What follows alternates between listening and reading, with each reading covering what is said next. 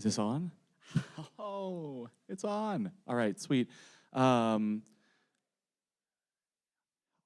is everyone here? No, no, not everyone's here.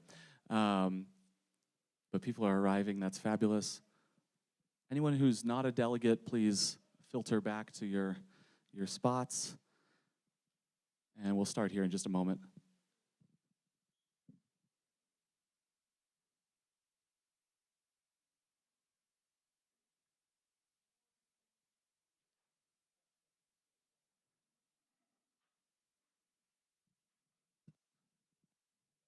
Matt, are we good on live stream and all that? Sweet.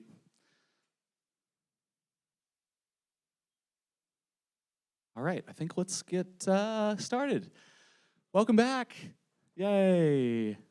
Weekend 2, day 3 of the Deschutes Civic Assembly on Youth Homelessness. Thanks so much for everyone for being here and all the work that's gone into making this happen, and all the thought that you all have done over the last few weeks and work last weekend or the previous weekend. I'm going to start with just a couple quick things. That's not true, actually. You're going to get an official welcome from a couple of visitors, and I'll hand it over to Josh actually for that before we get started on anything else. Thanks. Hi everybody, welcome back. Weekend number 2, and not only is there a lot more energy, just you all knowing one another, knowing the space, but as you can tell, the students are back as well. So we're excited that we're going to have a lot more young people coming in and out, standing up at the top, observing. So you may feel a little bit more like you're in a fishbowl this time, which is the way it should be. You know, there should be an eye into how we're making decisions publicly, and you're a part of that now. I also realized that I've stood up here and talked several times and not really adequately introduced myself, so my apologies for that. I did mention I'm an Air Force veteran. I live here in Bend.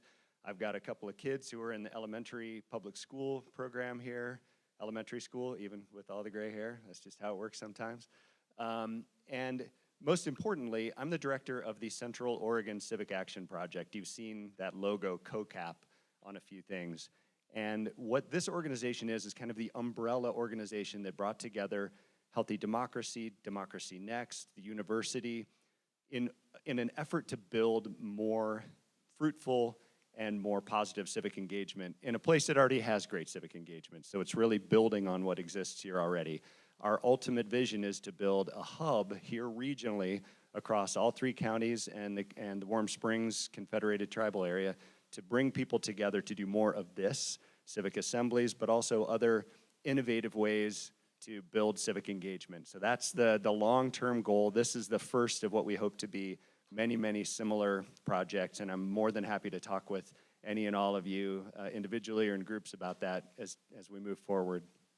Now, a lot of you have asked the most important probably question several times about how do we know this is actually going to mean something, what we're doing here, all of this time, all of this thought.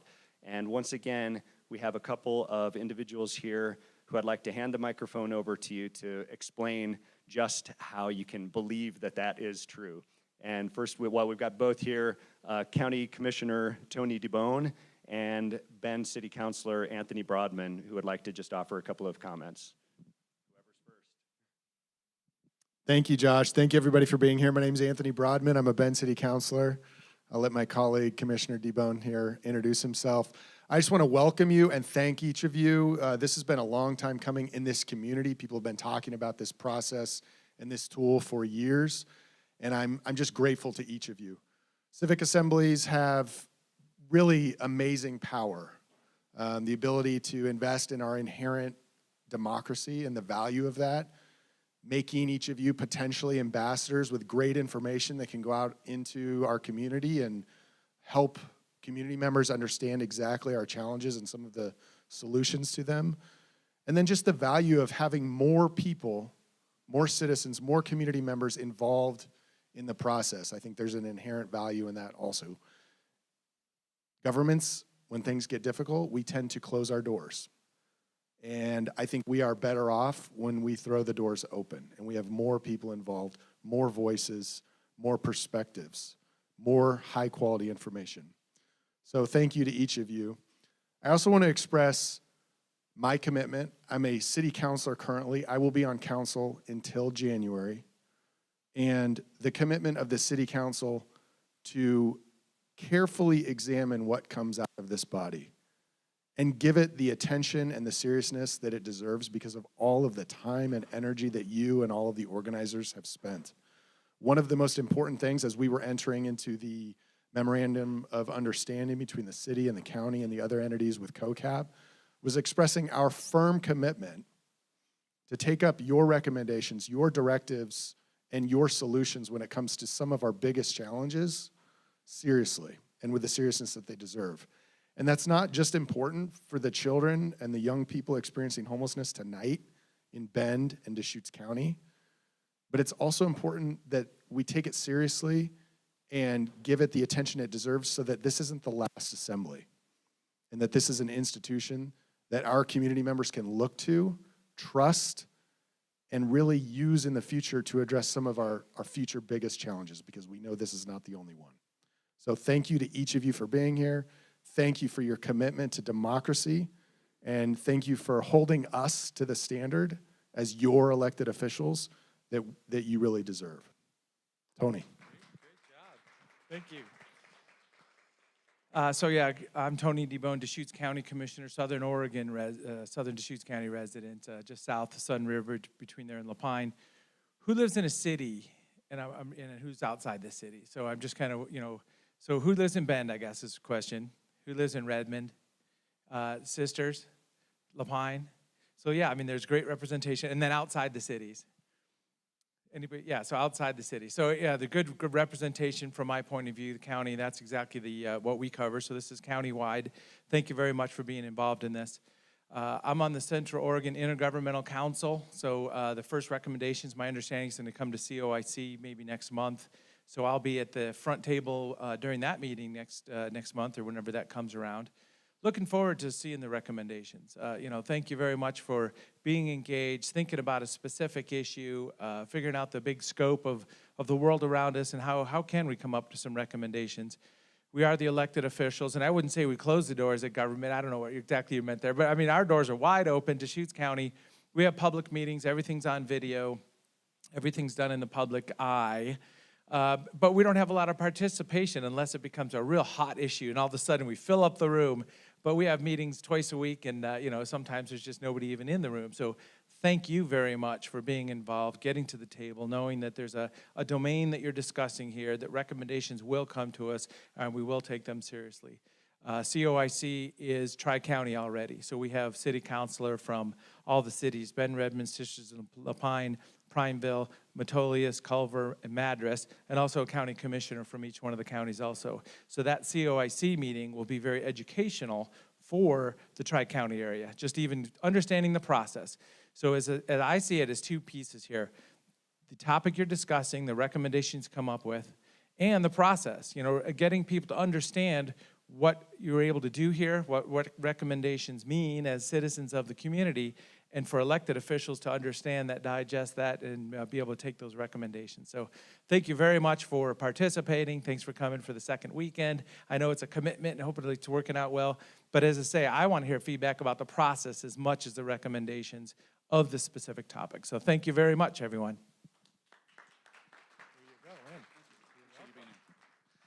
Thanks so much to both of you for being here. All right, let's jump in. Welcome back. Today is going to be a little different than past days. Actually, it's going to save the business sort of stuff that we normally do at the beginning of the day for a little bit later. Based on your requests for information, Lauren and Josh have been working diligently with help from the Content Committee to seek out as many folks as they could to fulfill as many requests as possible. The individuals are divided into 3 different sort of loose panels. One related to governance, that's going to be the first one this morning. Another related to service providers, so a legal component in that one. And a third tomorrow related to community perspectives, various kinds. you will have a list of sort of the information that you requested, along with everything else that came off of the Post-it notes in paper form. They've all been typed up at your small group tables, and a list of who is arriving today. I believe that should be appearing at the small group tables very soon as well. And we're going to go straight to those small groups to sort of reflect on what happened last time, what information has already come in, what questions you already had previously, just to take a few minutes to kind of like refresh on what, it's been 3 weeks and I can't remember anything from if it was last week. So so just take 5 minutes at the beginning of this. We'll have some quiet time to just kind of review your own notes and the various papers that are in front of you. Feel free to get up and see the things that are on the wall. Also note there's one new thing on the wall here, which is these papers that are kind of here and I believe over there as well, that are summaries of some of the small group work from last time, anonymized and just an AI-generated summary from those small groups as promised/threatened from last weekend. It's sort of a way that the MIT's work is also giving back to the process here. So that may be helpful and interesting just to see what's happened in other groups. This isn't your only opportunity to look at any of these things, by the way, and it's just a few minutes, so you may want to stay in your groups and come get up and walk around later. But just wanted to let you know what's around the room. And all of the papers from last weekend are also around the room. Then after about 5 minutes of this kind of like just refresh on what happened last time, you'll switch. Your moderators will ask you to switch and take a quick look at who's presenting today. There's a list, as I said, and then a little discussion about some questions for those presenters. This is going to move really fast. This is just sort of a little introduction, reintroduction to what all has happened, and some questions for this first group of presenters, and then we'll come back and do more of the kind of like intro welcome. I'll answer questions and all of that stuff after we have this first block of presenters. But we're starting off straight into it this morning. So with that, let's move into small groups. And as usual, I won't do it in a complicated way ever again, don't worry. It was a brain experiment that failed. But let's see, group one will go to here. 1, 2, 3, 4, 5. Group two, let's go there. Let's go group 3 to you. Group 4 to you, and group 5. All right, super, see you in a little bit. Oh yeah, sorry, the groups have moved a little bit. Groups 1 and 2 are in that room. 3 and 4 are in this room, and 5 is over here. Just to reduce the noise level a little bit, following some of your feedback from last time.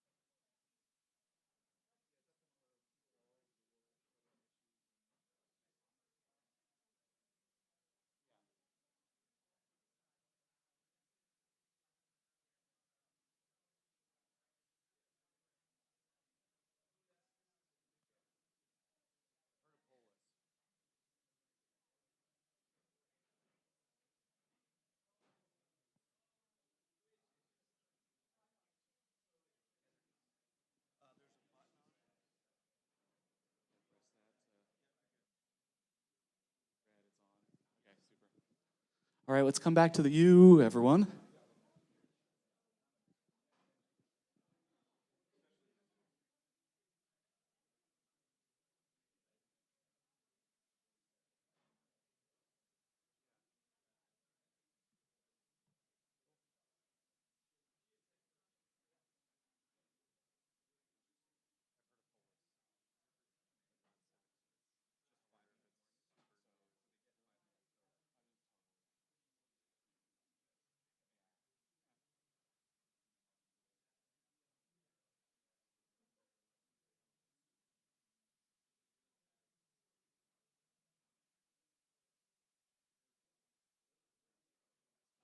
Stand for it, or do you want to hold it? Well, either way, you can use it if you want it.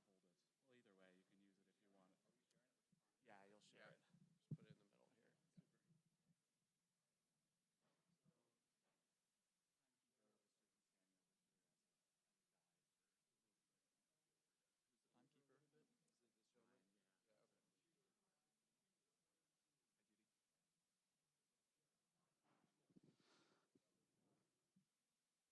All right, head back to the U, everyone. Fantastic. We're going to jump straight into our first panel of presenters.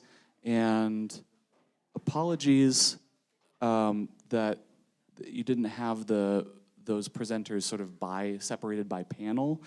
I'm going to give that to you right now.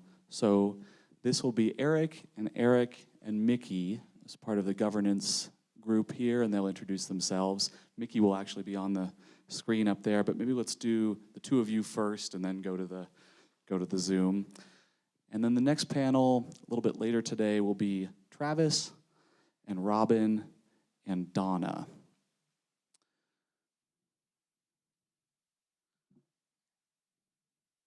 Travis and Robin and Donna. And then tomorrow will be Anna and Janessa and Anthony from the YAB. I'll repeat that again tomorrow. Okay, let's get started with the first panel of folks on topics that you requested or individuals that you requested. Yeah, take it away. They'll each get take about 5 minutes to introduce themselves, and then lots of time for questions. Hello. I am going to take this thing out of here. My name's Eric Nelson. I use he, him pronouns. I am a housing specialist at COIC, Central Oregon Intergovernmental Council. My role is as the Continuum of Care lead agency and collaborative applicant, which is a lot of words that means that I support the service providers here in Central Oregon in improving the homeless response system for our region. Good morning. I'm also Eric. I'm Eric Kropp. I work for Deschutes County as Deputy County Administrator. I've worked for Deschutes County for 17 years. Before that, I worked for the city of Phoenix, Arizona for 13 years. So I've been in local government for 30 years and have worked for both a city and a county. At Deschutes County, we do a lot of wraparound services. I know been discussing homeless youth services and what to do about youth homelessness. We don't specifically focus on youth homelessness, but we're more of a catalyst. In Oregon, most development occurs in cities, not in the unincorporated county.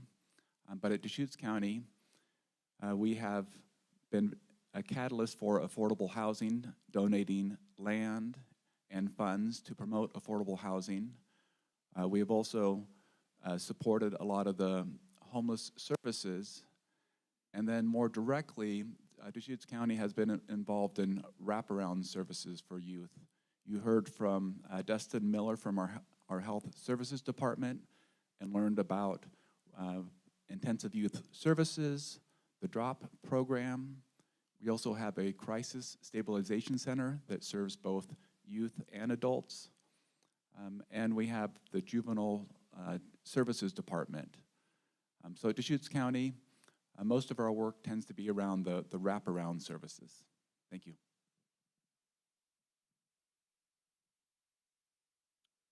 We taking questions? Okay. Ready to go? All right. Actually, Mickey, I think coming in on the screen. Hey, can you hear us? Oh, we can't hear you yet.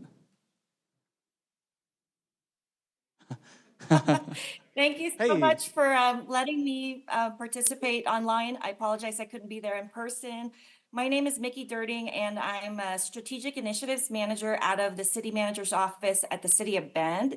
And how I am involved, I have zero homelessness expertise, but like Eric Prop, I've been in local government for 13 years, and before that, I was in the private sector. I worked in industries like technology, manufacturing, creative industries, and then started in local government 13 years ago. In Bend, I started in 2021, and immediately I was asked to be a liaison for the Emergency Homelessness Task Force, which is really a group of folks from local government, from City of Bend, City of Redmond, Deschutes County, and service providers and stakeholders from law enforcement, business community. Oh, pardon me, my dog has decided to bark now. But anyway, out of that Emergency Homelessness Task Force was for all of us to get together and develop a strategic plan to prevent and end homelessness in Deschutes County. One of the things that was an outcome from that, one of the strategic priorities was to establish a collaborative office so that we could actually put all our forces together, disrupt silos and streamline all the service provider efforts, and bring us all together so that we could actually advocate for funding and leverage funding for our regional collaborative efforts. So fast forward to today, we do have a coordinated houseless office that's Deschutes County, cities of Bend, Lapine, Redmond, and Sisters. And that was before we even completed the strategic plan, the production of the strategic plan. We were already pitching. One of the legislators is Representative Prop, and he helped champion a bill for us so that we could bring to the legislative body request to fund an establishment of a pilot office where we could collaborate our efforts. And we drafted that legislative concept, and it turned into a bill, and it actually passed unanimously. And not only did we get funding, $1 million for our region here, Deschutes County, and the cities of Bend, Lapine, Redmond, and Sisters, it was also piloted in 8 other regions in the state. And that's now going to be evolving. That office is going to be evolving to continue to follow that North Star of disrupting silos and streamlining all of our efforts to something where it's bigger regionally, and it's aligning with the continuum of care, the Homeless Leadership Coalition, which I'm sure you've heard of from the previous weekend, and to future state funding, legislative sustainable funding is going to favor larger geographical service areas. So we're making sure that we're evolving to continue to meet our North Star, but also to be able to continue to receive sustainable funding from government agencies. But anyway, so that's been my involvement with homelessness. And then I'm going to share with you a screen to show you the core services of a city. For this one, I'm going to show you the city of Bend since that's where I work, but kind of imagine as well that it's similar for other cities here or anywhere really where our core services. Are you able to see my screen? Somebody say Yes, Yes. we can. yes. Okay, great. Thank you. So this is the core services of this city. And as you can see, you don't see that homelessness is a core service, but it's something that's affecting all of us, and everybody wants to make sure that we're all banding together to help address this because we all play a part. And for city services, for the city of Bend, we provide, police, fire, wastewater, housing, public works, land use, water, real estate, and solid waste. For other cities, like for example, I believe Lapine and Sisters, they contract their police and fire with police, law enforcement, with the sheriff's office.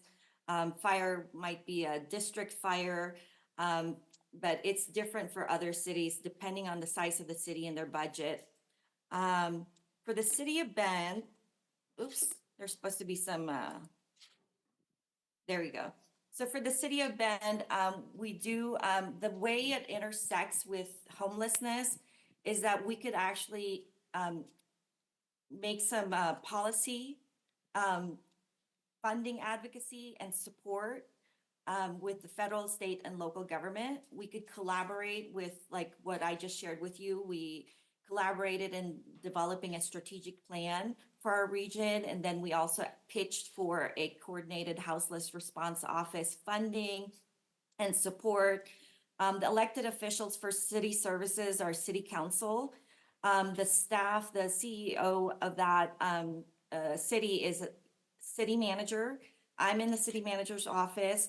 And then we also interact in some ways through our legal team and also our equity department. We have an accessibility department.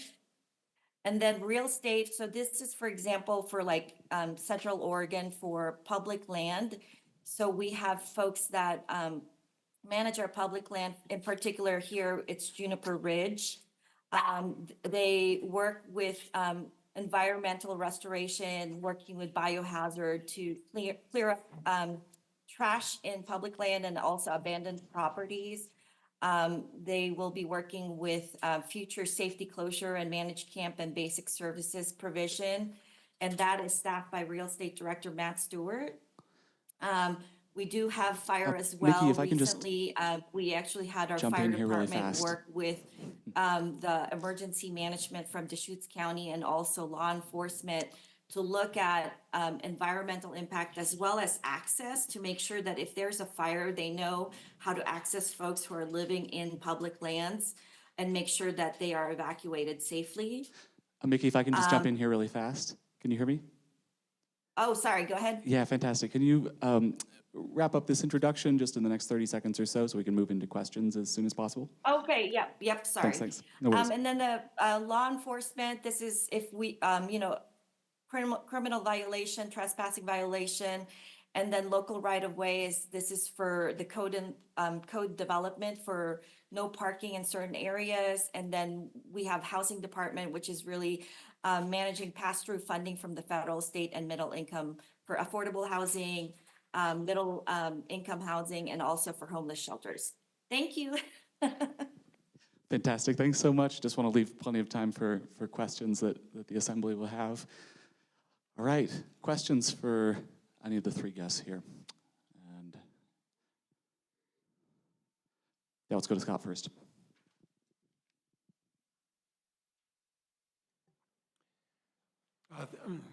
Thank you. I'm just curious on the, it seems like a lot of the pass-through money from federal government goes to private developers. Is there an opportunity for nonprofits to be involved in that? And if so, have there been any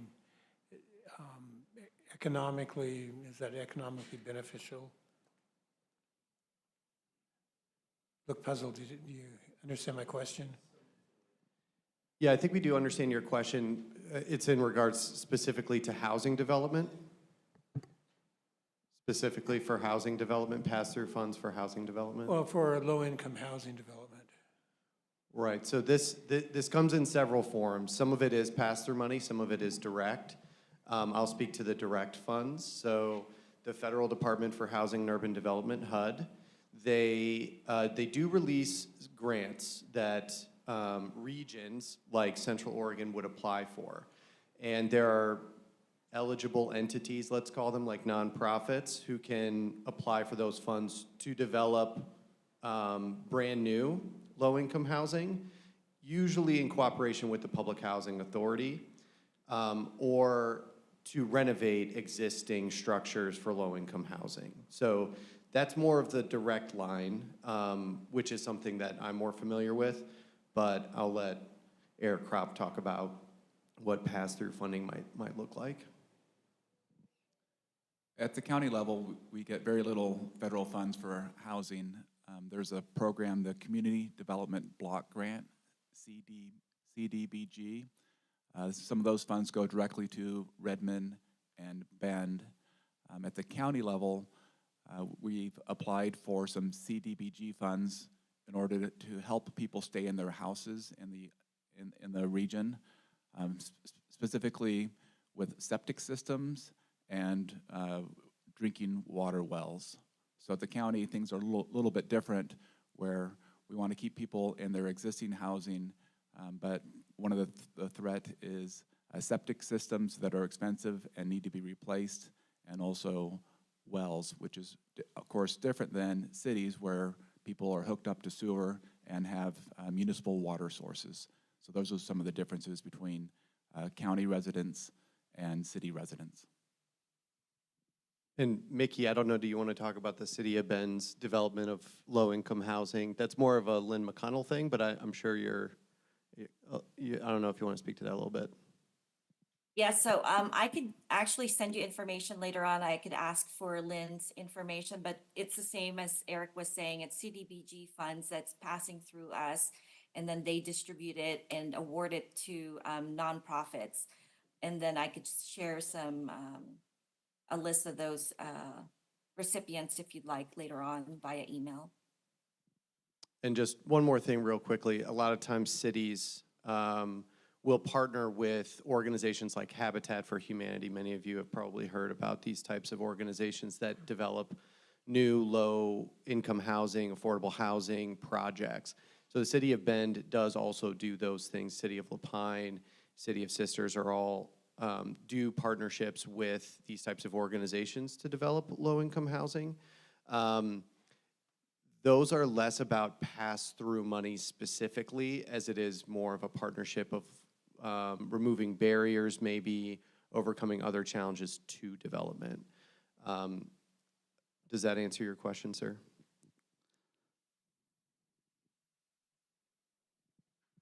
I have a question. Yes, thank you very much. Hello. I live in Southeast Bend, fairly Super. close Hey, to... sorry, can I stop you, Steve? We've got a stack of folks in order here. So we'll add you to the stack there. Let's go to Alex. No worries. Let's go to Alex next. And if just a request to everyone to keep things as concise as possible. Oop, it's feeding back here. And remember to take notes, because that's kind of your go-to as far as this, coming into the rest of the process. All right. Yeah, my question's twofold, I guess. Everybody, I think, can agree that housing in Bend is hard to get into, especially permanent housing if you're looking to buy a house. I grew up here, and the prices seem like they're just rising exponentially every year. My question is, what, if anything, is being done to maybe help reduce that inflation? And then the second one is a little bit more information on how the low-income or affordable housing works. Is there an incentive for developers to sell a certain percentage of the houses that they build at a lower cost if somebody qualifies within like an income range, or something like along those lines?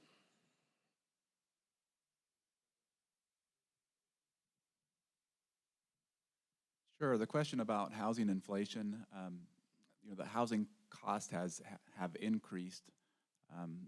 Probably what the work has been focused on is to reduce the cost of land. And at Deschutes County, we have donated land for affordable housing projects, including on Simpson Avenue, just a block away. That project was county-owned land because this land that we're on used to be the county landfill, or actually the dump, because it was not lined. But the land we're on was the county dump, and just over on just Simpsons Avenue is county-owned land, and rather than selling that for maximum price, the county donated that land or sold it for affordable housing. The county has also donated 40 acres in the city of Redmond to the city of Redmond for an affordable housing project. So the county's work has been to donate land that will help reduce the cost of housing. So to answer your question about low-income affordable housing, how does that work? You heard a little bit from Eric Kropf about how counties and cities do partner with developers and nonprofits in order to develop these types of properties.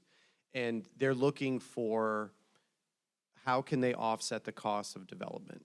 You know, they're not looking to make a lot of money when it comes to low-income housing or affordable housing. They're looking to offset the cost of building those things, which they have very little control over, the market cost of materials, labor, those types of things that do inflate the prices of housing development. So that's how they go about getting them made. How do they work? The programs that use low-income or affordable housing, they have an application process for those who can access it that's based on their income. And their income is calculated as an average median income. So that's a price that's calculated every year for a given geographical area. And they limit the applicants for that housing to their income. Does that answer your question? Okay, super. Let's go on to Colleen. And then if I could just add that I'm not a housing expert or a growth development expert, but I do know that there are a lot of initiatives that's happening in City of Bend with regards to affordable housing. We, besides the CDBG funding that's been used for housing acquisition, rehab, or down payments, or even the housing affordable housing fee that's been collected from the City of Bend since 2006, that's already constructed 770 affordable units. They also, that housing department also received $5 million from HUD recently, so there's gonna be a lot of affordable housing in the pipeline. I don't know the timeline, but let me get that info for you. And then the other thing is that we're actually also expanding the urban growth boundary, so that means like potentially 100 more residential acres that's in the pipeline. And I'm not sure if you've read the articles about that, I'll send that to you as well. And lastly, there's just recently a presentation from our real estate department, planning growth department, where they're also looking at tax incentives program, where it's giving developers incentives to provide as they build more housing, to allocate some of those housing for low income, and then also for some sort of like, benefit for employees so that they could actually have higher salaries. So let me send that through Josh as well so that you'll have that later. Again, I'm not an expert, but I'd love for you to have that information. I think that'll help answer some of your questions. Thanks for jumping in there, Mickey. Sorry, I should have given you a chance. And yeah, please do send those things through. Those documents will be available as soon as we get them, and there'll be a time, especially tomorrow, to look through a lot of the documents that have been being collected over time. All right, Colleen. Thank you. Sorry. Eric, you spoke to our small group last time we were here, and you talked about the units that were available in Redmond through that scatter principle with developers and all of those things. And Mickey, thank you. You just touched on part of my question. My question is, what is up and coming? Can you give us some numbers on how many units, low-income housing units, are going to, because you said it took 3 years or many years to get those places established in Redmond. So all of this is in the works. So what can we come into this process with an understanding that's going to be available in the next couple years that's right now being worked on? Sure, thank you. It's hard for me to give you exact numbers. It's because those things are really hard to come by. They're ever changing. I just did the unit numbers for our consolidated annual application for funding for HUD, and they're different from last year. And so it's every year you just have to kind of look at what comes online, at what pace. There are delays in development. These all affect the amount of numbers of what's coming online. What I can tell you is that development of housing units, both market rate and affordable housing units, continues to be at a breakneck pace here in Central Oregon across Deschutes County. So there's development happening in Lapine, Sisters, Bend, Redmond. Everywhere is having market rate units come online. We discussed this in the small group when we were here last time. And the scattered site principle, you heard Mickey talk about it, developers setting aside a certain number of units for these low-income households that we are already kind of touched on. This is a principle of how do you build in affordability into development as it's ongoing. as opposed to the strategy of building a set of units that are just for households that meet a certain income level.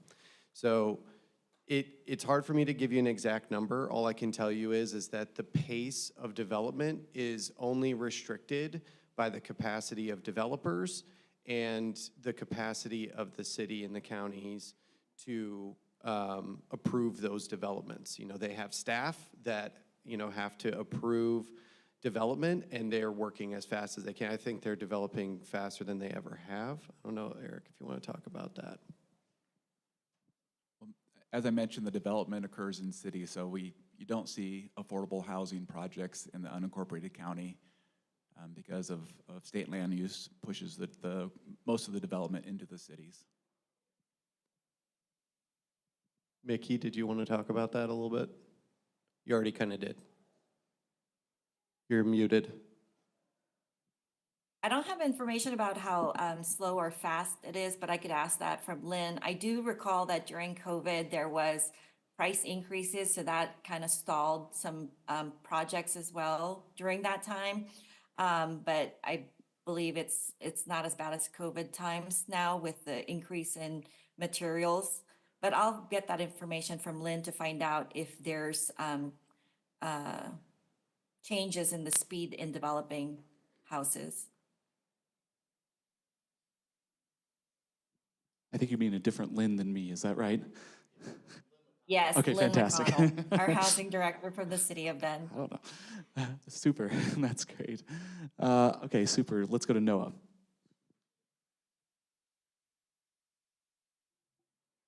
So by the end of this weekend, we're supposed to have some sort of report or proposal written to share with these various governmental bodies. How should we write or frame this proposal for the largest or maximum impact? Are you asking how best to connect with the government officials that you're making recommendations Yeah, to? exactly.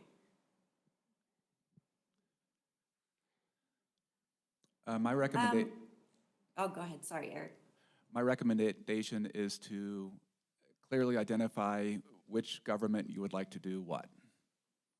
So when you delineate what the city can do, what the county can do, what nonprofits can do, what the state can do, what the federal government can do is what would be most helpful to me.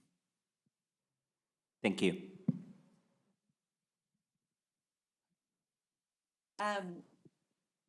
Eric Nelson, did you want to share something before I share my screen? No, go ahead, Mickey. Okay, and Eric Nelson could probably help with this. And this is Eliza Wilson, if she's there, maybe she could speak to this as well. Here's one idea. So one of the things that I've learned from Eliza Wilson, you probably met her the first weekend or throughout this event, is about the different shelters for youth right now. And there really is scarcity in that world. We have, according to McKinney-Vento, 695 students who are houseless. According to Pitt, it would point in time count is 324 under 25 years old. And we don't have emergency shelters. We don't have a bunch of below market rate rentals. I think Eliza just announced last week that they actually received below market rentals. Maybe, I don't know, I forget how many that is. Eric Nelson, maybe you could share with me. But it was it 4 units and it could accommodate six people? But right now, one example is, for example, the loft. There's 18 beds licensed, and they're all supposed to be for homelessness youth. But to be able to continue to operate this facility, they had to accept grant from the state. And the requirement was that it needs to be for foster care. Not that that's not great, but then we just lost 6 beds for homeless youth. So, and then if you look at the screen, it says funding sources, 45% is coming from state contracts. And the condition is that you need to use the beds for non-homeless programs, and the application form is annual. So they have to continue to apply for it every year for the same thing. And then, so funding sources would be great.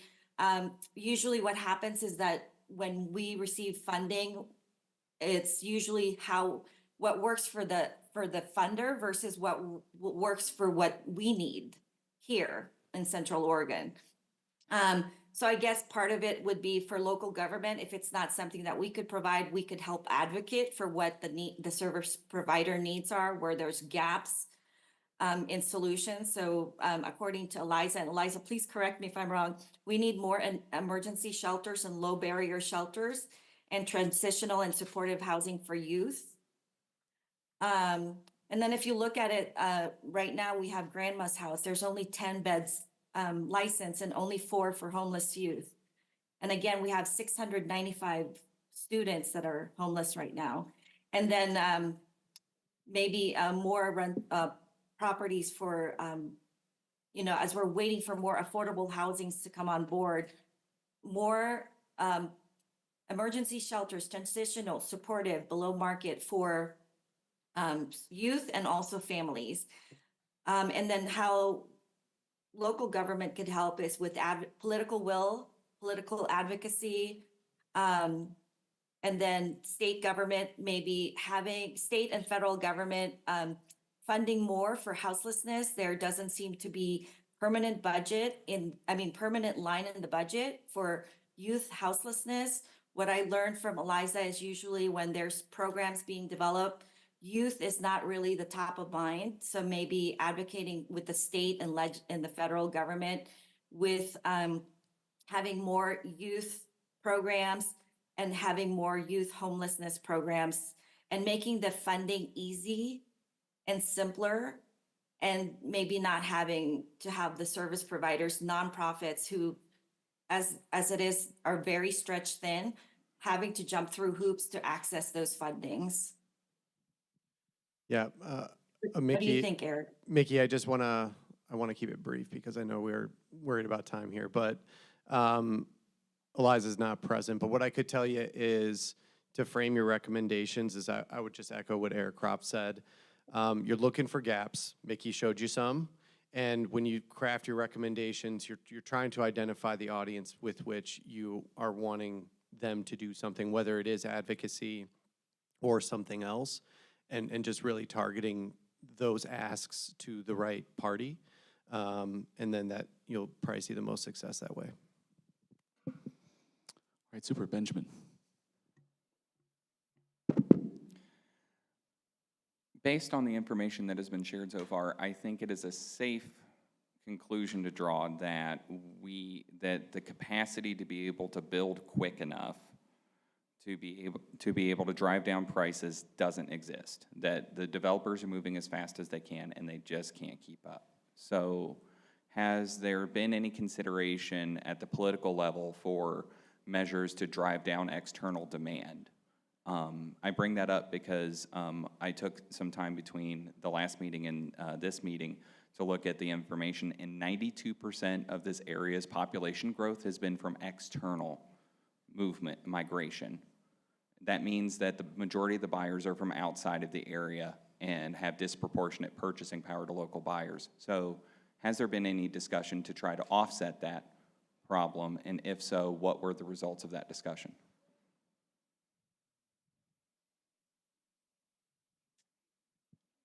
I haven't been involved in those discussions. When you talk about political will, political discussions, as staff, we don't get involved in the politics or the policy. We more implement. I guess it's probably a bigger philosophical discussion. I'm not sure how you limit who purchases houses. I mean, if a house is for sale, I'm not sure how. I mean, if it's just on the market from a private seller, I'm not sure how you limit the purchaser in terms of where they're coming from. I know that with some affordable housing, there can be ways to use the application process for local people, but in terms of a private seller and a private buyer, I'm not sure how to limit that. Yeah, I would agree. I don't know that there are any conversations about how to limit external demand. That's somewhat outside the scope of what we normally do. What I'll tell you about development, though, is that what you're seeing is not a development can't keep up with demand thing. You're seeing there was a lag after 2008 and the housing crisis that happened then. There wasn't development at the pace that there is now in the years afterwards because of a variety of factors. And so what you're seeing is a catch-up. So population growth and demand for housing has persisted for the last 10 plus years, and development was not always at the pace that it is today. So there is a lag between how quickly development can happen and to meet the demand of what's happening. But there isn't much discussion right now, to my knowledge, of how to drive down external demand. So Mickey, anything to add? No, I haven't heard of any discussions either to suppress any external entry into our growing city. I do know that there's a state law that we have to plan for growth. But yeah, besides that, I concur with both Eric and Eric. All right, super. Steve, thanks for holding on. Go for it. I have two questions. First of all, I want to congratulate the city of Bend for driving all those homeless tents out of the city. They're now down on China Hat Road, and I want to know what the interaction is with the Forest Service. That's question one. Question two, has the city of Bend given much consideration to the development of apartment buildings that are actually condominium owned instead of actual houses or duplexes? Mickey, do you want to talk about City of Bend and apartments and condos? Yes. Let me find out information about mixed use and plans for that in the future. And then with regards to connection, did you say federal land or forest land? Yeah, he's asking about the Forest Service response Because to China there's Hat. a boundary there between the Forest Service, the county, and the city. Okay, so the city of Bend doesn't have jurisdiction over China Hat forest land, but we are assisting with a all hands on deck China Hat pilot where we would like to address unsheltered homelessness on forest land. And we selected China Hat as the first site. We're hoping to address unsheltered homelessness in all of Central Oregon. But we had federal partners and state and local government and stakeholders as well as service providers at a round table in July, was it June 20th or July 20th of this year? And so federal partners were there to say, here are the resources that we'd like to provide so that we could also assist with providing resources. So for example, Veteran Affairs was saying that they would provide additional outreach and beds for veterans who are unsheltered in China Hat. And then we're working right now to develop a plan to address unsheltered homelessness so that they're not in a situation where they're living in inhabitable situations. And hopefully we could work together in providing more stable situations for them so that they could actually be connected to permanent housing and services. Anything else to say on that? All right. Let's go to Judy. Hi, Mickey. You discussed like disrupting silos and how you received the funding from the state to do the coordinated Office of Homelessness Response, whatever that acronym is. And we've heard from a lot of different people, a lot of different programs going on, a lot of different projects going on, a lot of different funding going on across government, across nonprofits. And given that it's not a core service of cities or counties, is there an organization or an agency that keeps a list of all of the programs, projects, and funding available for services for homeless youth? It just seems to me like that would be beneficial to help break down those silos if we kind of know what everyone's doing. It'd be helpful for us, I think, to see that if it's available, and if it's not, maybe it's something that we could recommend, just so the public can see what's going on, because I know there's a lot going on, there's a lot of great work, but I think it would be helpful to see what was going on, the funding available, what's being spent on all the different cities and the programs within the county as well. I'm going to jump in front of Mickey here because this is more my lane. Okay, thank you. Yeah, so my role as a housing specialist is to do exactly the thing that you just described. Our office does keep account of all of the service providers here in Central Oregon, including the youth providers, the programs that are being provided, and their capacity. So, for example, you heard Mickey talk about some of the facilities that serve youth and that they are always at capacity. That is true. There are rapid rehousing projects for youth, permanent supportive housing projects for youth, and other supportive housing projects for youth. There are projects within the school system. You heard from Sandy Schmidt, our McKinney-Vento liaison, supporting youth in school who may be experiencing homelessness under their definition, under a traditional definition of unsheltered homelessness or sheltered homelessness. So that's the function of the COC lead agency, is to work with youth providers and service providers to ensure we have a good scope of what those programs are, how much money is being spent, how much money is needed, identify the gaps. We do gaps analysis every year. So it's complex and nuanced, and as you've all kind of gathered probably at this point, the landscape is very messy. It's hard to quickly and easily describe it the way that the thing that you're looking for, but that information is available, will be available for you this weekend so that you can, roll those things into your recommendations. And Eric Nelson, I don't know if you wanted to mention that the Coordinated Houseless Response Office is working also to support the development of a data dashboard so that things like this could be seen publicly on a website, but I'm not sure at the granular level what would be shown on that data dashboard. Are you able to speak to that, Eric Nelson? Yeah, so the data dashboard has been a goal for the region for a long time to demonstrate exactly what Mickey said, all the things I just described to you. It's still in the planning stages. The Coordinated Houseless Response Office did award money to Neighbor Impact, the data agency for Central Oregon, to help them develop this data dashboard, but it's still in the planning stages.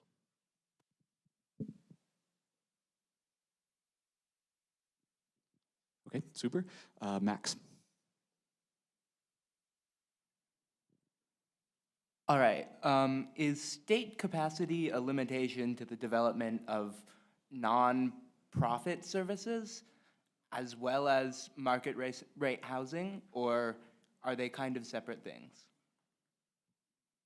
Well, let's start with they're definitely separate things, but can you clarify what you mean by capacity? Yeah, so you talked about basically the ability of the amount of county and city employees you have to approve land use requests and that sort of thing. Mickey, I don't know if you want to talk about the city's capacity to participate in development. I don't have enough context to answer that question. Can you say in a different way?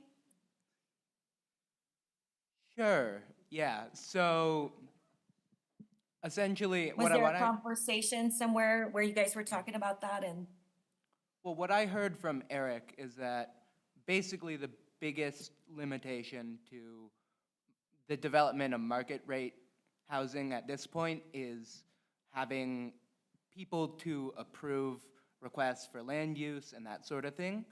And so how does that interface, I guess, is my question, with the development of like nonprofit services such as nonprofit-based affordable housing or nonprofit-based shelters or that sort of thing? Your question is broad, but we'll try to be concise. There's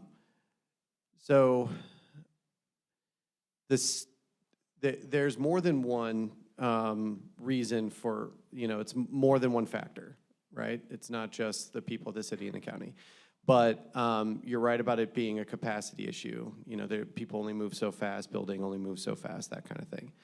I think they're the same, you know, in the sense that whether it's a nonprofit doing it or market rate housing doing it, the challenges are similar in approvals and inspections and permits and planning.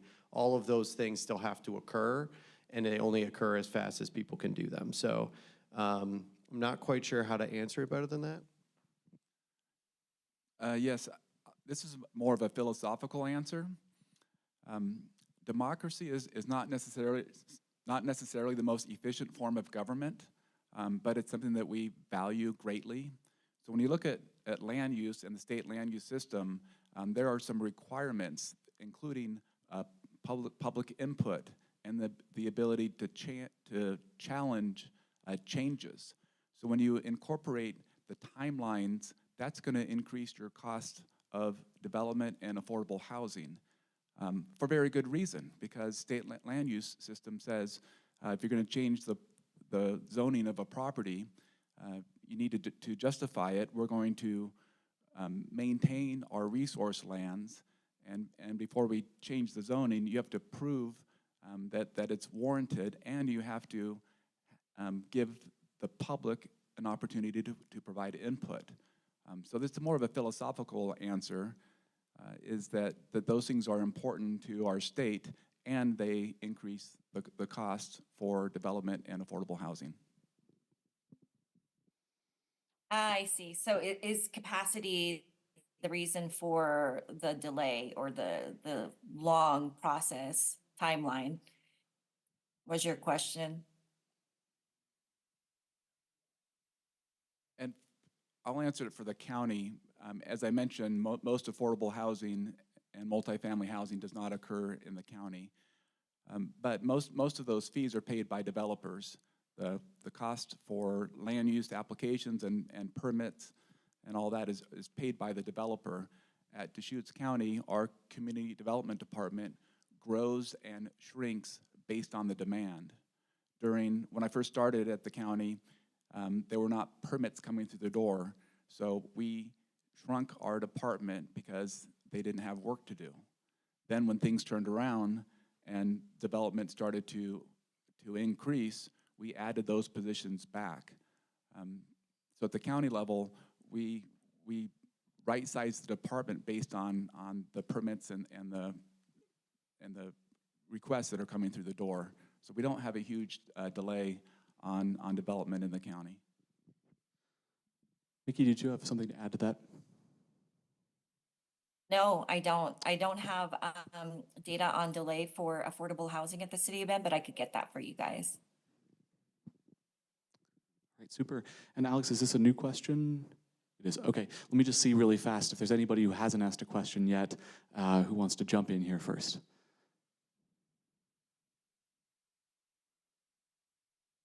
All right, super. Feel free. We've still got about 7 minutes or so. Go for it. This kind of goes back to Benjamin's question. As far as the overall theme has seemed like we need more money to fund programs. And then to touch on his people coming in from out of state, I believe he talked about this with me last week or when we were meeting. But it seems like an easy way to essentially take out two birds with one stone, so to say. You could impose some sort of tax on people coming in from out of state to promote home buying from people within the community, and then you could use that money to fund programs within the community that people from out of the community are coming into. Is that something that sounds reasonable? Do you think that that would be even worth bringing up? Your thoughts on that? I guess it's a state tax on relocation. No, it would be more of a county thing. So so if somebody coming in from out of, I don't know, from California, they live out of state, they come into the county to buy a home, then they pay some sort of tax or fee, let's call it a fee, to the Deschutes County, whatever it is, permits to buy a home.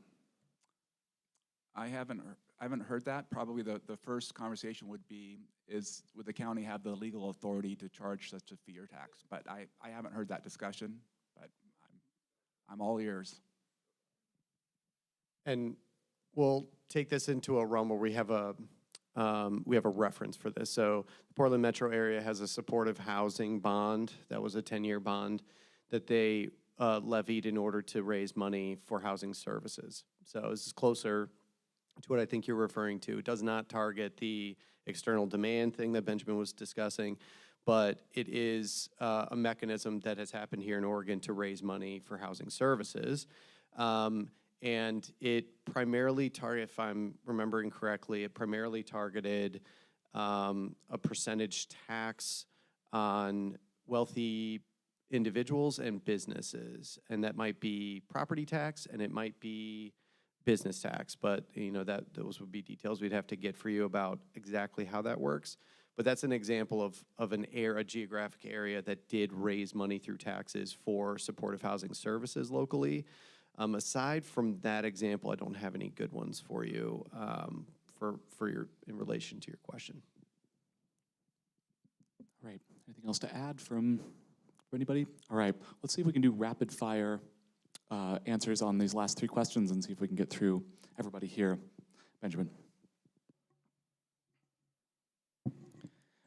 I'll clarify what he was referring to and what I'm taking an analogy from. I'm taking an example from things that were done in Toronto, Canada, Vancouver, Canada, San Francisco, and a few other localities here in the United States. I have a list right here, but basically it was a sales tax imposed on out-of-region buyers is what it was that at the point of sale that there was an additional sales tax imposed at the time of purchase based upon whether or not you were a resident of the area in which you were purchasing.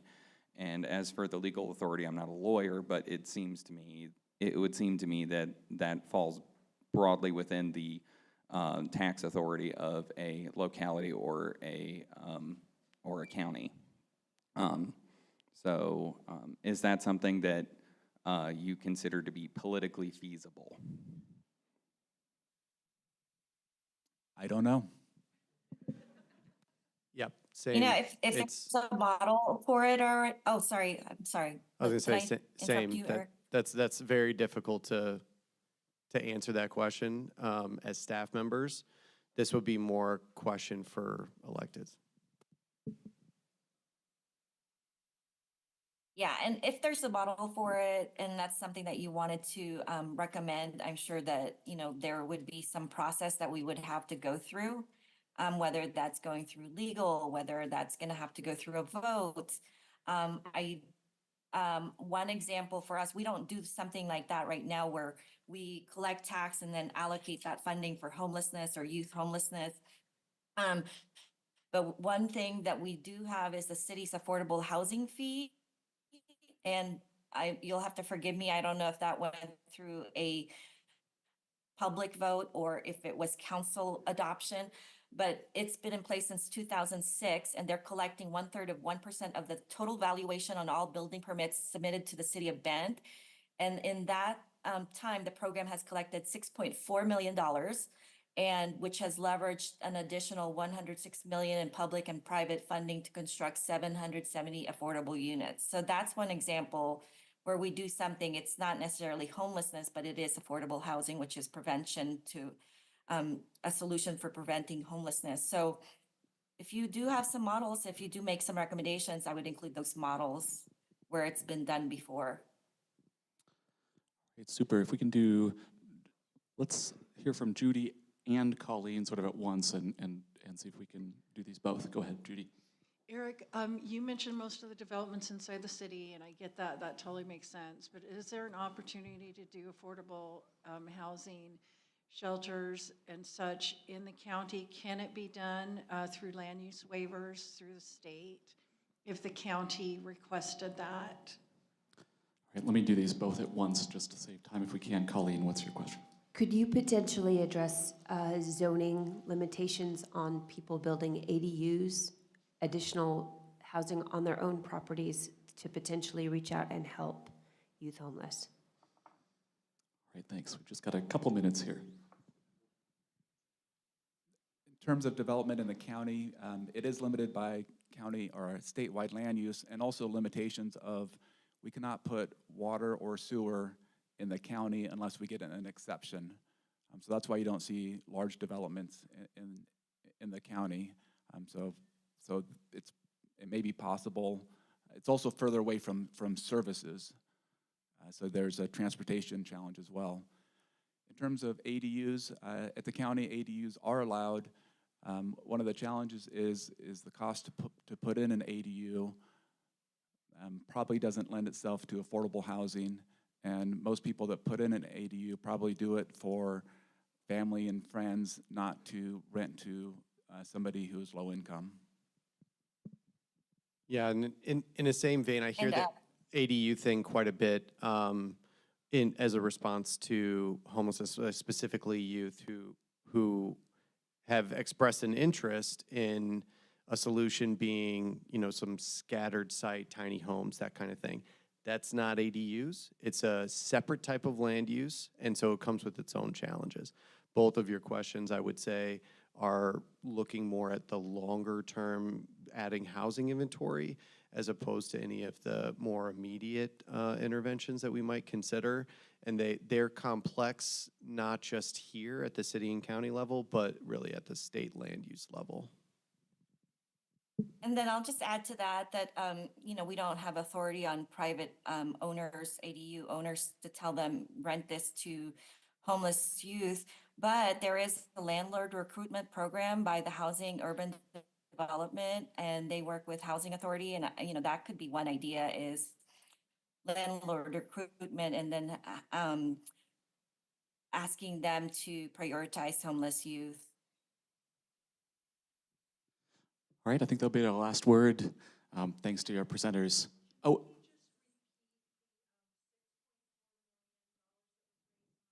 Can you say that into the mic really fast? So Can you just repeat the $6.4 million and the leverage and the amount of houses that built?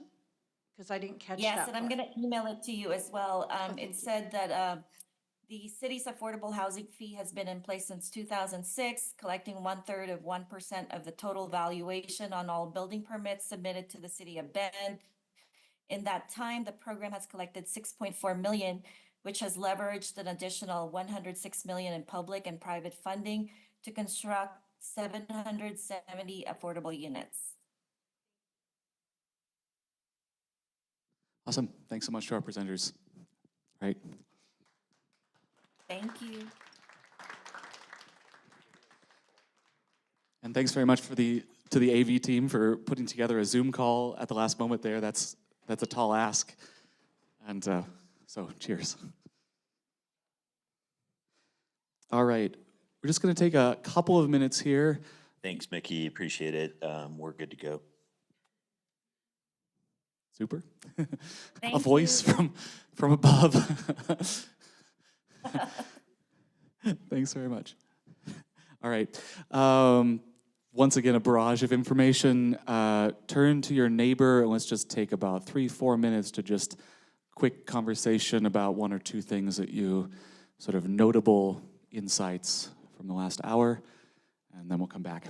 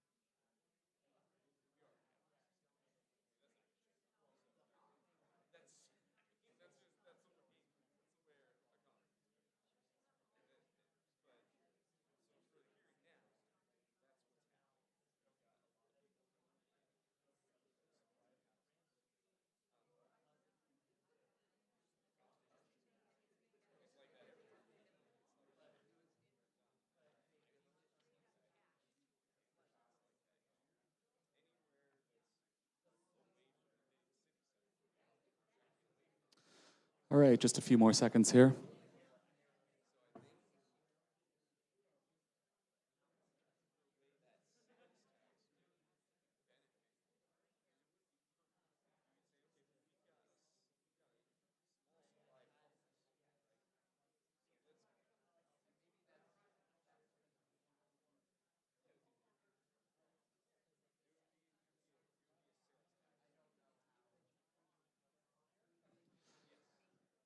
All right, let's come back together here.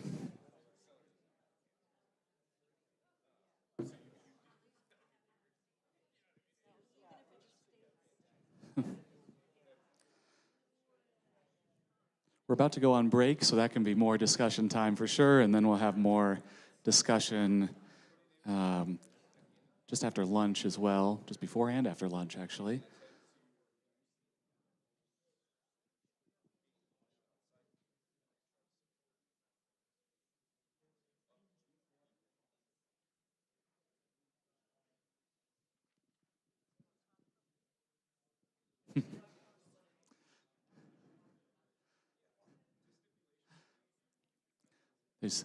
There's too much rich discussion happening. Oh my gosh. All right. We've got a couple quick things before the break here. If I can have everyone's attention for just another moment, please. All right, super. Oh, a couple more conversations happening. If I can just have your attention for a moment.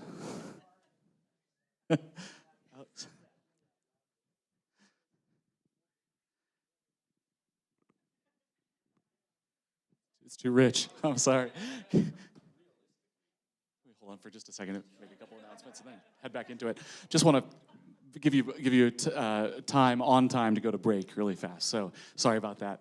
I don't want to interrupt good chatter though. But I want to do just a couple of quick kind of housekeeping things before we hit a break here, and then carry on right back to conversations where you're at. I don't want to interrupt those. Grace, you want to say a couple things about parking? Oh, good morning. Thank you so much for your patience with parking this morning. The college campus has assured me that you will not, that they will not be enforcing parking. And if you should happen to get a ticket, let me know and we'll get it taken care of. You don't have to worry about paying a ticket. So should all be good, but I'm sorry for the hassle. It was quite complicated, and it didn't ultimately work very well. So thank you for your patience and tolerance. Also, we had some requests for more information about the menu and what's in what food. So the catering team has now given us a menu that has what the allergens and things are that are there. So you can find out more clearly what's in the food that is going to be here. I think that's all, and I'm happy to answer any other questions you have about the day-to-day logistics of things. Okay, super, thanks. I just want to do a quick, what we would have done at the beginning of the day had we not had a panel right away, which is just to note where we are in the process. We're on day 3, we're back on the second weekend. There's still that orange arrow of information pouring in here still. We're going to have another hour-long panel coming up just a little bit here at 11, and then another one tomorrow morning, 45 minutes. And then also some additional presenters or additional resources, folks you've already heard from, who'll be back in the afternoon tomorrow for you to seek out as you wish, as you're working on sort of analysis of your potential recommendations. There's already some of that happening in this last Q&A I noticed, and so there will be some of those folks back tomorrow to answer questions, as well as all the documents that you've requested, all the documents that the content committee has suggested, and more that are coming in here now. We're going to work, though, today. Most of the afternoon is going to be on guiding principles. I started to suggest ideas for those last weekend, and then in a couple hours this afternoon, you'll work on sort of a couple rounds of editing of those, and a couple and put together sort of the start of a list, and then vote on those tomorrow. So that is the first sort of product in a way that will come out of the assembly and lay the groundwork for your decision-making later, or some of it. And then starting tomorrow, we'll sort of get into solutions or / recommendations, maybe they're better called that. All right. A reminder of why we're here, just you know, always, if we can center back on the question, what should our priorities be for building community solutions to prevent and end youth homelessness? If in doubt, come back to that, and also who the recommendations are going to. And I'd like to highlight one or two of the discussion agreements every day. This one, there's a lot of bouncing around, a lot of different things that are coming in here. But if we can all help each other keep focused on the topic, minimize distractions, and speak clearly and briefly, sharing airtime, I think you all are doing a lot of your own moderation in small groups, which is fantastic. That's often what happens in assemblies, is that moderators take, you know, little steps back as time goes on, and delegates you are doing the process and the content both. So cheers to you for making those small group discussions so far seemingly awesome. And I think I'll leave it for right there. Let's go on a break for 15 minutes and come back at 12:02. I'm sorry, 11:02.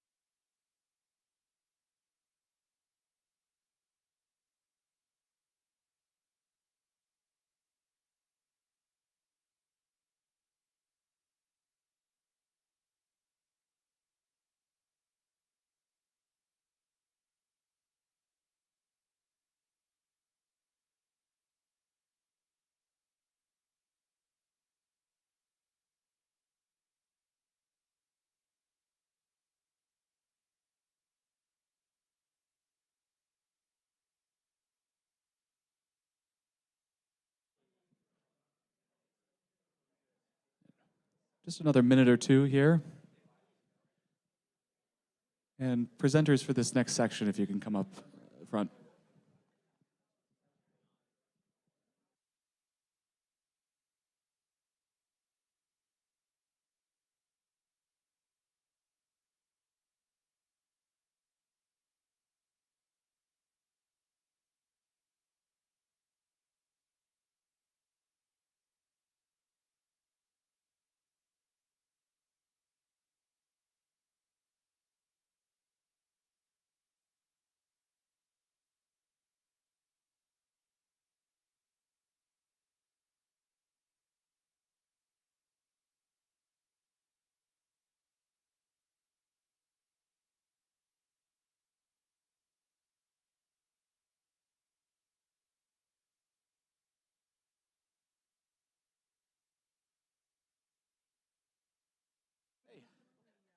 How's it going? Great to meet you both. Awesome. Sorry, let me get out of the way. These are your chairs here.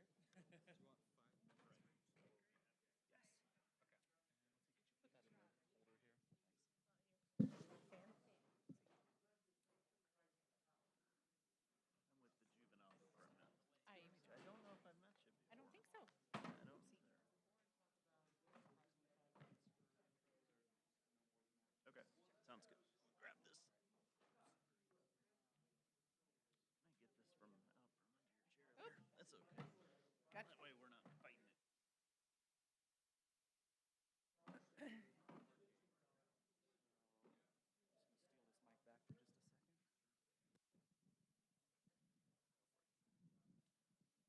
Hello, everybody. I have one more thing I wanted to bring to your attention, and that is that I've only received one request for a transportation reimbursement. And so if you have a child care, elder care, or transportation reimbursement request, and you haven't heard from me by email about that or received a check from me, will you let me know that I need to be looking for that, or I may need to ask you to give that to me. So remember, there's forms on the desk here if you need to request any kind of reimbursement for travel or childcare or elder care. Okay, thank you. Super, thanks. If you can put that back in the little holder there for them. You can go in any order you'd like. Leave it on. That's great, thanks. It's our second panel of the day per your requests, and we'll do a little accounting of those requests later, sort of who was attempted to get in contact with based on your requests and who's actually here. We're gonna head straight back into to the meat of the information here. Travis, Robin, Donna, if you can introduce yourselves in turn, and then we'll start to take questions. Go for it. Is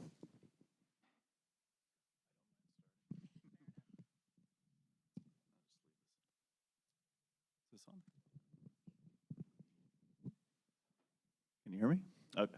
My name is Travis Graves. I'm a supervisor for the juvenile department. I've been with the juvenile department for 22 years in a number of different roles. Started all the way from the bottom, just on call, normal staff, 15 years though in detention specifically, and then transitioned into a community justice officer role. I did that for a couple of different years, and then I've been a supervisor for about 6 years. I serve in a couple of different capacities. I do some supervisory duties down in detention, so I have some familiarity with what that process looks like for kids coming into custody, how they come into custody, what the decision making process is like for that. And then also what the transition process is like for when they're going to court and how they transition back out in the community. I also supervise a team of community justice officers that work out in the community. And those would be for youth who are on both informal contracts outside the court system, and then youth that are going through the court process and on probation.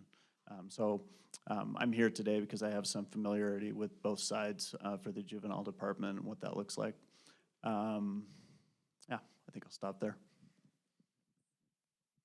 Hi, I'm Robin Rodelfi. I'm with Family Access Network, also known as FAN. For those who are unfamiliar, FAN is a partnership of the local participating school districts, the High Desert Education Service District, and the FAN Foundation, which is our fundraising arm and our nonprofit arm. We have 28 FAN advocates in 65 school sites across 3 counties and 5 school districts. Our FAN advocates are each employees of their own district, which means they are able to work side by side with teachers, counselors, administrators, to get students and their families connected to basic need resources. Top needs continue to be rent, utility assistant, clothing, school supplies. And thanks for having me today. Hello, I'm Donna Burklow with Central Oregon Villages. We are an outdoor shelter provider, temporary shelter provider, currently with 22 units, soon to have 6 additional units. With respect to youth, the youngest we can have on our site is 18. So it's not specific to youth, but we do kind of delve into that age range you're all talking about. I've been with Central Oregon Villages for a very short time, just a month so far. I also come with experience with Family Kitchen, which is a community free meal program. I was with them in one capacity or another for about 15 years. So I can speak to who comes to a free meal and a little bit about food processes in the area. And then also I feel as though I was starting to read some things around the room and in the different rooms.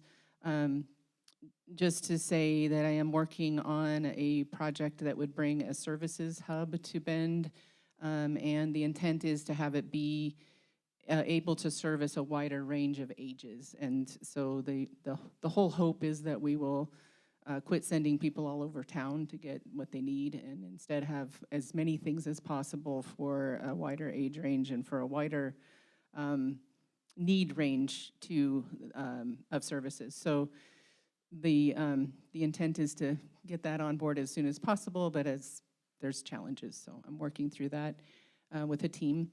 And I think that's probably enough from me.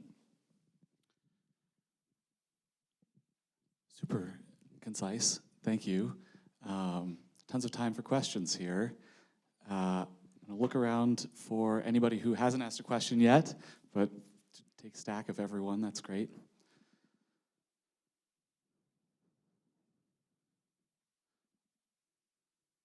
Ooh, okay, I see a couple new names. I saw Bill, you first, so go for it. Just a simple question for Donna. You said you want to make this hub, and you're in the process of doing so. What can this group do to make that happen? Thanks. I like that question. Honestly, what we've come to is just we had a little stall out. It's been in discussion for a number of years. I need a kind of an anchor tenant, and so that's something that within service groups I'm going to need to work on. But I would say always awareness to the need of such a thing is helpful. So bringing that up, I did see it on a list somewhere along the line. It is being recognized more by funders. I have noticed it's started to come up as a funding priority, which is very helpful. The second we see that, then we know we have a little bit more of a glimmer of hope. So truly, at the moment, until we can kind of pull together the anchor tenancy, we've got a lot of other things in place, which is good. But yeah, sending anybody interested my way would be fabulous. Right. You're all welcome to respond to anything, even if it's directed to a single person. So just let me know. I'm going to stick with new names here, and then we'll come back. Dia.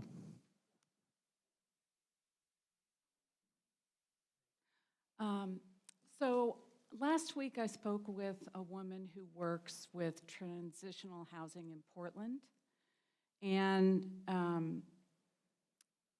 there's one youth shelter there, I think. The emergency shelters only take adults.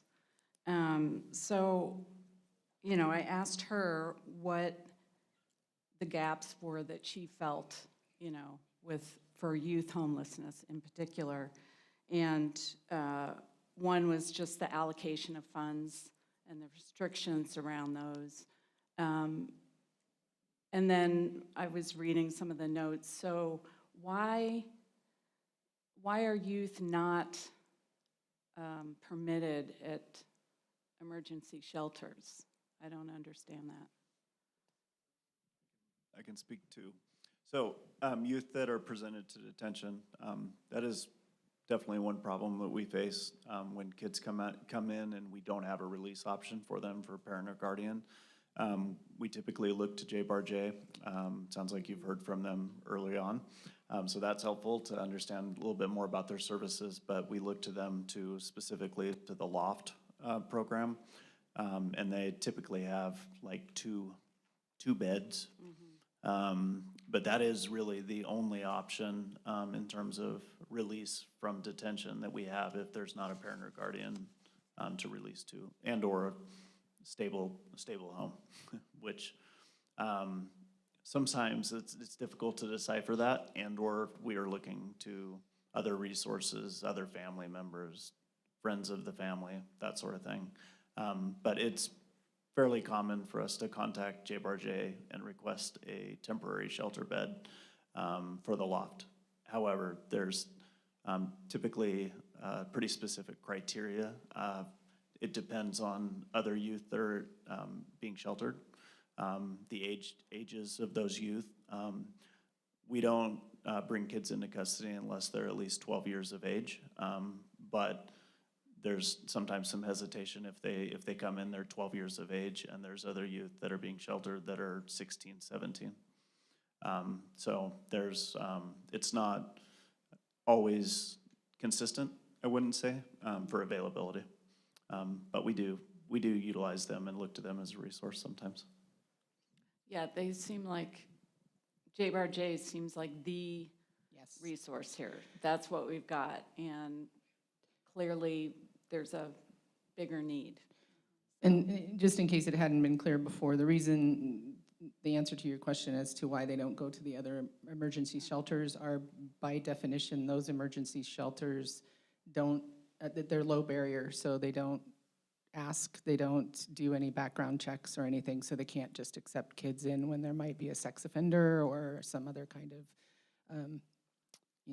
danger to them on premises. Good. All right, let's go to Stephanie.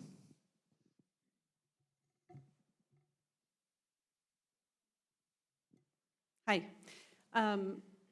This might be too simplistic. I'm hearing that when it comes to the immediate need of ending youth homelessness, that we just need more beds for them. Is that what we're hearing? In your opinion? I know you're not all experts necessarily on that. Absolutely, more beds would be a great temporary solution. I think we need more options for permanent housing. And I don't know if Eliza talked to you about the barriers of being under 18 years old. These kiddos cannot sign a lease. I believe there's work being done at the state level on how can we serve kids maybe 16 to 18 and get them into permanent housing. Does that answer your question? Sort of. If we had 3 JBAR-Js, would they be full? I believe they would be, immediately and ongoing. So I think transitioning into permanent housing is the way moving forward. Okay, thank you. I just want to add to that, I think it's been printed in a number of places, but housing without supports isn't going to fix it. Yes, we'll get people and kids in a safe place, but housing without supports ongoing won't be a solution. So that's something else to add to that mix. So more beds, but you have to send along the rest of the solutions or the supports with it. All right, continue with the new names here. Margaret. Hi, my question is when you, if you have kids in detention, this is for Travis, do you have some way to determine if they're homeless? And how do you address that? Does that make a difference in whether they go to a shelter or not? You know, because they're not going to have a parent or guardian to release them to? Do you see, I'm curious about how that would be handled. Yeah, it's a good question. I mean, typically, we'd still look to the parent or guardian. It's not uncommon, even if they are houseless, to look to the parent or guardian as a release option, even if they don't have stable housing.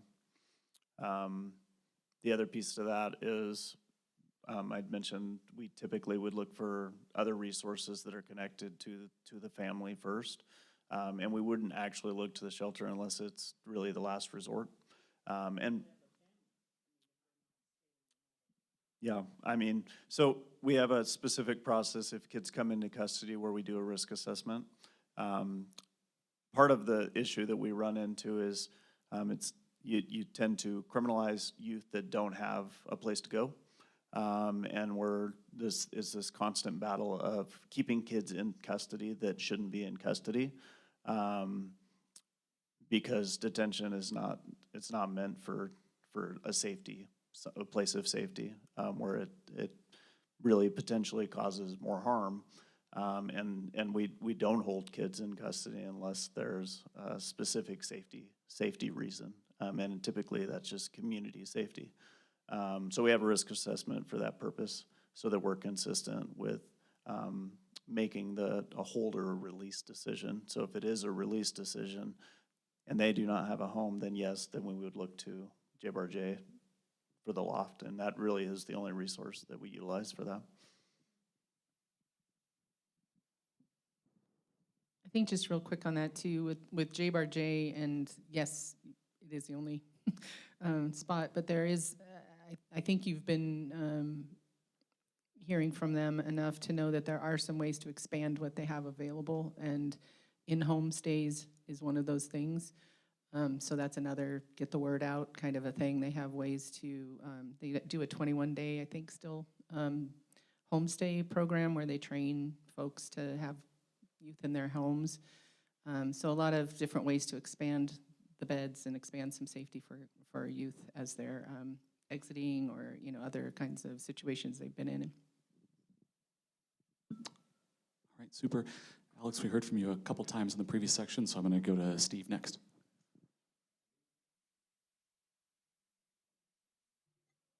This question is for Travis. What is your interaction with Child Protective Services for foster home care? And how would you suggest improvements? And the reason I ask this is there was just a settlement in federal district court involving a class action and the State Department of Human Services to improve foster care over the next 10 years. So clearly there's a deficiency there, and foster care seems to me to be able to provide intermediate to long-term solutions. Do you work with Child Protective Services? And if so, what is your experience and what recommendations could you give us for improving foster care? We do work directly with DHS fairly consistently. More so if we're making a report, because we're mandatory reporters. So if a youth comes in and their basic needs aren't being met, then we do have a legal obligation to contact DHS. We don't have as much direct contact with the worker oftentimes on the front end, because we're calling to make the report and then they assign the worker. I wouldn't say there's like a lot of involvement there. Sometimes DHS is an option for release if there's no other option and/or there's neglect involved. So from the detention standpoint, sometimes we are in contact directly with DHS and they would assign the case and a worker would respond. On the community supervision side, I mean, we do collaborate with DHS if they are essentially the legal parent or guardian and in DHS custody, and or if there's an open case, we have open communication with them. I really can't speak to the foster care system and what that looks like specifically. I don't have any knowledge of that.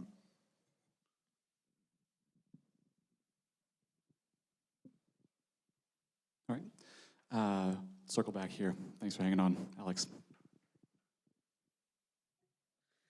One thing that I've noticed living in the community is that we don't have a lot of treatment facilities in Central Oregon.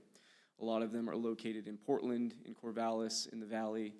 As far as actual places for at-risk teens who are experiencing mental health problems or drug addiction, there really isn't a whole lot here. We have a few, but most of the time you have to travel. My question is, what is being done in Deschutes County to improve this? Is there something being done? What would be a reasonable, I don't know, funding for this? Like, if you guys don't have the funding, obviously that's been a pretty common theme, is we just don't have the money for it. So what would it cost to add those facilities to our community? I mean, I can speak to like drug and alcohol treatment, SEDS treatment. There's definitely always a lack of resources for involvement for youth to access services through like outpatient services. We have very limited resources in the county, on the county side, where we have one clinician that can offer AOD services, but it's really limited to like 1 or 2 youth at a time. There's around 150 youth on supervision. I'd say 60% of them are in need of treatment services in some sense, some of that being mental health, some of that being AOD needs. But we're always struggling to find adequate numbers of providers locally. We have our primary referral source is typically Rimrock Trails, and they provide both outpatient and inpatient services, but even their residential beds are limited to maybe 6 youth at a time in Prineville. And then outpatient services, sometimes they're limited because they have retention problems, sometimes with staffing. So we are trying in county to work on securing funding. I don't have details on what that looks like in terms of grant funding, but I know that our department's been working on a grant, a burn grant, to try to request resources for putting together some such treatment in-house, so we can try to provide some of those services in-house instead of looking to other providers for outpatient services. Okay, so just to clarify, there's nothing currently being built. We're just, the main thing holding you back is funds. You're just trying to get funding for projects. Yes, definitely access to funds to build something in-house specific to the county where we don't have to refer out, yes. All right, I'm gonna keep going down the list here. Judy, actually, Colleen, I think, was on the list first, right? Yeah, thank you. My question is for Donna. Donna, can you tell us specifically what you're looking for an anchor tenant for your service hub? I'm so glad that's getting attention. Honestly, it was, we were headed down a path with just gonna go with generics here, with one service provider, longstanding service provider that was gonna really help us anchor such a thing, and they have kind of stepped away from that. So I think what I'm looking for at this point is more an organization that would run it. So if you consider what a service center might look like, there are some pieces of it that wouldn't belong to any one service provider. Think front desk, maybe showers and laundry services, things like that, that kind of don't really fit within any one current service provider. So we might just need I hate to say it, another new nonprofit to be that organizational structure. I'm trying to avoid that. I'm looking for partnerships instead. So there are different places I'm talking to at the moment. I think once that's there and we can circle back to a building owner who is quite interested in doing this, and we can kind of get off and running. That's the piece. Okay, Quinn. This question is for Travis. We spoke to, the previous weekend, we spoke to youth that have actually experienced homelessness, and they expressed that they often don't feel safe when it comes to adults kind of getting involved. They don't necessarily feel safe. My question is, what kind of training, if you know, do officers receive when it comes to helping youth on the streets, and what does that look like? Yeah, I mean, we have a pretty extensive training program for new officers coming on. We're also fortunate to have officers that have been with the department for a lot of years, and have worked with all kinds of youth over a lot of period of time. In fact, I think our average age for officers is around 10 years. It's not actually super frequent for us to even have an opening for an officer position. So that's helpful in terms of just being consistent with interaction. On the detention side, I mean, we do about a 3-week program for training that's pretty specific to interaction. We also have different types of like verbal escalation training that is required for the department. And we also have fundamental skills training that's provided on the state level for several different departments that join together to offer a training program for like a one full week period. And then we have ongoing training, annual training, semi-annual trainings each year. All right, Judy. I was curious about the in-home stays program. Like, who's running that, and how do you market it and get the word out to families? Or do you work with the faith-based community to recruit families, or how does that go? I mean, I brought it up because I was training to be one a while back. Okay. But it's J-Bar-J. Thank you. Are you referring to Kindred Connections program? This is another program of our partners at J-Bar-J, Kindred Connections, and they do recruit from the church community. And I don't know the details of the program, but I would go to J-Bar-J website, Kindred Connections. They are always recruiting for these resource homes in the community.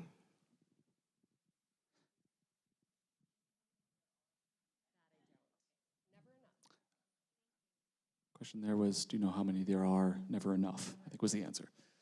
All right, Sue. This question is probably for both Donna and Robin. Somewhere in my research, I stumbled across where they were providing backpacks of food for the kids to get them through the weekend. Who is offering that? Couldn't really nail it down. Is it through FAN? Is it through?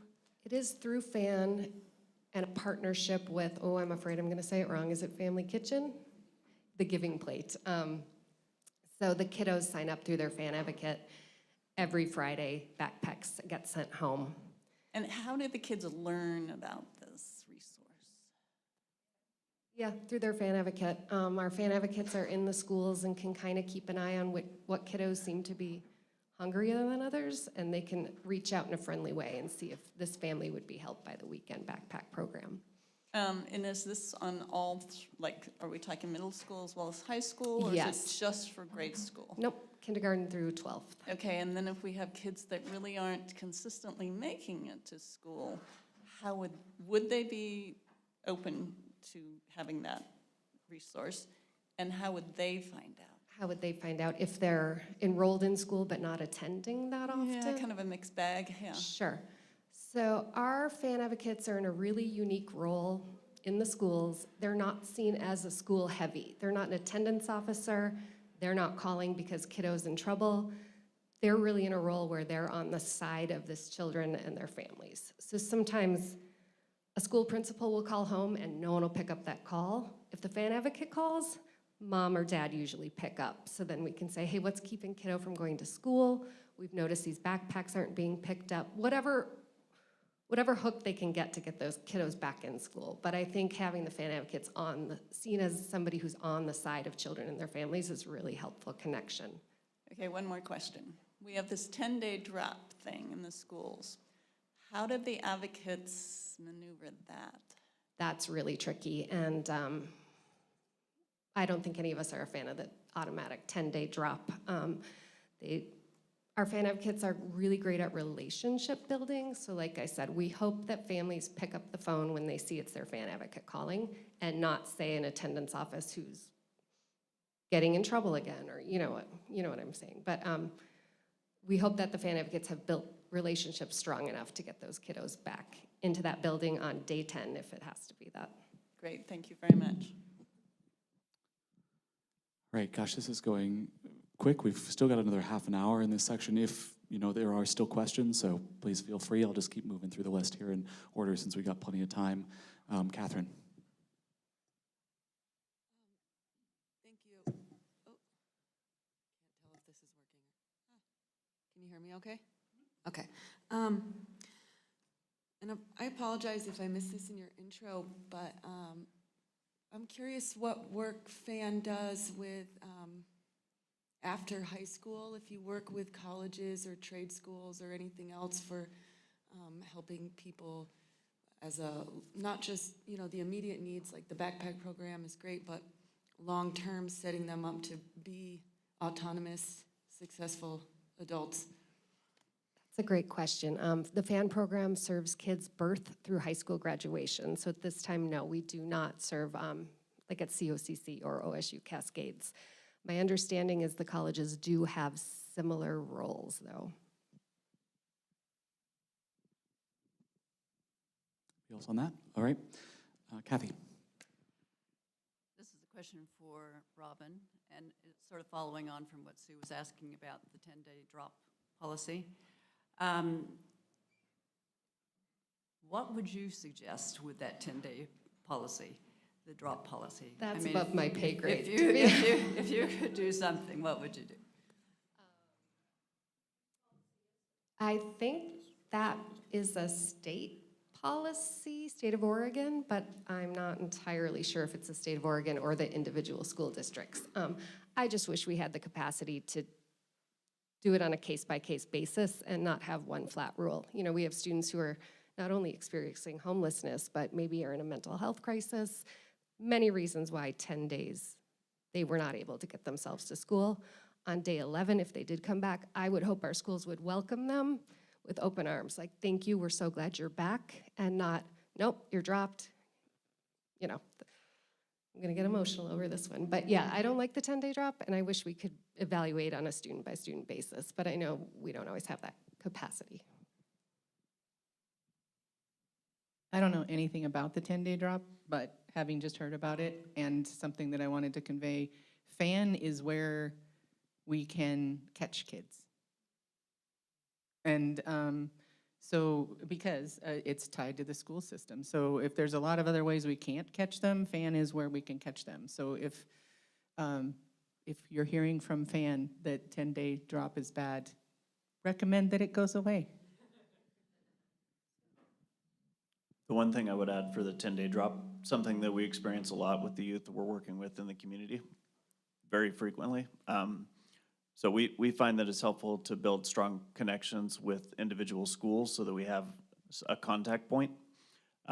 So if a youth is 10-day dropped, we're typically on the phone or emailing the school district to make sure that we have an avenue for the youth to get connected as soon as possible back in school. But it is definitely a constant battle. But my experience with that also has been if you have that connection, oftentimes we can get the youth back enrolled and back in school almost same day. Right, Alex. Yeah, I've heard a lot about state funding and grants. What about local funding? What do you guys get from either the county or if you're a part of the city of Bend? Is there, so like for Deschutes County, do you share funding with the sheriff's department, the fire department, and all those, or do you get your own separate allocated funds for the year that you use to budget out? I can't speak too deeply about the funding. I will say that tomorrow, I think in tomorrow's group, our director is going to be involved in that. She could speak to the funding. I know we're funded through the general fund, but that's really kind of all I know about that. All right. Max. Okay, more on the fan bandwagon. Where do you guys specifically get your funding from? And are you pursuing more funding to provide more resources currently? Always pursuing more funding. So we are funded half by federal Medicaid dollars. Our other half comes from our fan foundation, grant writing and fundraising. So we are lucky to have a pretty diversified funding stream. All right. Who's next? Quinn? Yeah, more on the fan advocates. So if someone would want to become a fan advocate, what would they have to do? We're hiring in Ben Lapine right now. So like I said before, all of our fan advocates are employees of their individual school districts. So keep an eye on those school district websites for jobs. I know we're hiring one for Ben Lapine right now. Right. Doug?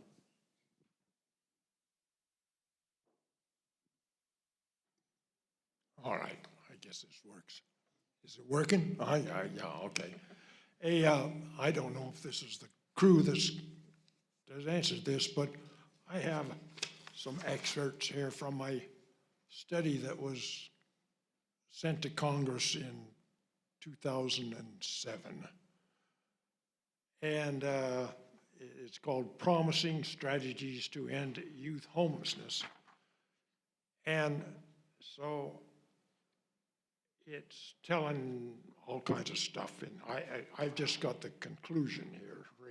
And it says the primary reason for youth consistently state for their homelessness is family conflict. The second one is leading cause of homelessness is high proportional rate of kids who have been in the foster care units. And what my question is how much supervision do foster care people get? You know, you always hear stories about the people that are taking in kid number 87 to increase how much money they're making. And so how can we, you know, the kids, when we had the first meeting there was one young man who had been in the foster care unit since he was 3 years old, probably got taken away, I suppose, from his folks, but, which I didn't ask him, but, so he obviously got out of foster care just as quick as he could get old enough to get away. So what kind of supervision do we give foster care units? I can't speak to the details for foster care because that would be Department of Human Services, but I can speak to, you mentioned family conflict. And when there's a lot of youth that do come into custody and or on supervision for family conflicts. It's one of we have kind of 4 primary crime driving factors. Family is one of them because of the conflict. And the one thing that came to mind as you were speaking to that is sometimes the family is no longer a release option when there's conflict because there's now a victim in the home, and or if they're houseless, potentially they can't be released to the victim. So in those situations, we're still trying to find resources or a release option. So even in those scenarios, we would look to the loft. In terms of just supervision, I'd mentioned we do collaborate closely with Department of Human Services. And so typically they would have someone that was assigned to supervise the foster home, the dependency side.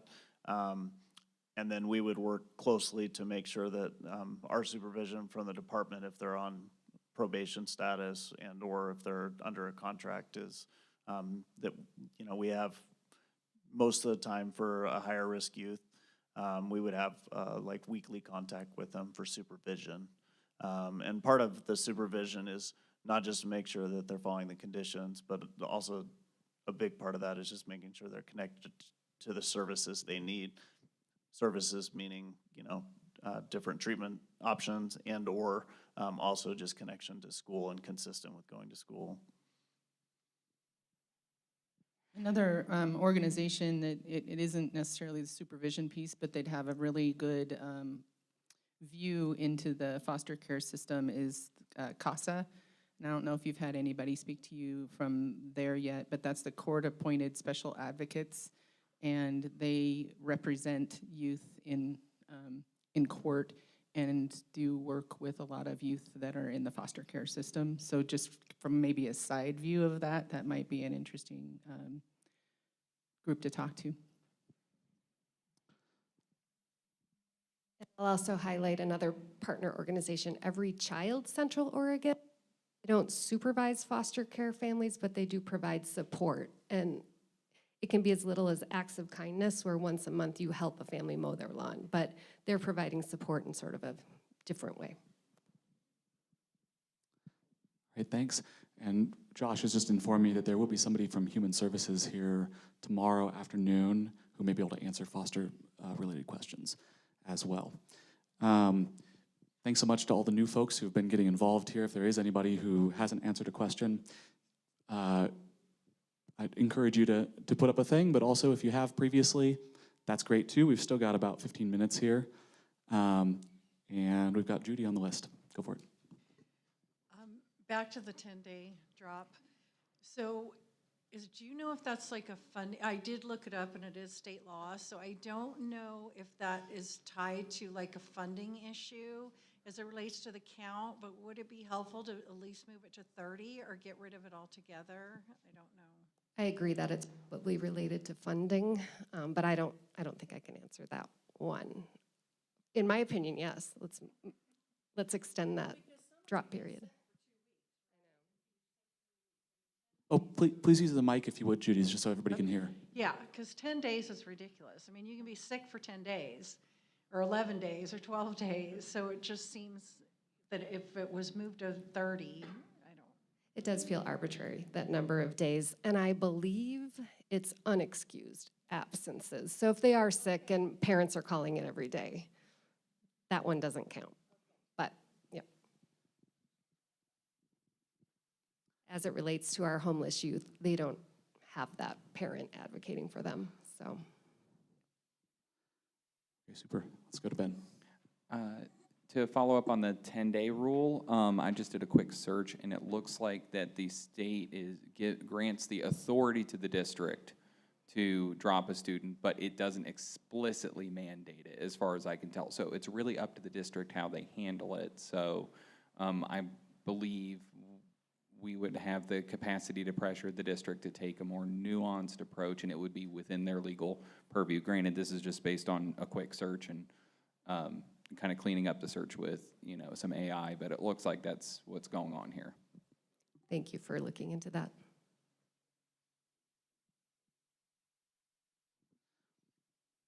Okay. Gosh. Wow, anybody we haven't seen? Go, Nicole, go for it.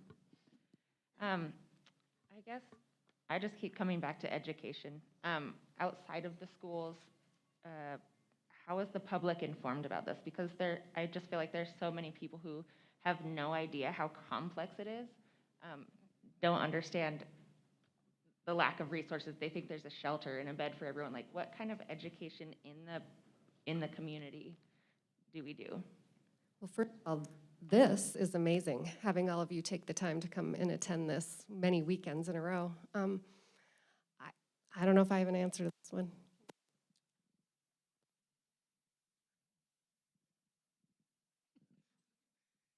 You're right. I think it's been, I've been on the Homeless Leadership Coalition, and we grapple with this a lot. How do you inform? And interestingly, what I come back to a lot myself, not necessarily, I'm not speaking for the coalition, but is that when those questions come up, and I just don't know that the questions come up. And that's where it gets tough, because there are all these services and all these answers and all of that. It's like, how in the world do you say, by the way, there's all this stuff and there are gaps? It's a big thing, and communication costs money, and all the service providers are providing services, and that isn't, you know, just a little glimpse of being a service provider. When you need to go and get funding, oftentimes one of the questions is, okay, well, how much of your budget is in marketing and fundraising? And that's usually asked with a real side of, I don't approve of that, right? Well, how do, you know, okay, should we call it something else? Should we call it communications or something? Because that's, yes, it needs to get out there. We need to get it out there, not only to show what services are available and how there's collaboration and all of that, but really to highlight the gaps. And so I have no answer for you. It's hard. It's just a very difficult thing.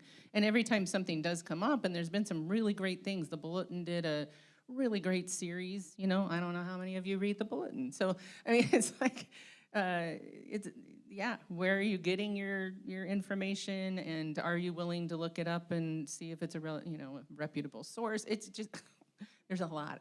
So that's a non-answer to your question.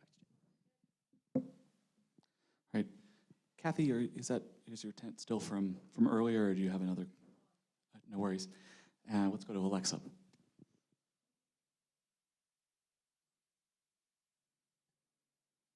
Question for Robin. What happens if a student drops out of school? Does that person no longer have access to van services? No, they can still access van services. We serve everybody from birth through high school graduation. That includes those who may have dropped out, who are homeschooled, private schooled, all kiddos. We're happy to connect everybody to basic need resources. Okay, so one of the challenges I think with youth homelessness is some of them, I think, come into the area not having ever been in the school system. Is there a way that you can address that? We rely pretty strongly on our partnership with, again, J. They do outreach in the camps, and they always have our information. We know that they always tell them, contact the Fan Advocate at your closest neighborhood school. So partnerships. And those expand beyond J. I will say any of the outreach workers that are out in camps and various places where folks are staying sheltered in whatever way they can, they are all aware that the second there's a kiddo involved, they go through the whole process of making sure that they're known. Ben? Regarding the question earlier, or rather the discussion regarding outreach and the information availability,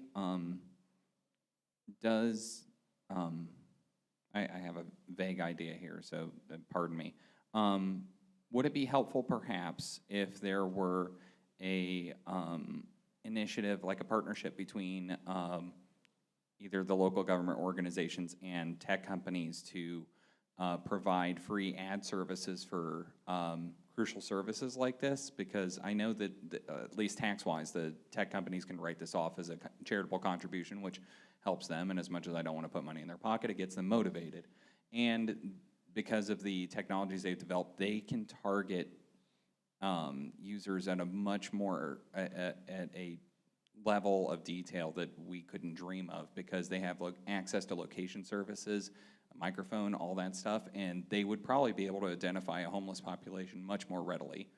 And so does that sound like something that could be helpful? Because it would shift, it would seem to me that you could shift funding from marketing and outreach to other resources if they were kind of doing the heavy lifting on their part. And when I say heavy lifting, it's barely a thing for them. I mean, does that make sense, and does that sound like it might be helpful? So my opinion, I will pass this on down, but there are some really good resources out there right now. So advertising those, yes, that would be great. I don't have a a budget for Facebook ads or, Instagram ads. So yes, and just, it's not even a matter of really having to aggregate the information, because there's Houseless in Deschutes. Thrive has a wonderful resource page. The city has really good information about what they're doing for houseless services. So just, blasting those out there on behalf of those organizations would be a lot. And that, I don't necessarily worry as much about folks who are living houseless getting that information. There's a lot of people out there making sure they have it, but the rest of the public having the information would be fabulous. Quinn. So I know this is a Deschutes Civic Assembly, but is FAN statewide in Oregon? So FAN is unique to Central Oregon. We are in Crook, Deschutes, and Jefferson County. We've had other districts reach out to us hoping to set up similar models, but FAN is just Tri-County. All right, we've got about 7 minutes or so left. I'd like to turn it back to you all, maybe just as you've heard the discussion here. Is there anything you feel like you wish you'd been asked so far?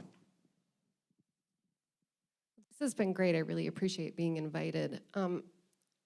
I would like you to all know that the nonprofits that work together in Central Oregon, we work together really collaboratively. We know each other well. We don't have a scarcity mindset. We don't hoard money. We don't hoard clients. We are very good at sharing with each other, connecting with each other, and doing the work to help the people who need it. So thanks to my fellow nonprofits.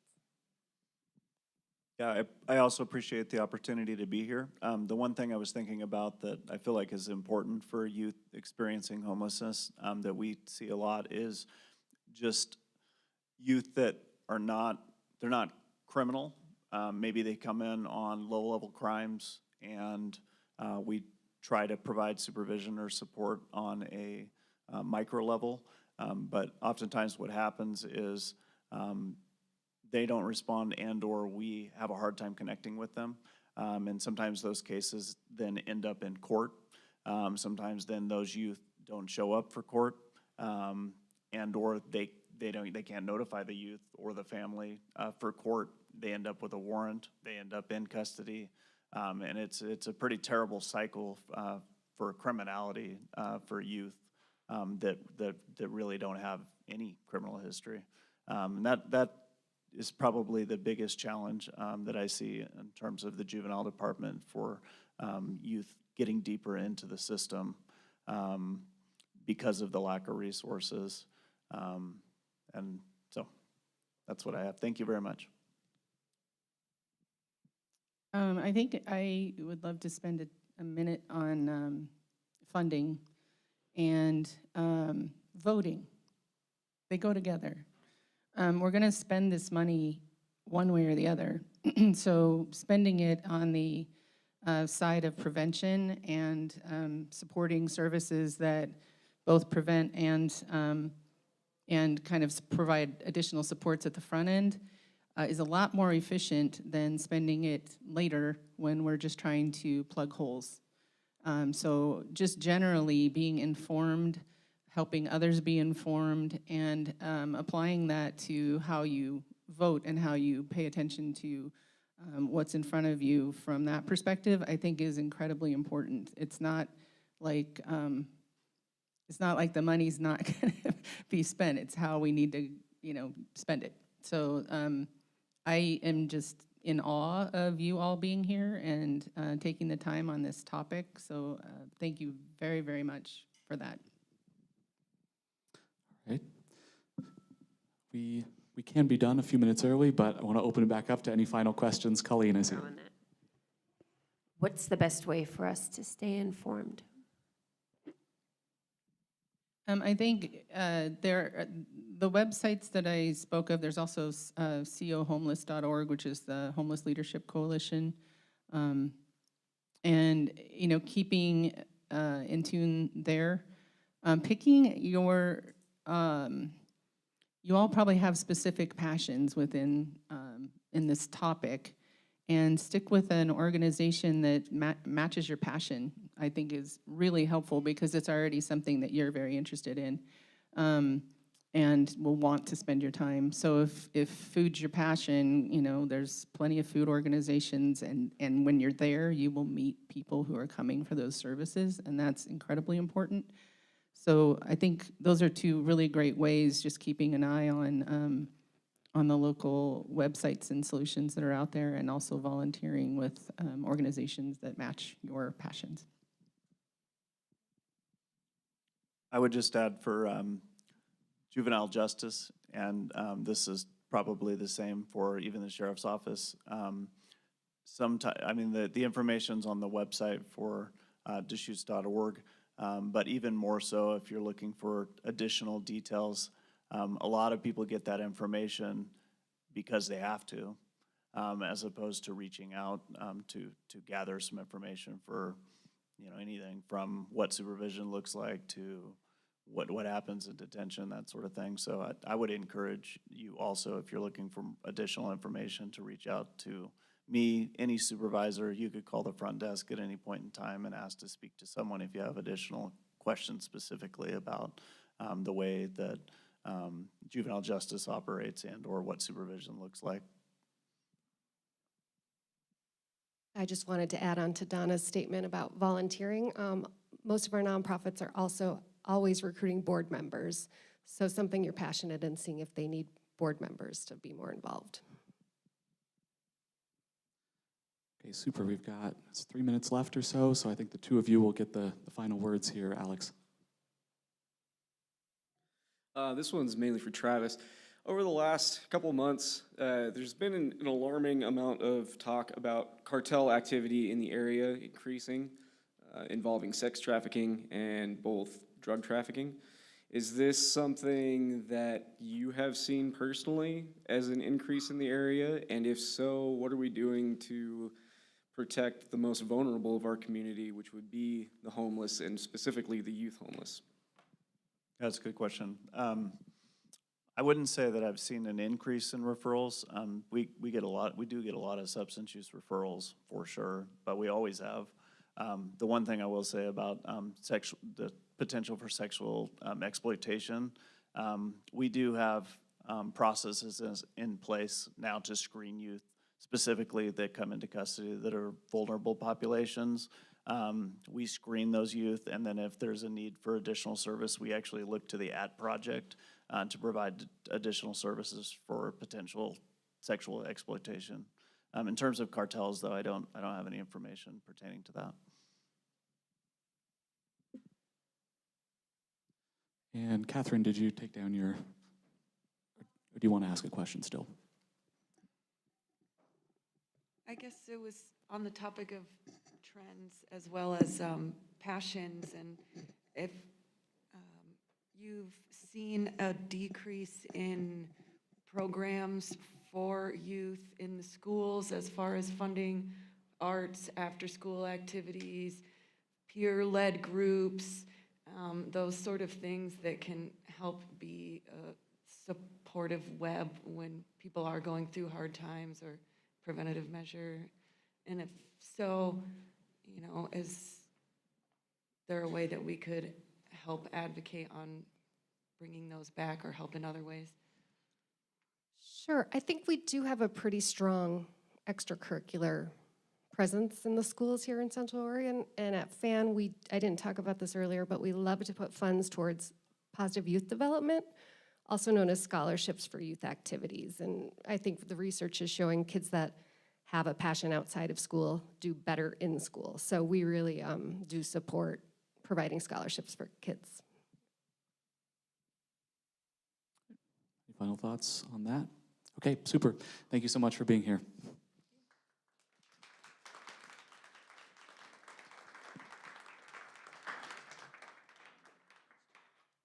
And a big thank you to all of our presenters who are here on a volunteer basis, incidentally, and giving their time, sometimes multiple times. So really appreciate that. We're gonna just take a few minutes one other appreciation, thanks. for you all filling up that time with all kinds of questions and taking a step forward if you haven't been as active and being patient if you have been. I appreciate that. Let's just take a few minutes here, 15 minutes here before lunch, to just have a kind of check-in in the large group here. Any questions sort of about where we're at or anything like that are fair game, but also any reflections off of that last 60 minutes, sort of thoughts, things that are coming to you that you're going to be thinking about over lunch. Yeah, go for it. And if you could put down your table tents if you're not, you don't want to be on stack. So I'm realizing that one of the ways for us to have people get involved is to kind of help them feel like they also get something out of this, right? Because I feel like people, when they help, they also want to feel like they're doing something good, and it's like a give and take. So the question that comes to my mind is, how can we get more people involved in the community while also like helping them feel like they're getting something out of it? That's a question that I have. All right. Adrian? One of the presenters suggested that any recommendations we make should be targeted to a specific entity. So I'm thinking about all of the recommendations that might be in that final report, and I think maybe for each one of those we should have a specific entity that is targeted to. And for that purpose, it would be useful to know which government entities are even in scope for the report. Is that a question kind of for the organizing team? Well, anything is in scope. You can talk to anyone that you like. I mentioned that there's these official agreements from the county and the city of Bend, but other city officials from other cities and other agencies, some of the folks that you've met up here who from nonprofits as well have expressed a strong interest in receiving the results. So that's a pretty expansive potential audience here locally, and you can speak beyond locally if you'd like. We haven't sort of prepped that in advance for the assembly, but you all will have an opportunity to join subcommittees coming out of the final day of the assembly to carry on pushing your recommendations later. So it's not on just the relationships that have been sort of built up to this point. You all will be your own sort of advocates for your own recommendations, and can take that wherever you'd like to take it. Is that good at that? Okay, cool. Alex? Yeah, something that I've been just thinking about a lot is it seems like anything we come up with is going to have to get funded, right? So the big question on my mind is how to do that without increasing the cost of living for other members of the community. I know me personally, I live right at the border of, middle class to low income. So for me, an extra $200 a month is the difference between me living comfortably and struggling to survive.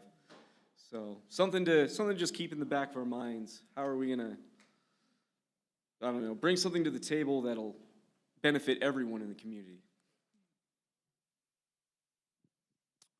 Thanks for that. I see you, Scott.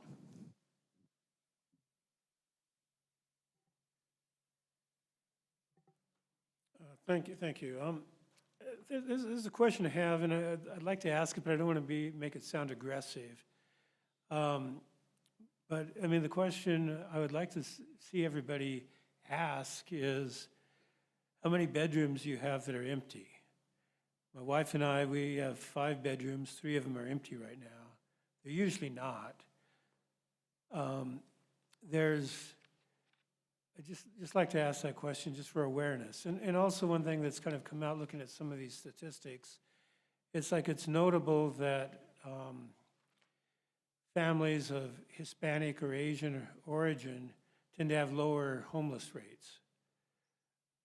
And just thinking about that, and it's like one of the things that characterizes these communities is they tend to have strong families. And, I mean, the degree to where our society is having trouble with this, I mean, it seems like that's something that we should really encourage, is the development of strong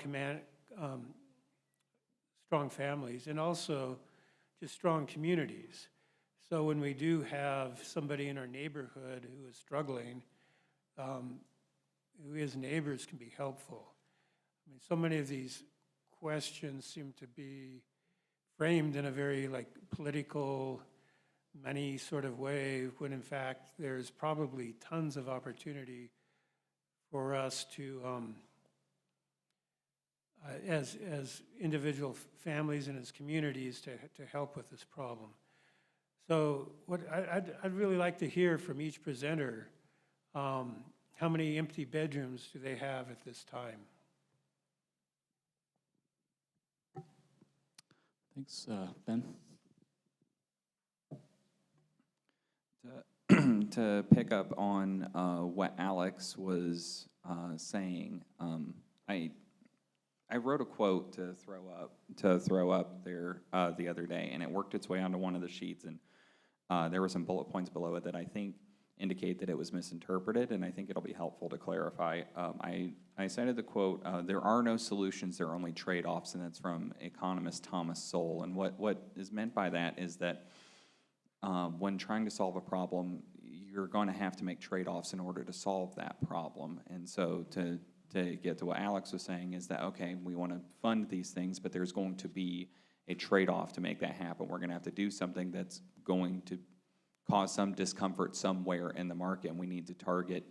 So when we're thinking of solutions, we have to think about not only who do we want to help, but also what the externalities and implications of that help are. What does that mean? What is the broader impact of the action that we're taking? So just think about that, not just what we want to do, but what does it mean to do it?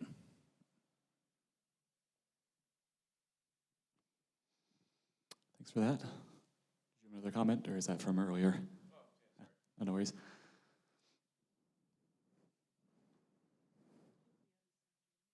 Any thoughts here? There's nobody visiting this afternoon. This afternoon is going to be all about sort of working on these principles. And some have been put out there already, and you will create more of them, refine them, categorize them, and yeah, edit them down. And yes, I said tomorrow that there'll be an opportunity to sort of vote on those, and they'll get prioritized into a list that'll help you sort of get a sense of kind of the key things, the key high-level sort of values of the assembly here as you start to consider more tangible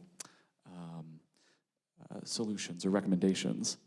So that's this afternoon. There'll also be a little bit of time at the end of the day just to start thinking about recommendations, putting those things down. Of course, at any point, you can write any of these things down and add them to the boards that are back up here again. So if you do have ideas, jot a note if something's come up as far as a potential guiding principle or a recommendation. In fact, I see a pen just coming out right now. Maybe until someone else puts up their tent, let's just take a few minutes and have a few moments of quiet to take a couple of notes or write down any principles or recommendations that are coming up.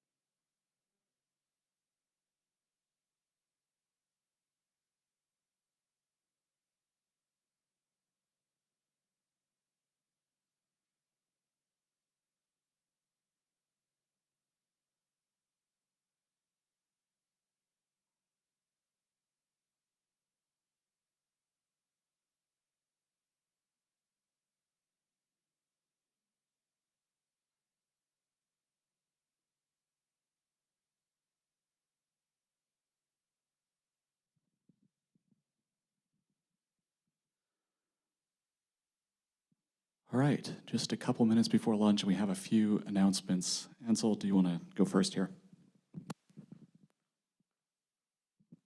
Hey everyone, I'm Ansel from Healthy Democracy, from Democracy Next, the communications director, and you may remember me from the first weekend. I was just introducing some of the journalists that were in the room. What you're all doing is really important, and I think, all believe that it's really important for the public to have wider visibility into your experience and everything that you're doing here. So we're going to have a number of journalists here throughout the weekend. One of them is already with us. His name is Nick Romeo, and he writes for The New Yorker, has written for The Washington Post and The New York Times as well. He's also an author of a book on the economy, and just put up your hand back there. So just so you all know who he is, and if you're interested in speaking with him, he would love to talk to you about your experience with the Assembly and any of your thoughts. And so feel free to just talk with him throughout the weekend. We'll also have, I think, somebody coming from the Source Weekly, which I'm sure many of you read, either tomorrow or on Sunday. So, and come find me if you have any questions or concerns about any of that. Thanks, guys. Lunch is served. Today we have taco bar, and I would like to ask delegates to serve themselves first, and then moderators, staff, etc. Super. And one final thing for me before you run to lunch is, I hope this is, this is a lot of stuff. It can be quite serious stuff. I hope it's going well for everyone. If not, or if so, please feel free to talk to any of us. And we'd love to chat, and I hope you have a good lunch. As you come back from lunch, just in the last few minutes, we'll come back from lunch at 1, as usual, by the way. And we've got a tight afternoon, so please be back here even a minute early or so. As you come back, please take down, so if you've written anything right now, please put that up on the wall, and during lunch you all can see what all is up there. At the very end of lunch, if you've written a principal idea, head back either this weekend or the previous weekend. Head back to the wall just before you come back and take it down and take it with you and keep it with you. That's my only request. As far as process announcements, anything else from anybody here? Yeah. The red ones only. Only if you've put something in the red ones, or if you put something now, leave it up during lunch for people to see it, and then grab it just before you come back. Make sense? Okay, cool. All right, super. Let's get some lunch.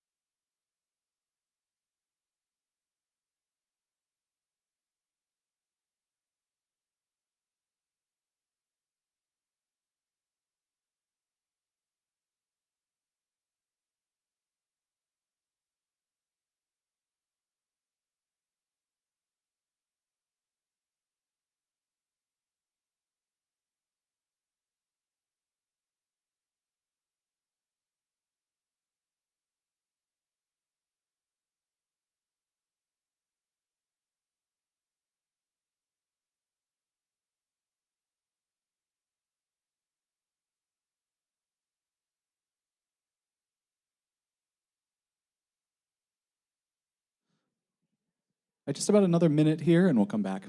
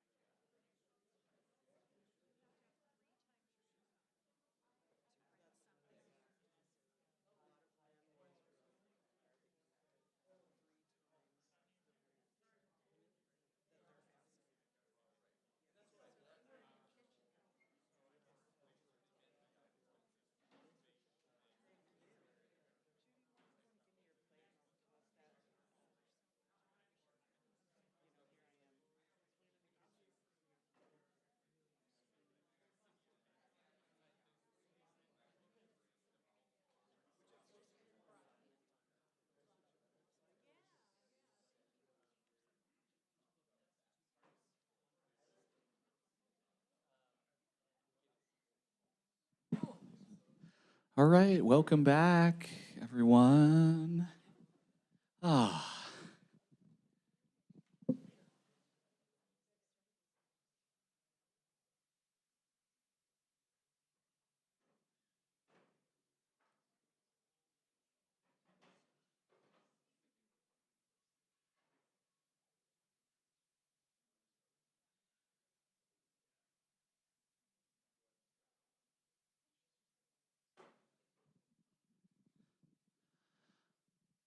Right, super. We're back in it. Before we get started, I realized I missed an important thing. We have a few new moderators who many of you have met this morning already joining the team. As you know, some of the moderators have been students here at OSU Cascades, other local folks with experience, and not everybody could do it both weekends. So we've switched out about half the team, and we had a chance to meet new folks. Maybe could the whole mod squad come up here really fast, and the new folks just introduce themselves real fast. With your name, how you'd like to be referred to, and one thing you're putting on hold to be here and do this weekend. Hi, Alice Weston, she, her pronouns. I am putting on hold. I am working with the Environmental Center on the Solarize campaign. Yeah. Hi, my name is Michael Michelle, he, him, and I am putting off writing a book.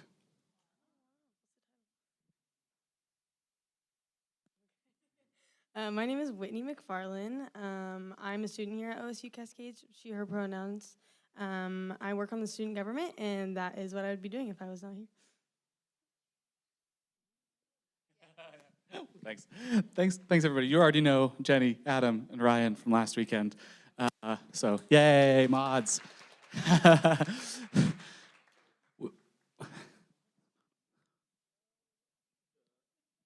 right, cool. And as a reminder, as far as other roles go, of course, you can talk to any of us about anything. Grace, of course, is the person to talk to about money issues, logistics. Lauren, remember, is your mental health go-to. And Justin is anything to do with paper is what your most of your time has become, is it not?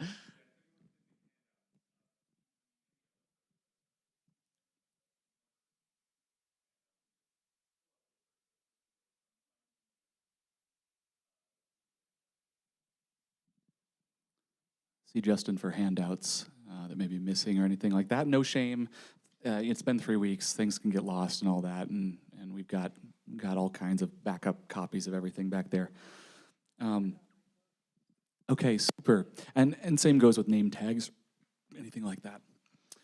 Okay, super. So let's just take a little bit more time here. We haven't had much time, relatively speaking, to reflect in this process. Usually there's a fair amount of debrief time after every kind of download of information or sort of meaty discussion to just kind of have a little bit of time to think, to write things down, to talk to each other. So I'm gonna take a little bit more time here, probably around 10 minutes or so, to turn to the opposite neighbor that you did this morning. And if that means you have to curl around and join the other side of the table, feel free to. I'm not a person.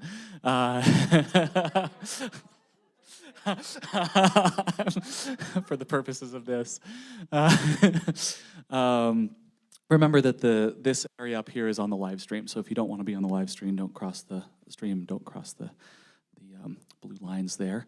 And yeah, just take this is a chance to do one of two things, or maybe both things, which is I'm going to start with the second one first, talk about another insight or new question that's emerged for you from this morning's new information.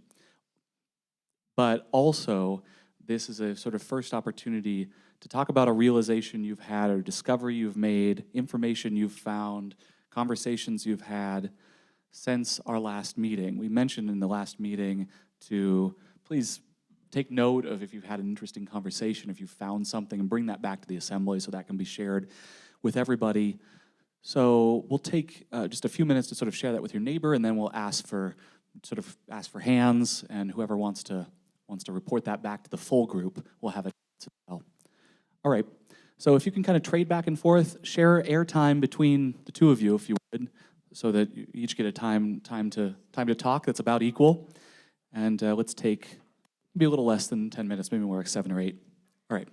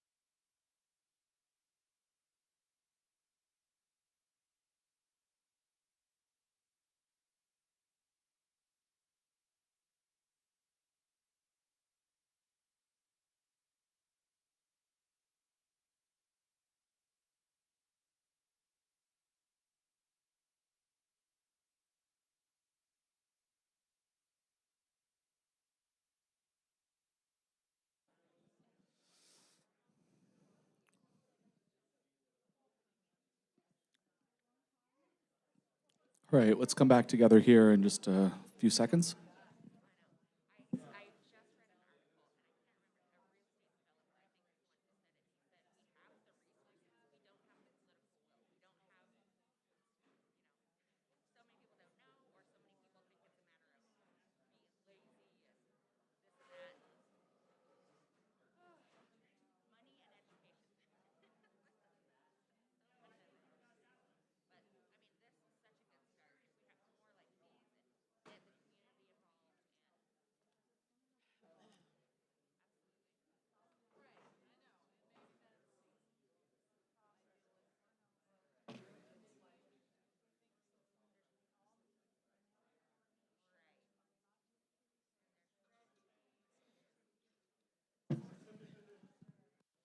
All right, let's come back together here.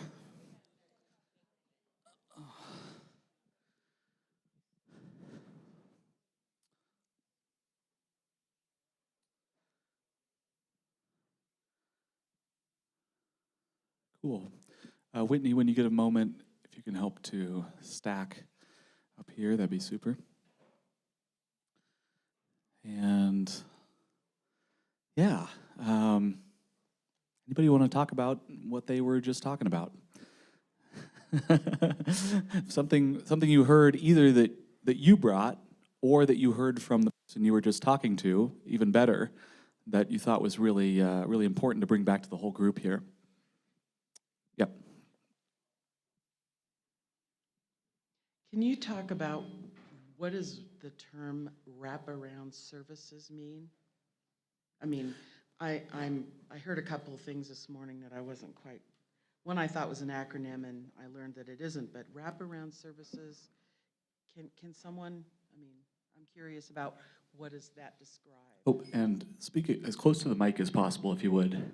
What does the terminology wraparound services, what does that entail? Thank you. Does anybody want to respond to that?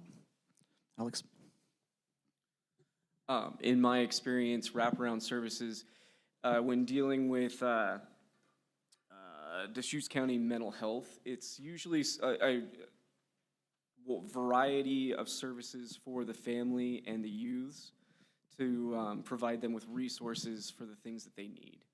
So it's going to be all the different organizations that'll help them out. Like, I think one of them's CAT, which is an acronym that I don't know what it stands for. But if that helps, it's a way of describing all the resources available to the family and youths. Okay. Any other thoughts on that?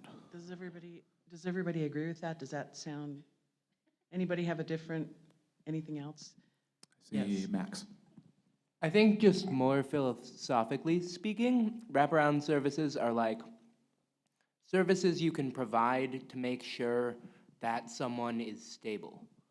So whether that be healthcare, whether that be food, whether that be additional money towards rent, wraparound services are just there to ensure that if you help someone out, they're not going to immediately fall back into the cycle of homelessness in this case. So a couple other hands. Does anybody want to jump in on that topic? Colleen? I'm not sure if this is right, but I got the impression from one of the panelists that we spoke to last time that it also sort of is a reflection on their basic services. Like, you wouldn't want to put a facility that would house people that would be transitioning out of homelessness someplace where they didn't have access to public transit, a grocery store, the hospital, whatever. So it's also so that they can get to things, a job, that kind of stuff. So more to do with like the most appropriate resources? All right, other reflections maybe on other topics. Bill? As a sort of general request for clarity on the idea that we're going to make some recommendations or suggestions when this is all wrapping up. Eric Nelson said very clearly we should identify the agency you know, well, what can we do to make our recommendations more effective? We'll identify the agency. Can you explain who our recommendations are going to? I mean, we're not going to make recommendations to every agency, I assume. Yeah, well, again, there are sort of these key folks that have signed on to the project officially, but honestly, the door is pretty wide open for you to identify nonprofits, governments at any level, et cetera. Now, the assembly is titled Deschutes, so focus on Deschutes County, but there's quite a broad spectrum of folks who have been here, who are interested in hearing the results. Josh, do you want to speak on this at all? Is that a fair answer? Okay. And I'll say on that question, there's a thing that will start early on in the day tomorrow, a sort of analysis sheet that has a bunch of things on there, some about sort of what is the impact, here's the recommendation, and now what's the impact of that to who, what are the financial impacts of that, who has the power to make decisions about this, who has the power to actually implement this, what's the timing around this, all these different kinds of questions that you all be working on, filling in based on the information that you've already gathered, and also some additional folks that will be coming back, speakers that you've already heard from in the afternoon tomorrow that you can use as resources to help answer those. But as far as who the recommendations can go for, I'll just tell you that the YAB itself are the first recipients of your recommendations, then the members of the COIC, which are the county and city governments. But beyond that, lots of people that are interested in listening. Schools are definitely on the list of folks that are listening. Yeah. Oh, thank you. Ben. Oh, okay.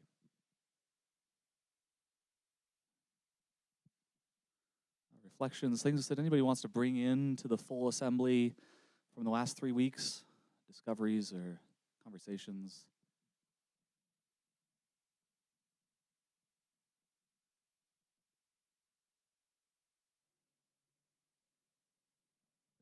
Yeah, Steve. You and I talked about this at the break. I would ask that everyone be careful to speak directly into their microphones, speak clearly, and speak slowly so that we can all understand each other. Thank you. Thanks for that. This one's cutting out a little bit. I wonder if I could trade this mic, actually, speaking of. And I'll try to talk slower. That's my real issue. All right, cool. Well, that's great. Bring those back, continue these reflections into small groups as well. Also, if you have documents that you have discovered or that you'd like to add to the treasure trove of documents that the Assembly will have access to as part of that sort of evaluation analysis kind of time tomorrow, she's collecting those. Lauren is collecting those. Colleen. Will we get some guidance? That's been a kind of a theme, is that we are going to need to be very specific with our recommendations. I know you said you're going to do an analysis, but will there be some guidance so that we can figure out who we should direct each recommendation to specifically? This is a hard one, and we sort of talked about this in advance of this process. Like, this is a 5-day process is not sufficient to get to a point of being able to answer all of these questions about any potential recommendation. You're being asked to sort of step into the role of being semi-experts on a topic, brand new. But don't let that stop you from doing as well as you can. You are, as Josh I think has pointed out, more experts on this topic than 99% of people in the county now. So use the knowledge you have, use the resources tomorrow at that kind of fair to help fill in as many gaps as possible. If it's not possible to identify exactly who should implement a thing right now, that doesn't make it a bad recommendation necessarily. It's just another piece of the puzzle that hopefully many of you will continue to work on this topic together and with the YAB in the future, and help identify where things should go and the other kind of pieces of the puzzle that we don't get to in these 5 days here. That's about the best I've got, I think. It's not satisfying, but.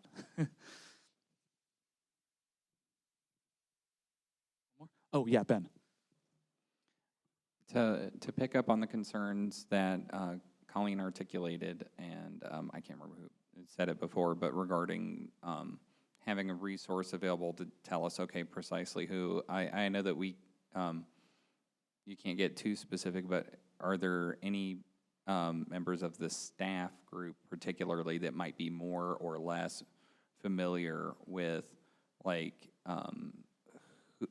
maybe not, they might not know who, but would know who would know, that we could identify this person so we all know who this is, and maybe delegate them as the point of contact for, okay, hey, I have an idea. Can you give me at least a broad stroke of where this is supposed to go?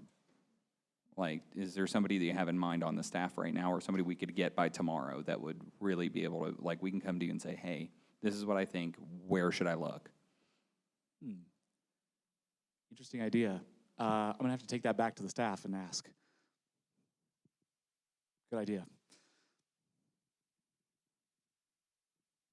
Any other thoughts before we move? All right, we're going to head into breakout rooms now and take a little bit of a different, head in a different direction. We're moving out of information gathering for the time being. There'll be more of that tomorrow, and into this world of principles. That slide later. So for the next 40 minutes-ish, you'll spend some substantial time in small groups, same small groups as this morning, pivoting to working on guiding principles. And just as a reminder, guiding principles are these sort of high-level criteria, values, goals, objectives, what's most important, the kind of thing where if you had a specific idea, I think we should recommend this, you might ask why, and that might be what the principle is. So this is sort of a first step, one thing that you'll use tomorrow as you start to identify these specific recommendations as to whether they are valuable or not. Just one among many things. But one of them is, does it satisfy the reasons that we think any policy should move forward? So you've already done a bunch of brainstorming on potential principles, and please, if those are yours, please do take them down here if any of those were yours, and claim them and bring them to this group. You'll look at first the YAB's feedback, which some of you have already referenced. It's rough, and we know that those items that we brought to the YAB for feedback were just rough ideas by individuals at that point. They weren't workshopped at all. They were just a few rough ideas. We want to establish a little communication wherever possible back and forth between the assembly and the YAB.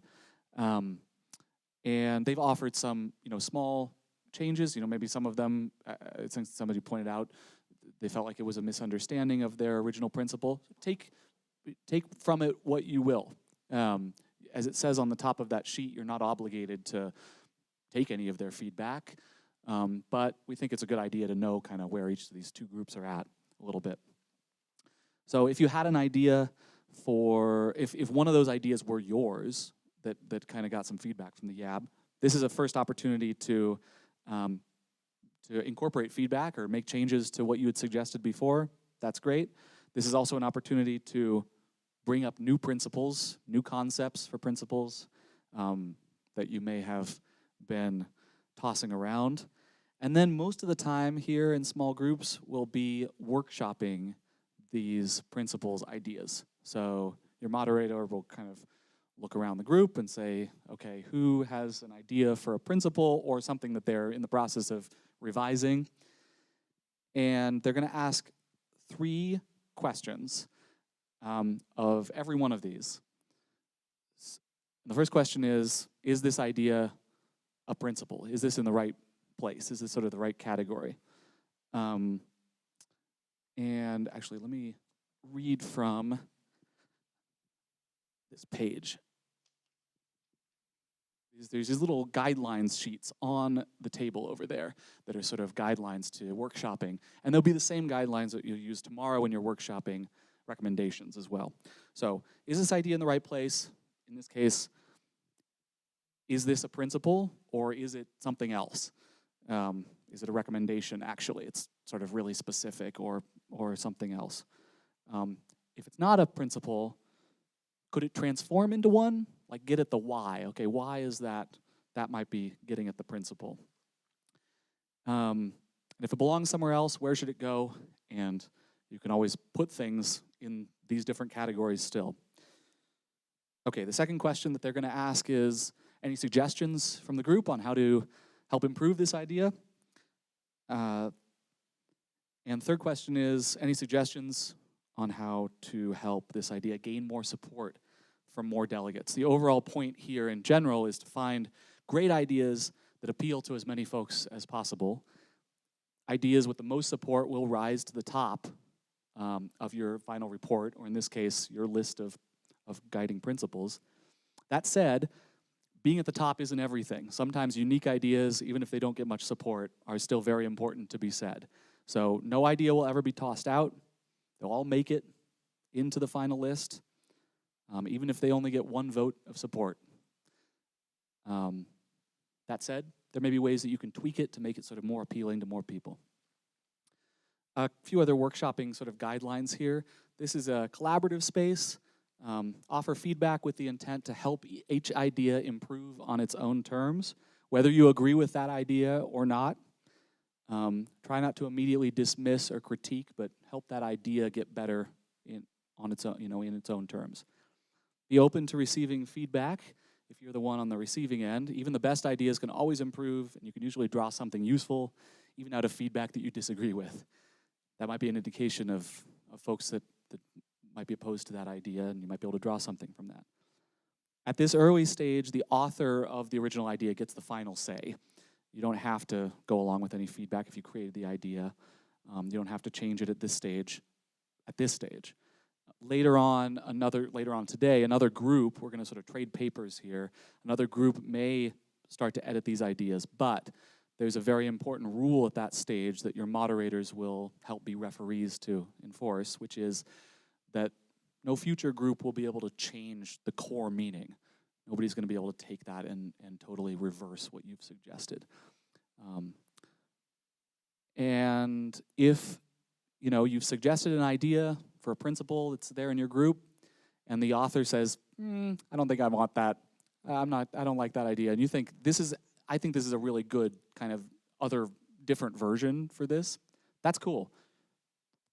Grab a new sticky note and write the new version on a new sticky note. Duplicates will get resolved later.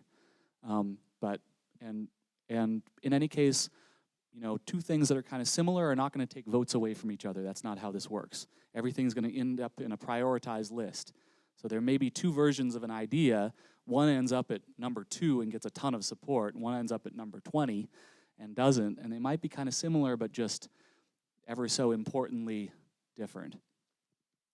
Does that all make sense and seem fair as far as how this is set up? Okay, fair enough. Head into small groups, and best of luck.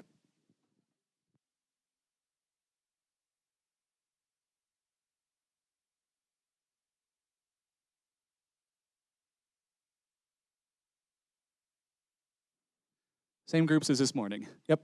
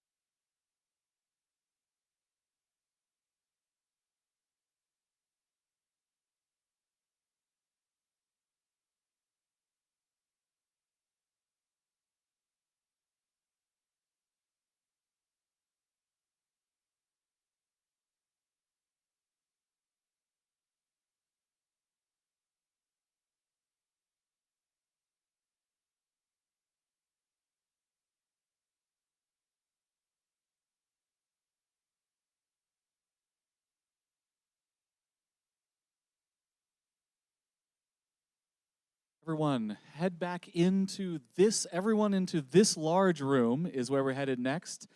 And stay with your group. Just sort of hang out in kind of a huddle with your group. We're going to be doing stuff on the big back wall of that big room in there.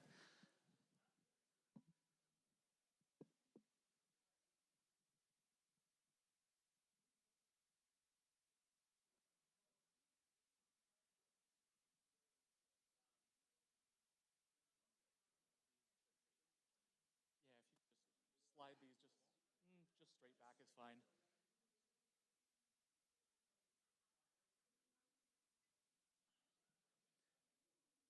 I don't know if this is, we can't hear this in here at all.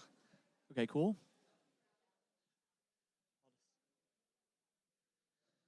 If you need a chair, grab a chair.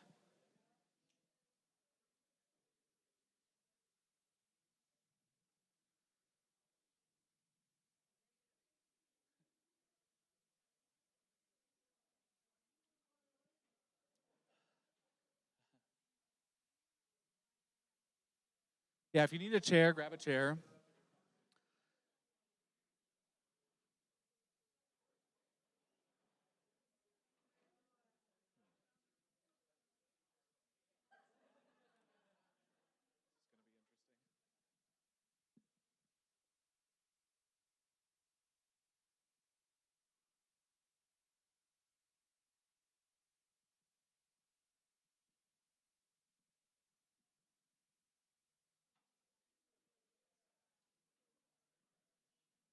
All right, the microphone doesn't reach in here, so if I can just use my outside voice instead.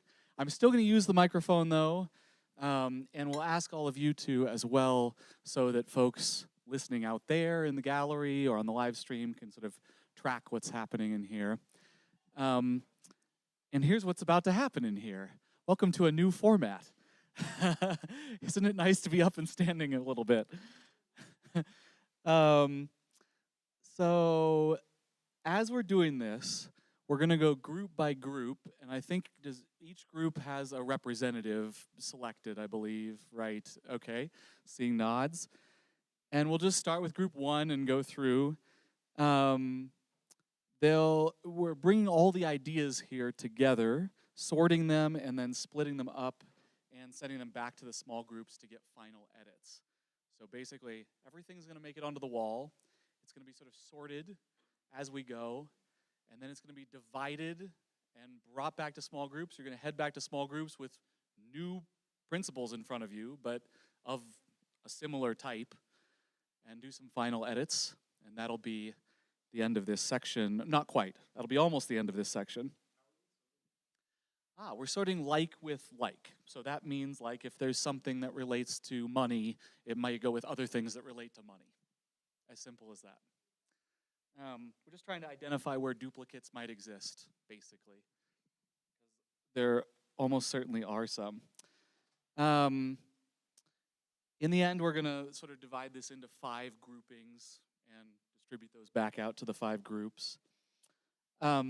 As we're doing this, everybody, though particularly the representatives from each group, think about how your group's ideas might be grouped together with the ideas that you're already hearing. So if you're in group 3, pay attention to what group 1 and group 2 is saying, because when it comes to be your turn, my first question to you is going to be, does that belong with any of these that are already up here? Does that belong with any of these that are already up here?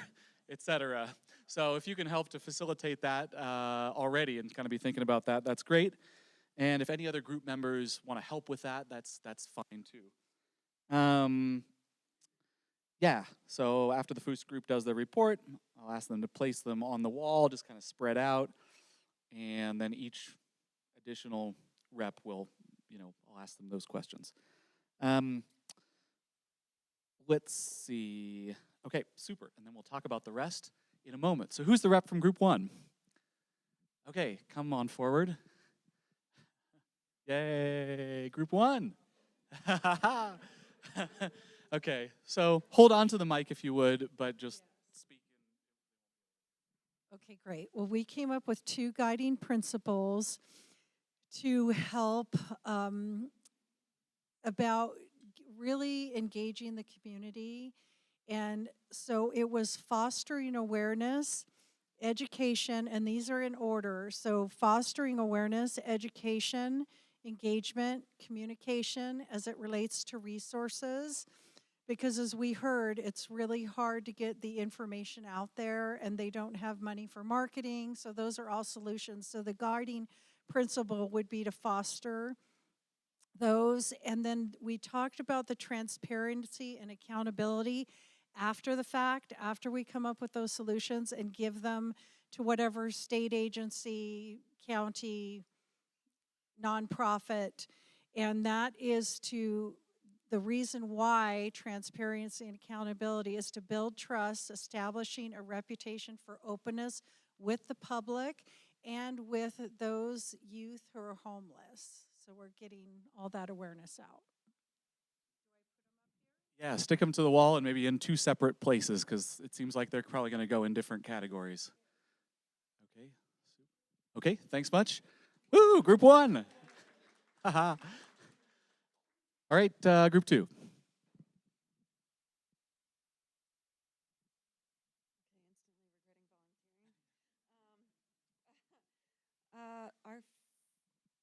Everyone can hear me? Okay. So our first principle we gathered was homeless solutions from other communities and cities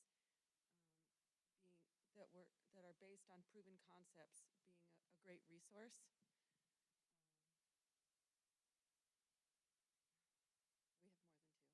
We have more than 2.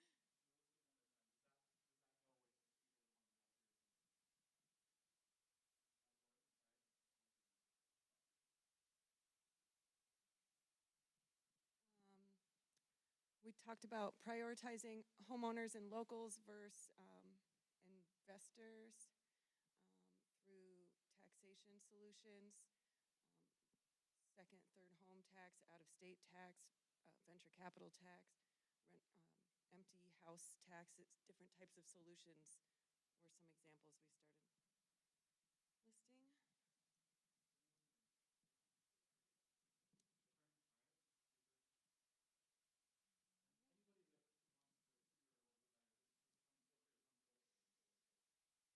Next, we have education is a pillar of community health. So we had some bullet points under that. The 10-day drop being changed, educating teachers to be more helpful with resources for homelessness, and offering electives for seniors to help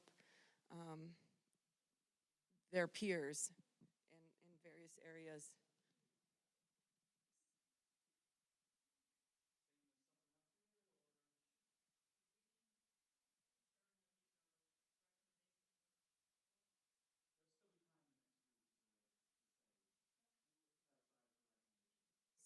So the principle behind this one is kind of the education is a pillar of community health. So, awareness, education.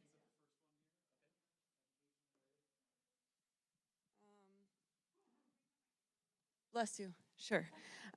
Solutions need to serve current local residents, be sustainable, and promote holistic health of all community members intergenerationally.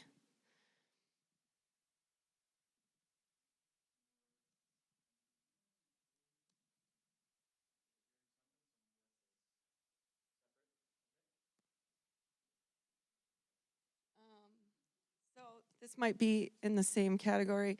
Identify pillars of community health, such as education and support networks.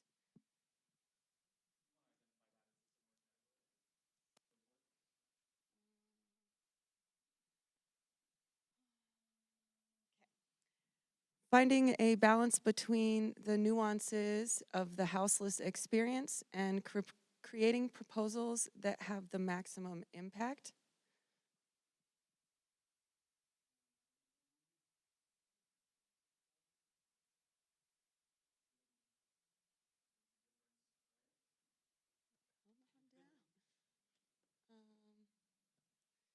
Okay. So prioritizing family conflict resolution and skills over, i.e. preventative measures over stopgap solutions.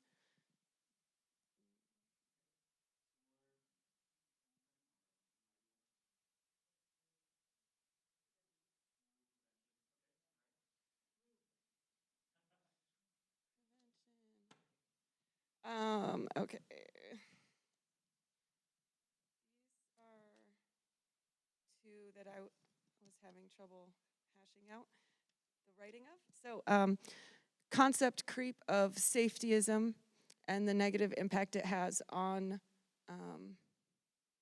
self-empowerment versus long-term dependency solutions for youth.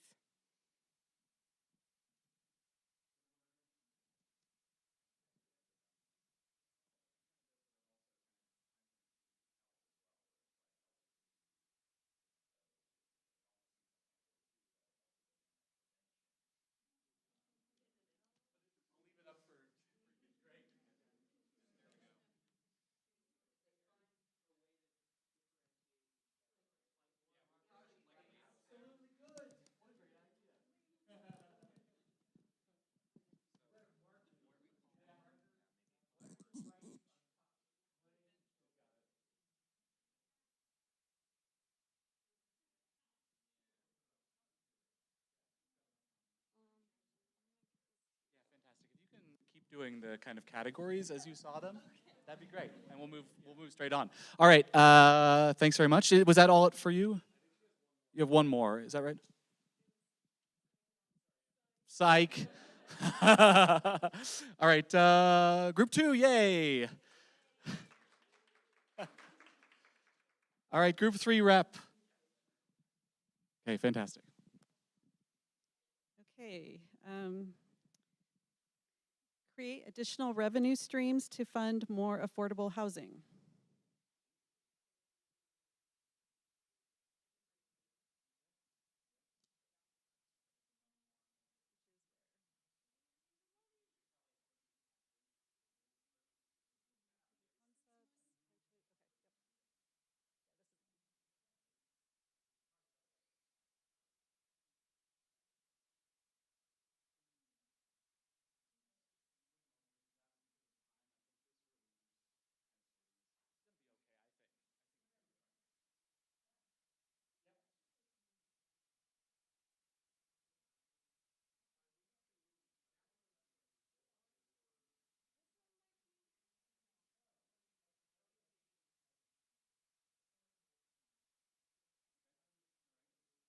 Okay, efforts to end youth homelessness should focus on long-term permanent solutions.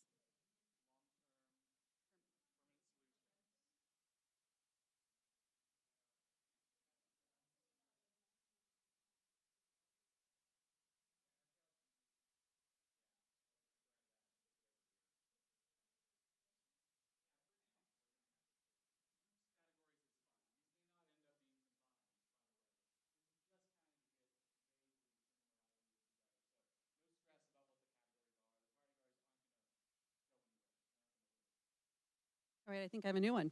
Make it easier for youth to go to and stay in school.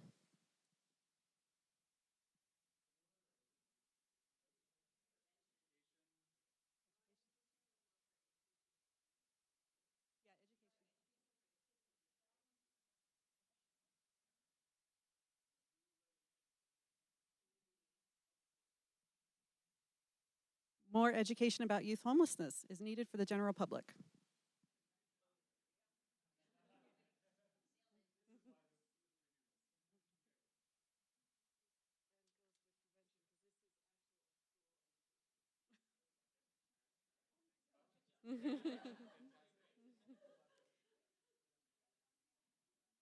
Make it easier for low-income families to access safe, affordable housing.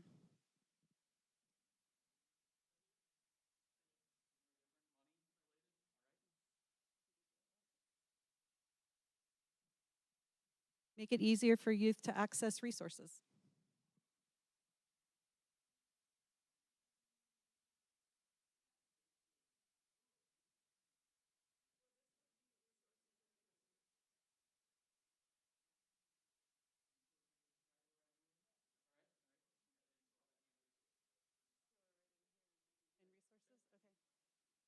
okay. to expand on the most successful programs.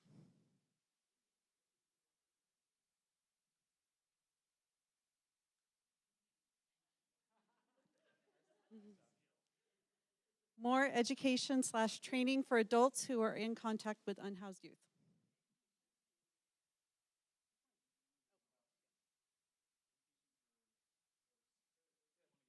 More education and training for adults who are in contact with unhoused youth.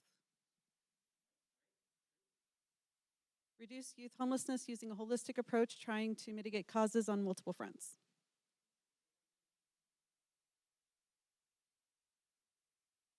Housing itself is not a home. Housing itself is not a home.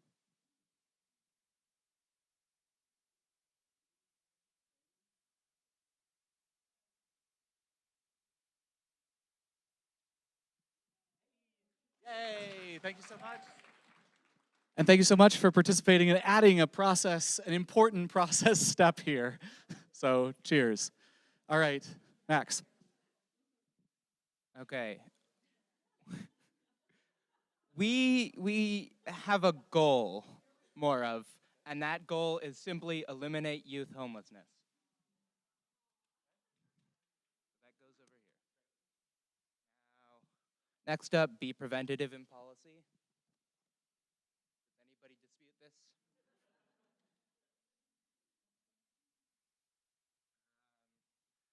After that, reduce restrictions on funding while maintaining transparency. Sort of two in one. Yeah.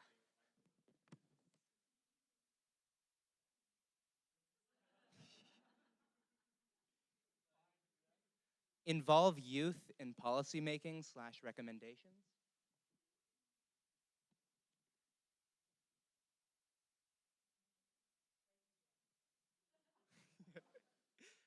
Account for risk factors for youth homelessness.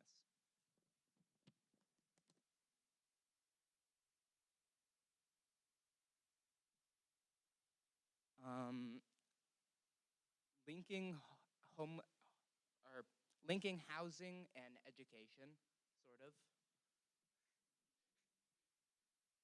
We couldn't decide if this was solution or principle.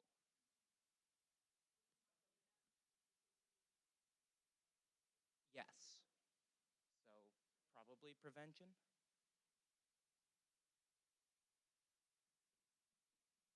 Foster community awareness and involvement. Oh.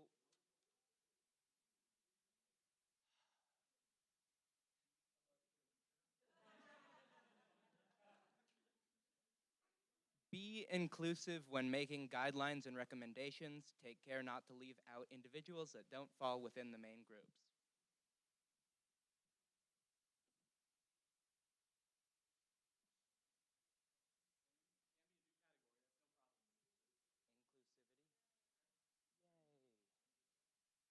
I'm not writing that up there because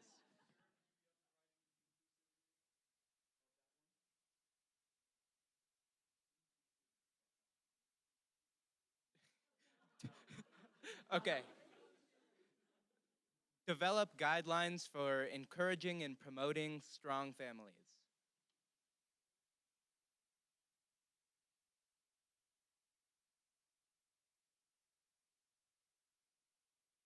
And finally, develop novel streams of revenue. Woo! Thank you very much. All right, group 5. Okay, so we have 4. First one, the recommendation does not require a policy change in an area which is too politically controversial to be feasible.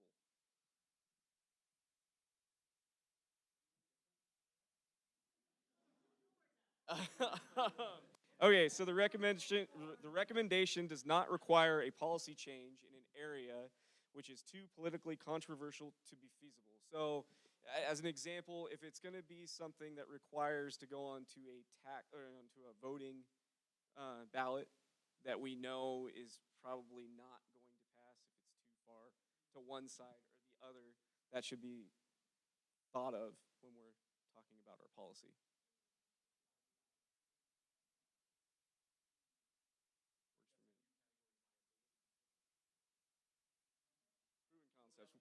Proven concepts works for me. The next one, recommendation should be actionable and measurable. It can be delegated to a single entity.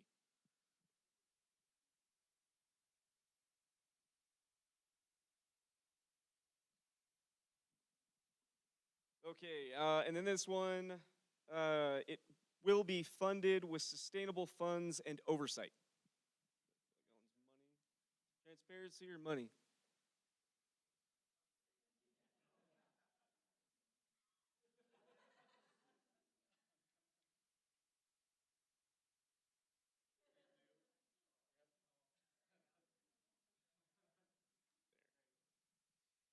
And then the last one, the solution works to empower the youth. This one, we're probably going to put more on there, but we ran out of time.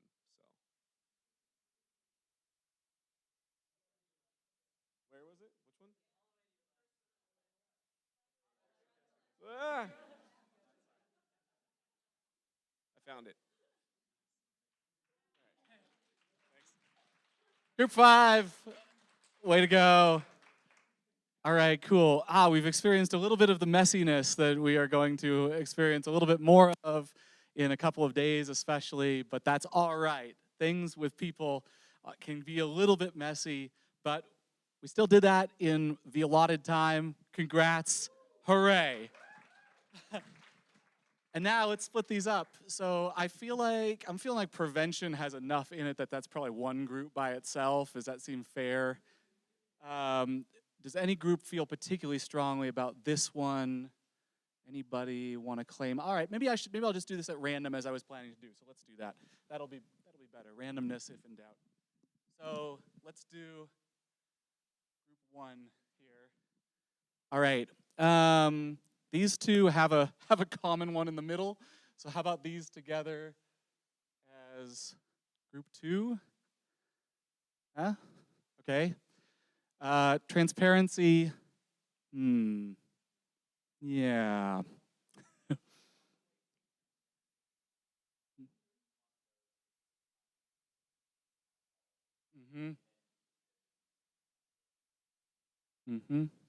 Okay. All right. I'd only get to 4. But that's okay. It's a lot there. Yeah.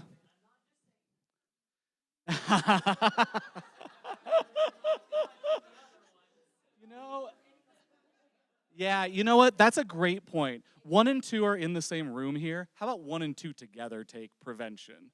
What about that? Y'all can divide this up 50-50 however you want.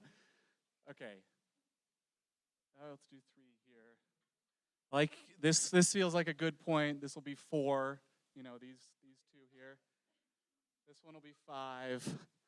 5. And 5 gets the stragglers on the edges. Okay, grab your stickies, head back to your groups. Wait, actually, just a second. I forgot I have one more thing to say about it before you do that. As promised, do not change the core meaning of the principles as a reminder here. So you're going to be dealing with other people's, hard-fought ideas here. So respect that.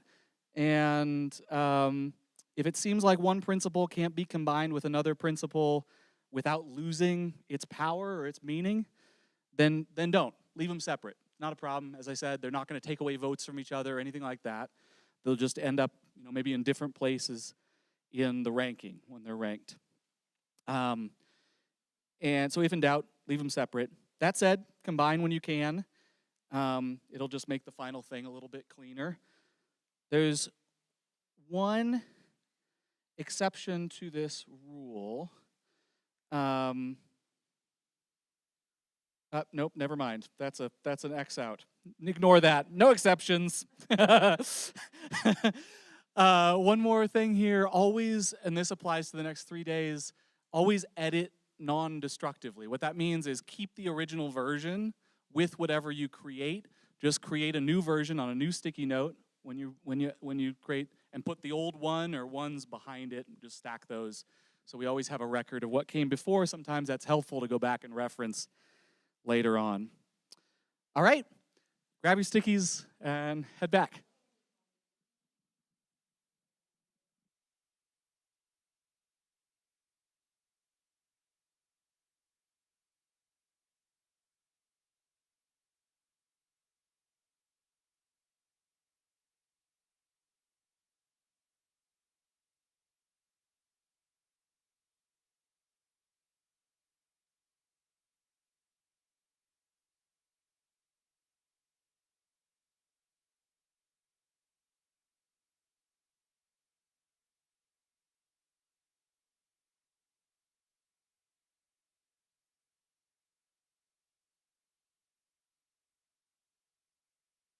So we may not be breaking until as late as 3:15. So if you do need to take care of anything yourself, always take care of yourself first and foremost.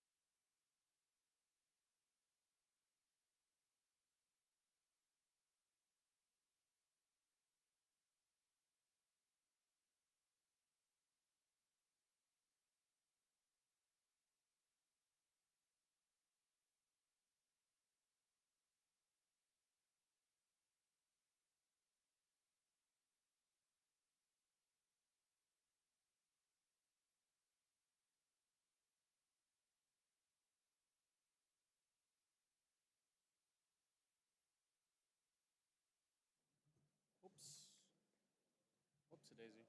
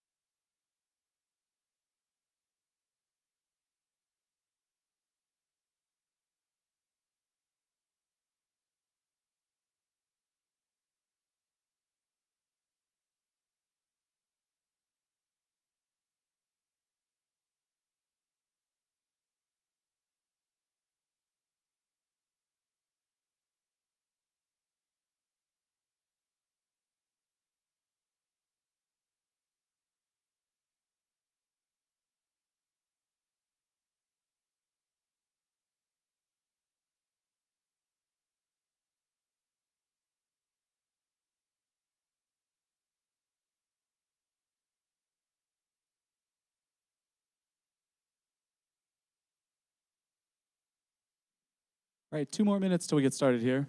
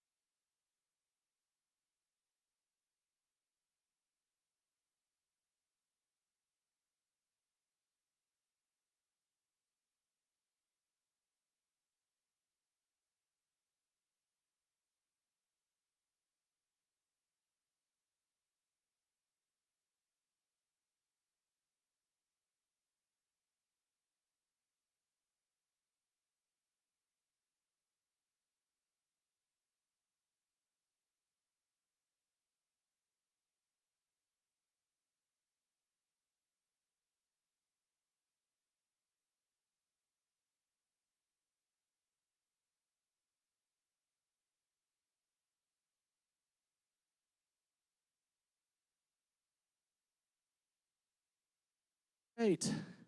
Let's make our way back here.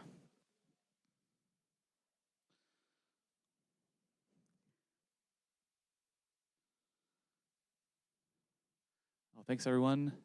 If we can end the conversations in the hallway there, staff and delegates and otherwise.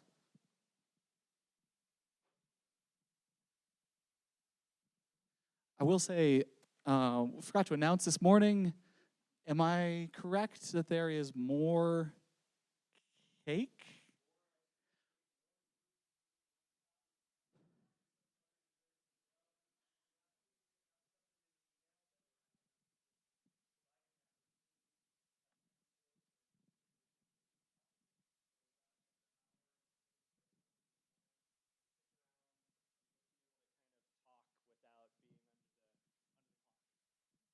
Thanks.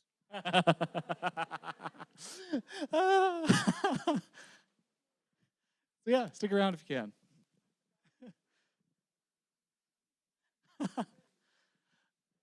Okay, sweet. So a couple more things to do before we get to ice cream cake time of the day. Ice cream cake o'clock. First one is to finish up our work on principles for today. You've all done a bunch of work, created great principles, refined them, and now is a final report back, reading them out loud to each other.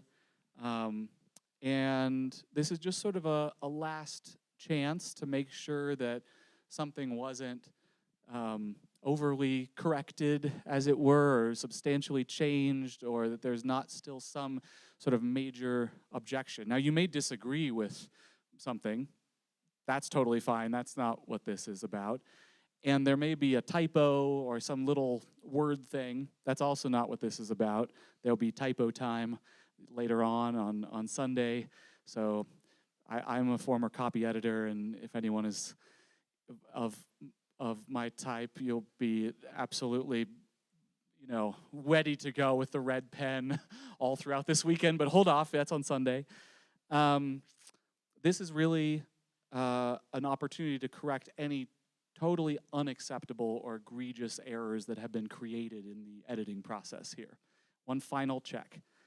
Not just if the wording is a little weird, not just if it needs a little bit of wordsmithing.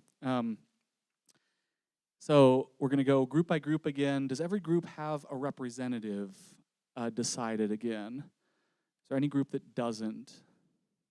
Okay, cool, fantastic, that's great. So we're going to go 2 at a time here, and Adam is going to be your runner. So read 2 off, hand them to Adam. Adam will come up and place it in the document camera, which if we can reflect that on screen, that would be super. Do I have it plugged in right? Hey, there it is, perfect. Okay, fabulous. He'll put them up here. I'll say, okay, any egregious errors or things that have been, egregious things that have been created. Read 2 at a time. No. Yeah, don't worry about what the previous version was. Just read the most recent version just to save time here. So thanks for that. That's great. Yeah, just know the most recent version and then the most recent version of a second one. Hand those off, pause, and we'll see if there's any serious objections. All right, go for it. Communication styles between generations to decrease family conflict. Okay. Education is a pillar of community health. Okay. Any objections to how these have been edited? Ooh, a shine. There we go. Ooh. Other way? That's good. That's good. This is good thinking. Yeah.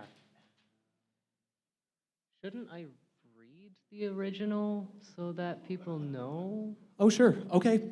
Yeah, that's fair. Would people like that, to know sort of where it came from? Okay, that's fair. If you'd like to do that, that's just fine. So maybe we can expose the original there on both of those. It's showing up nice now. Okay, great.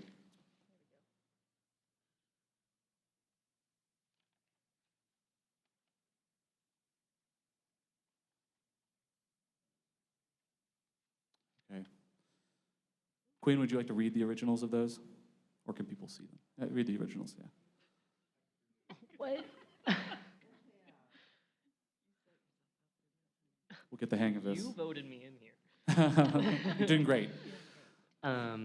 So for the communication styles, the original is concept creep of safetyism into emotions has negative impact on family conflict resolution. And then we didn't really change the other one. It's education as a pillar of community health.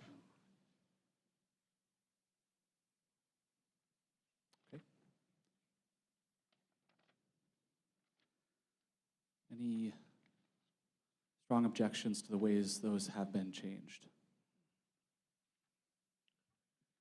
And use your table tent if you can, or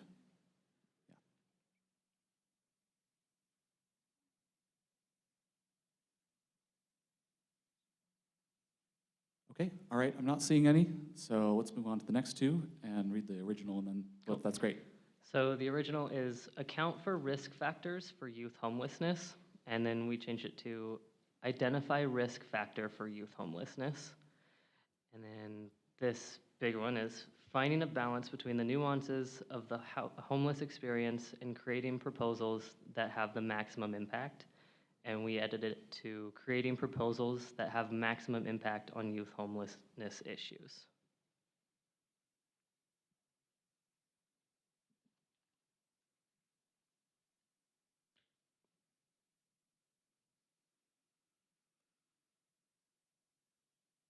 All right. Any Any strong objections to the ways these have been edited?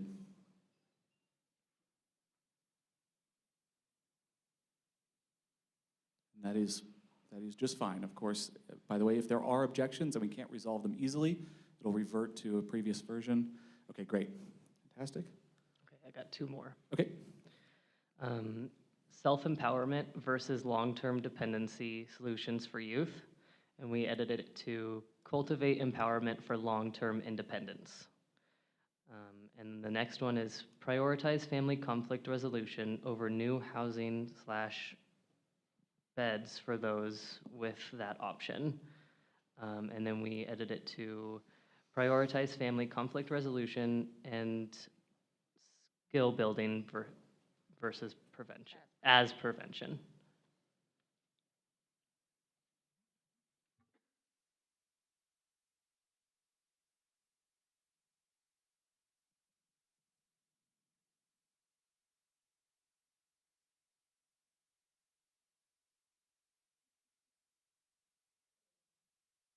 Oh, sorry. Yeah, thanks. Go for it. Looking down. As for the first one, I think just the piece of not just prevention, but resolution is an important part of that original.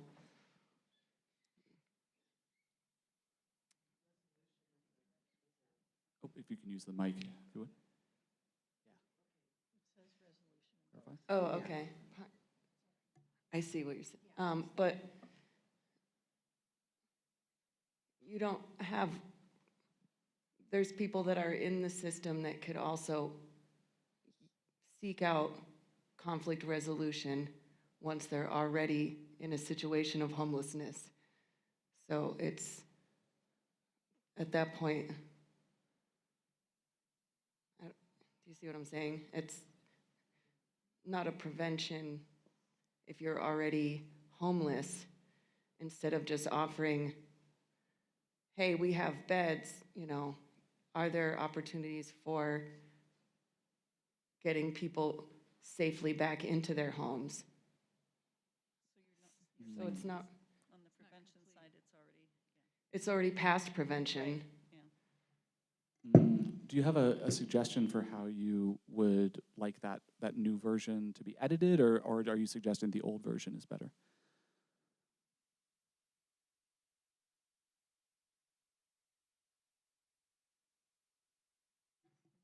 Maybe just cutting off as prevention on the second revision. I don't know how people feel about that, to clean it up, because I like the.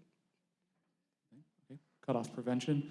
How does this group feel about that suggested amendment? Seeing nodding. Fantastic. All right. Yeah, go ahead. Couldn't that also be used as prevention, though?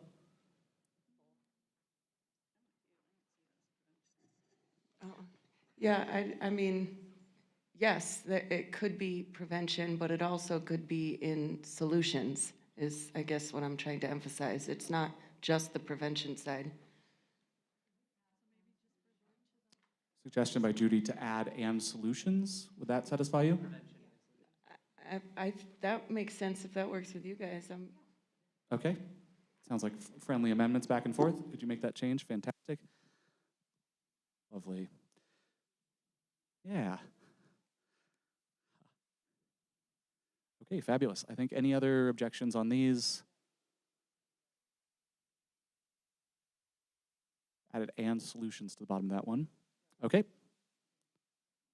Seeing nods, thumbs up. Okay, fabulous. All right, next two. Was that it? Hey, yay, group one. All right. Nice and clean. All right, group two. We have link housing and education, and be preventative in policy. Okay. Yeah, they're two separate ones. And were those edited, or are those just the originals? Those were the originals. Those We are the didn't originals. make any edits. No changes to those. All right, great. Okay. I'm not sure if there are any objections to the originals there. don't think that's actually a question here. Fantastic. Move on. All right. We said increase accessibility for youth to go to and stay in school, as opposed to make it easier for youth to go to and stay in school. And then we said efforts to end youth homelessness should focus on long-term solutions that build independence, instead of efforts to end youth homelessness should focus on long-term permanent solutions. Okay. A little tweaks here.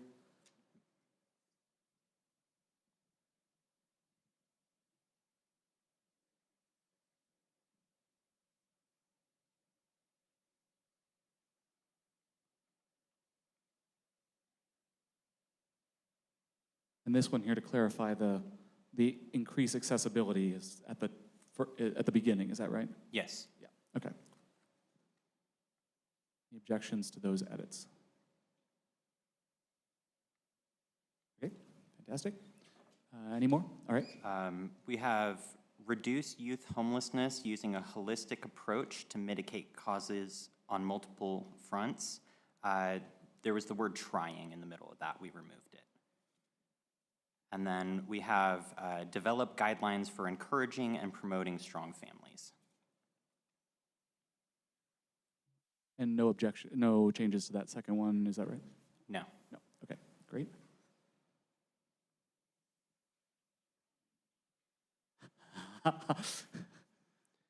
Any objections to that removal of the word trying? I think is the only edit there, right?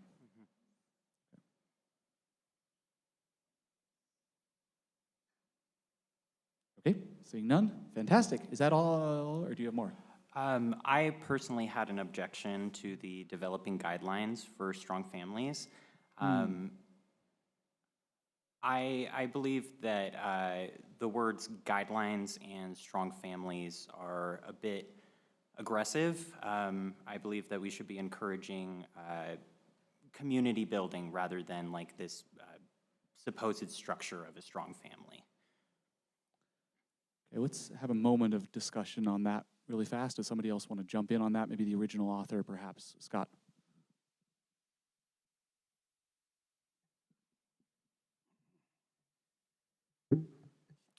Yeah, I would object to that change. There's a lot of evidence that strong families have less homelessness. If you look at the data for Asian families, who tend to be very strongly family-oriented, for Hispanic families who tend to be very strongly family-oriented, there seems to be a lot of evidence that strong families as well as strong communities have a marked impact on homelessness. And Scott, were you the original author of this one? Yes, I was. Okay, all right, fair enough. And would other people like to jump in on that? We'll just take a couple more. I think I saw Ben first. Let's go.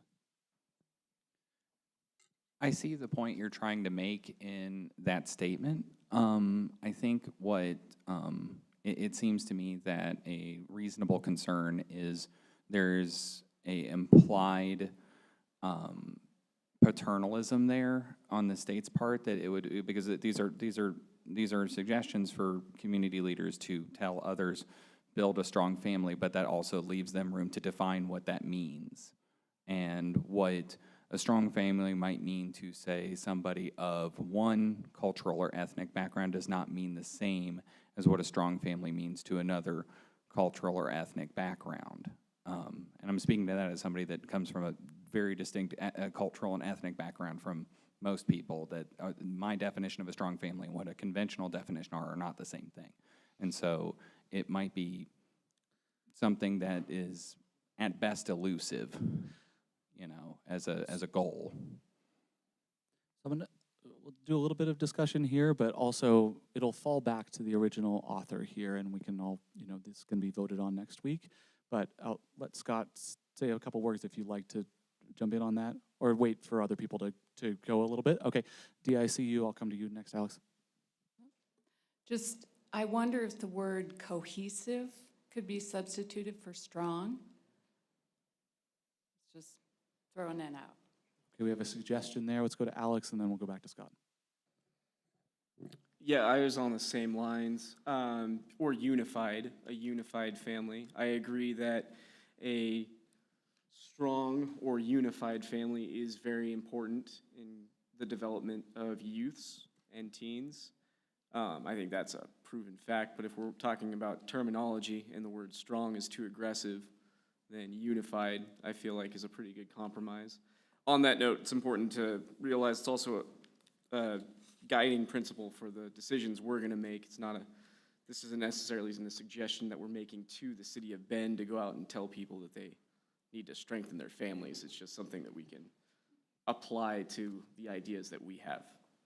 Okay, let's maybe take one more and then we'll head back to Scott again. Go ahead. I wonder if resilient might be another more acceptable word, because I do agree. I mean, even if you look online, there's universities and people all over that have guidelines on what makes strong families, and a big part of it is the communication and the resilience, and I don't know, just a thought.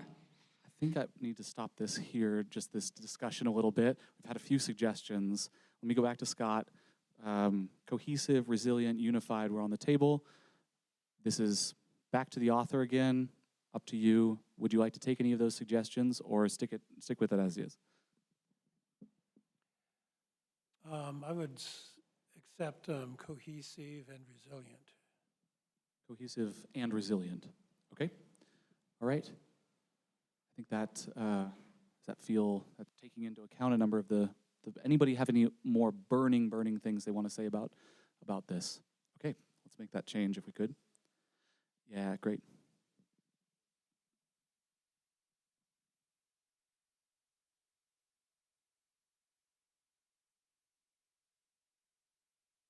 Okay.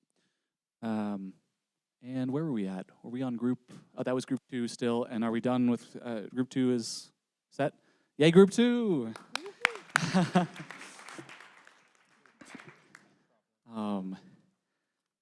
And okay, group 3, go for it. We have a lot of them. Okay. Youth should be involved in policy-making decisions.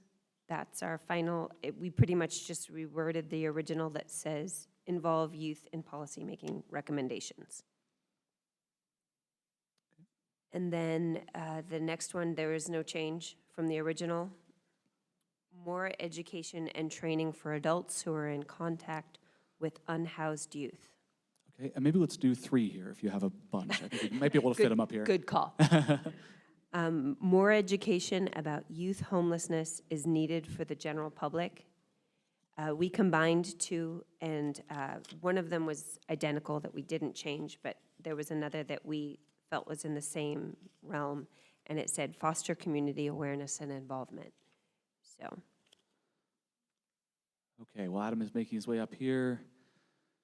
Any immediate thoughts or objections to those without seeing them on screen just yet?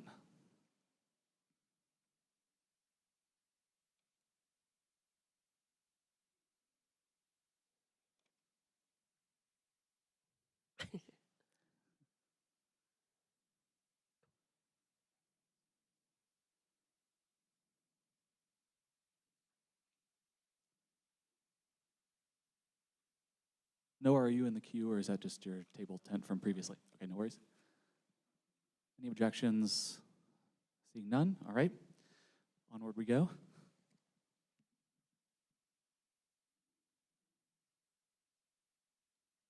Oh, go ahead. Keep going? Yep. Okay.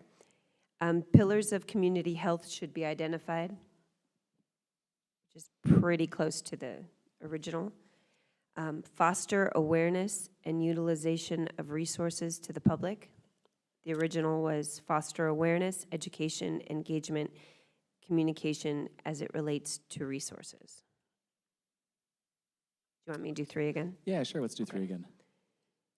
Housing itself, such as a shelter, is not a home. The original just was housing itself is not a home. So we just tried to clarify.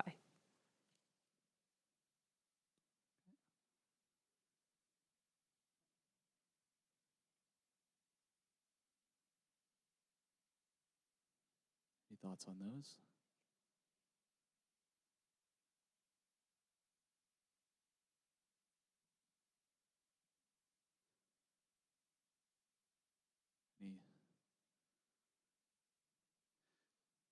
I'll try to look to you, Whitney, since you're monitoring the, go for it. So the bottom one, housing itself is not, or the housing one, that one feels just more like a statement. I don't know how you would apply that to a guiding principle. Maybe if someone could clarify it for me.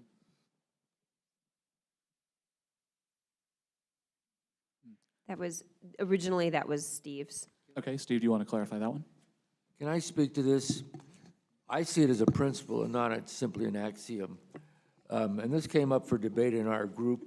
One of our members of Cricket thought it was more of a community-wide statement. I see it as a personal statement. Imagine if you were a 15-year-old or a 16-year-old, you live in a shelter, you can't really keep your personal possessions in it. You don't have a personal mentor like a father or a guardian. If you have a room in a house, you can keep your posters in there, you can keep your music in there, keep your skateboard. That's a home, and it's got a certain permanency to it. A shelter does not. And that's why I think we have to distinguish between housing and a home. Kids need a home, a place that has some permanency to it, that senses stability, and with stability comes calmness. And I think with calmness reduces stress. And we're going to do sort of the same as we did last time. And please focus on any sort of suggested changes that might satisfy. I see Ben.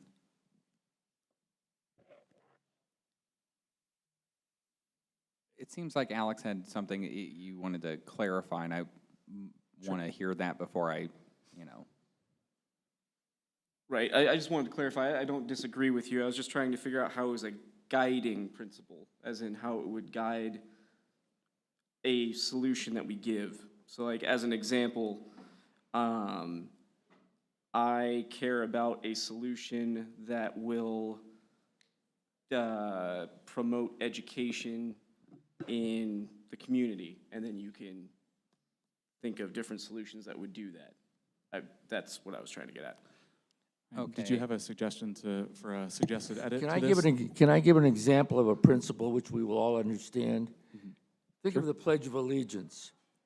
One nation, under God, indivisible, with liberty and justice for all. Those are principles that guide our nation. And that's what I meant by this. It's not supposed to point us in any given direction, but it's to underline the value that a home is more important than simply housing. Okay, we're going to take a couple more on this and see if there's... Ben, did you want to come in again? Okay, good. Cricket? There was much discussion on this one in our group, and I just came up with something that might work with Steve, which is youth need a home that promotes individuality and stability. Youth need a home. Could you capture that? Youth need a home that promotes individuality and stability. Is a proposal on the table. Steve, how do you feel about that? I don't disagree with it, but I wanted to, the way I phrased it, I wanted to distinguish between merely housing and a home. And if he wants to add those to the statement, that's fine, but I do want to distinguish between housing and a home. Okay, so it sounds like you would accept that as an addition to this, though. Yes. Okay, cool. Let's take, was there someone over here? Max? Max. Would an acceptable alteration just be housing itself should not be considered a home? Alteration there. Maybe let's go one more with Ben and then come back to you, Steve. Ben, go ahead. It seems to me that the point of the statement is probably to say that we're not going to consider the problem solved if we have everybody just housed. It's not solved until they are in a permanent or semi-permanent home. And so I mean, I think the original phrasing is actually fine, just so long as you know it's understood that it is a guiding principle in the sense that it's the principle is saying that just getting people off the street isn't a solution. Does that make sense, or am I just talking in circles here? If I can comment. Go for it. I tried to make it as terse and succinct as possible without providing explanation. I think it's in the statement. Okay, so it sounds like, would you like to take Max's suggestion, or would you like to keep it as is with the addition of crickets? Yeah. Max's version is equal to mine, and if you wanted to add crickets language to it, that's okay too. Okay, so you would take Max's version as an amendment, or as a change? Okay? Yes. Okay, fantastic. Max, could you repeat your language, and could you capture that? It might be best just to write everything out on a new sticky note. Fair enough. But I just wanted to add the word should after the comma. Or I think that's a comma. Not sure why there's a comma there, but. So you're saying There's housing. parentheses about around the shelter. I can't see, but there's parentheses. So the suggestion here, if I can capture this, is housing itself, such as shelter. No, I think the parentheses were here, actually. The parentheses are okay, right? So, yeah, all right, this is all right. We'll get here. We'll get here. Don't. Honestly, it doesn't matter that much that we need to do this. Okay. I was just proposing it in a way that seems more to me like a principle than just a statement. Yeah. I think you were suggesting should not be a home. Should not be considered. Should not be considered a home. I think that sounds all right. We'll add the addition of it is housing itself, such as shelter, should not be considered a home.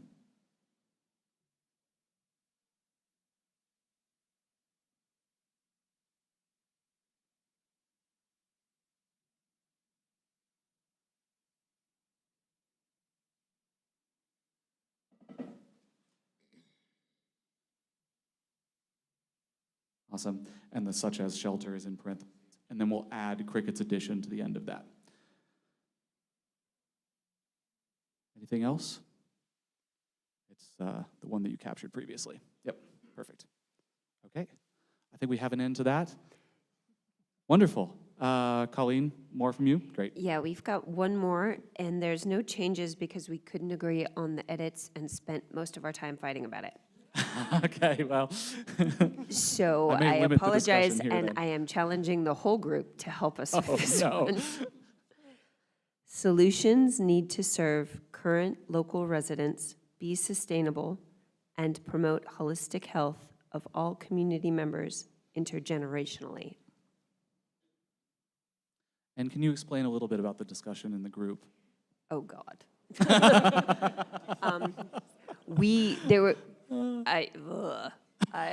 That was 20 minutes of our group, I think, of us trying to figure out if we could combine words, if we could rearrange words, if we could, and still stay true to it, and we couldn't. Yeah, and then we thought about the word holistic, and we Googled it, and then, some of us like it and some of us don't. So we didn't want to, we really did try to come up with other versions of that, whether we use the word holistic or not. We know all the synonyms for it now, so.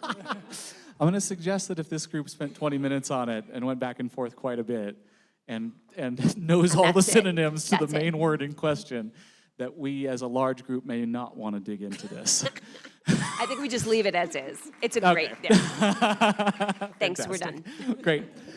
Group 3, yay.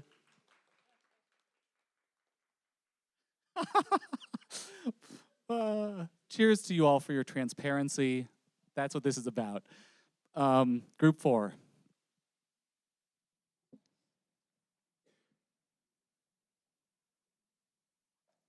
We combined a few of these. So the 3 will be funded with sustainable funds and oversight, develop novel streams of revenue, create additional revenue streams to fund more affordable housing, and we distilled that to prioritize novel and sustainable funding. Okay, let's stop right there since there's several pieces of that and bring that up to the front and look at those different pieces and make sure that's all right. That's quite a few combinations.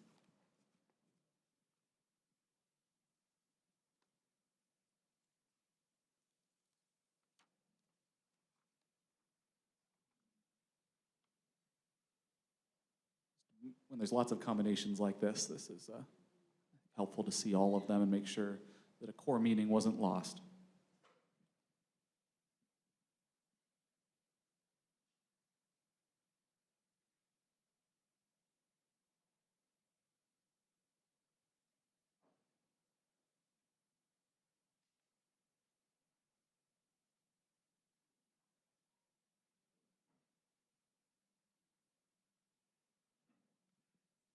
Any objections, Alex?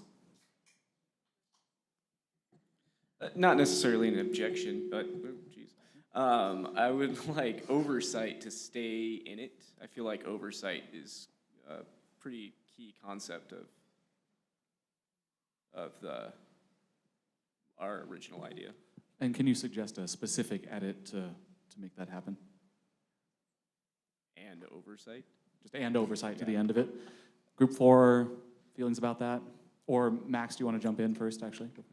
We included oversight in another one of our, so we bundled a bunch together as just broad themes. We included oversight in something else. Does that? Well, let's maybe hear that one then. Let's go to that one that does Okay. include oversight. See if that results. It might be a little bit different, but again, these are two that we combined. Reduce restrictions on funding while maintaining transparency. And then transparency and accountability build trust, establishing a reputation for openness with the public. And we came up with reduce restrictions on funding while maintaining transparency and accountability.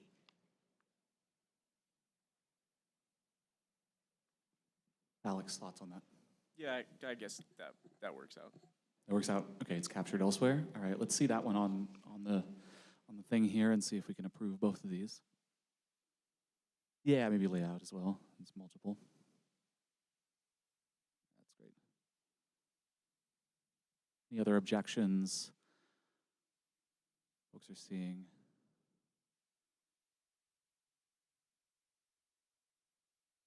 Seeing some nods. Okay, all right, onward we go. The original is prioritize homeowners and locals versus investors. And then had taxation, empty house, second, third home. And so that second part we felt like was accounted for in the first principle. And what was remaining was houses are meant to be lived in.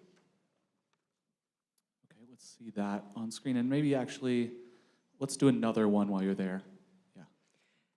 We weren't quite sure what to do with this one, but it's make it easier for low-income families to access safe, affordable housing. So we actually didn't change it. Okay, no change to that one. Let's bring those up. And how many more do you have? That's it. Okay, great. Let's look at these.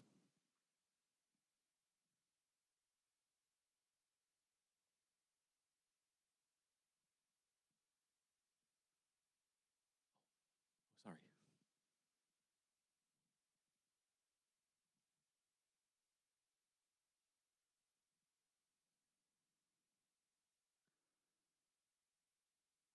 Any objections? Yeah, go for it. What is that last one? Houses are meant to be lived in? Yeah, that's what it says. Would you like to explain that, how that came about?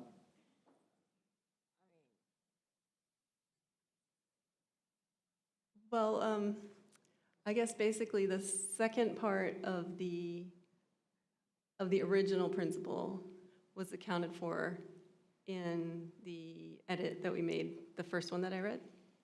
And so we wanted to maintain sort of the meaning or the values that were suggested that we maintain, or that we uphold. Okay. Thumbs up from Brenda. I see Alex. Just from reading it, so I would interpret the first one to prioritize people getting into homes. The second one is prioritizing people staying in their homes, is how I read that one. So like whatever we put forward we need to make sure that we are prioritizing the homeowners and not trying to like make it more expensive for them to be in a house. I feel like the abbreviation kind of loses all the meaning of the first one. And just to clarify, actually, this one was a separate one that's just staying as is, right? That one's not actually being combined in there. So, does that? By my understanding, she was saying the second one and the first one were stating the same thing, and that's why they abbreviated the. The first one the first one is the one that talks about novel and sustainable revenue streams. So the second part of this original statement kind of talks about taxes. So because of that would be a potential revenue stream or novel revenue stream, we felt like that was covered. And just to clarify here, these are two separate principles going forward, right? This one is staying as is. Correct. This one's becoming here. Great. I'm seeing some number of people in the queue here. If we can be brief, that would be great, Ben. Referring to the second one, the one on the right, so we're all on the same page here. Top yellow sticky note, prioritize homeowners, so on and so forth. I agree that the distillation of that as houses are meant to be lived in loses a lot. I think the principle that's attempting to be articulated here is homes are meant to be commodities, not assets. And I'm using the economic terms here because what we're talking about here is that commodities are things you buy, like necessities, food, water, transportation, et cetera, and then assets are investments and things like that. And that since houses have been treated as assets recently, the financialization of that market has made things unaffordable. And so I think the broad principle that's trying to be targeted here is we're trying to have less of that and more prioritizing it as a commodity good. I'm just going to so I don't know how to say that, but I feel like that's what we're driving at, and I don't know how to distill that. Okay, fair enough. If we can try to aim for specific suggested edits, that's helpful. But not to the ideas are also good, of course. Quinn. Okay, Nicole. Okay, he said it. All right, Cricket. I have a comment for the one without on this one. And Okay. I just wanted to kind of streamline it and say the same thing that it says, but increase accessibility for safe, affordable homes instead of kind of the wordiness that it is. Quite a lot of nods. Sounds good. Thank you. Increase accessibility. Fantastic. Actually, would you mind writing that, Cricket? I don't know, just to save you from having to. Fantastic. All right, great. Well, we've come up with an edit on one we weren't working on so much, so that's good. Scott? Yeah, as part of this group, and we kind of struggled with the meaning for a bit. I kind of liked was it Benjamin's, can't see his name, comments. I think that was maybe more concise, and I'd also like to hear from the original author to make sure that we're getting at the right point. It's a great point as well. Whose comments did you say you liked, or was there an edit that you wanted to, that was Ben's comments? Okay. And Catherine.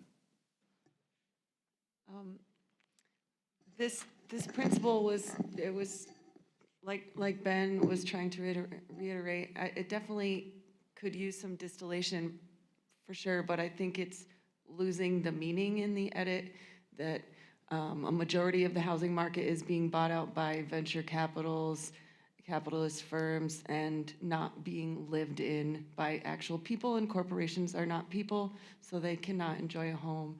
So that's essentially what I don't think is being transferred into the final edits.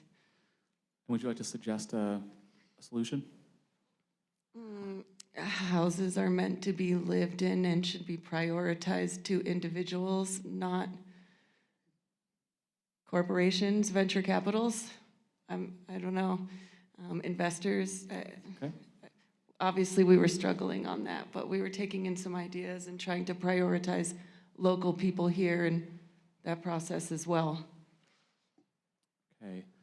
We have sort of a combination. You're taking this and then adding sort of the first few words of here-ish. Anyone want to jump in, Steve? I'd like to comment on this. I've been following this inflation factor for a long time, being that I'm 80 years old. When I was a kid, 0 was 0, and the rich were multimillionaires. Now 0 is 0, and the rich are the multi-billionaires. We're building an awful lot of apartments in Bend, and the people that rent those apartments are still going to have 0. And as this gal points out, the venture capitalists and the corporations are making profit on those apartments. If you can get in the house and start, even with a large mortgage, you begin to build equity. And that equity will grow with inflation, and you'll have something in your old age. Otherwise, you're going to be stuck with whatever Social Security can pay.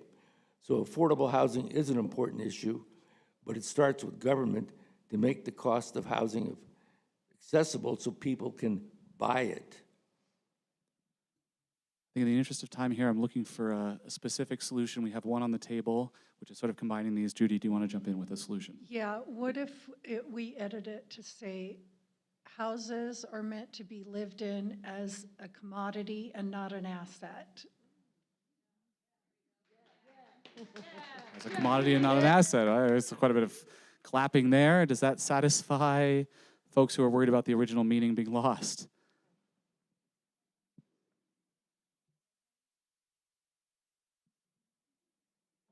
Okay. All right. I think I've got it almost captured here. And any more for group 4? Wonderful. Yay, group 4.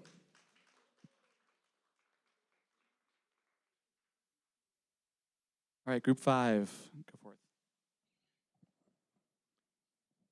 it.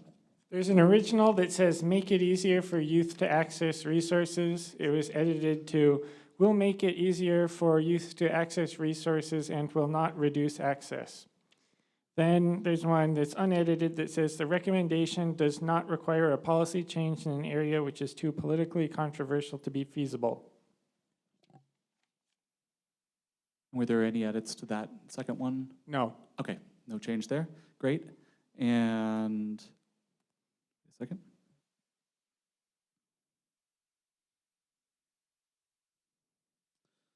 Any objections to the edit?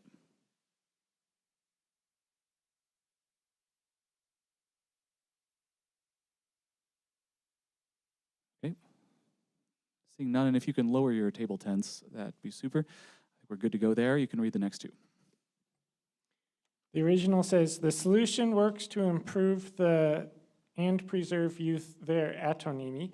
And the revised version says, the solution works to empower the youth and preserve their autonomy. Okay, and one more. There was one original that said to expand on this most successful program.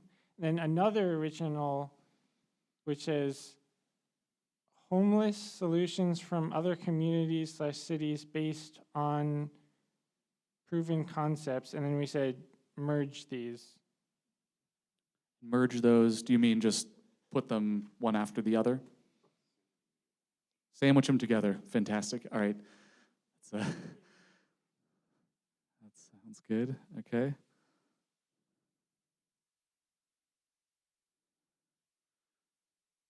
objections here?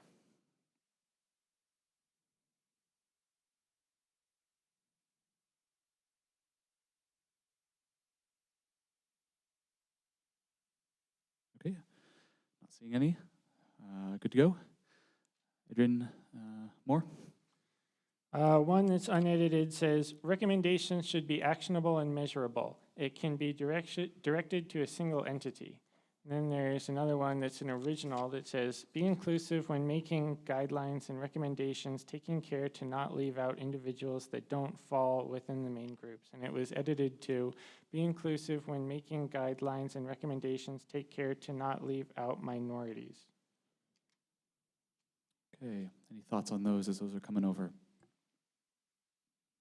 And how many more do you have left? None. Okay.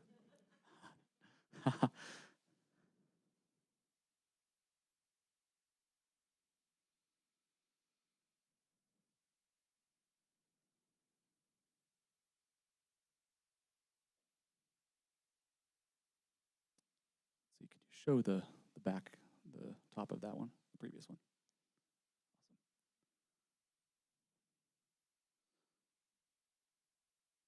All right, I see Alexa in the stack.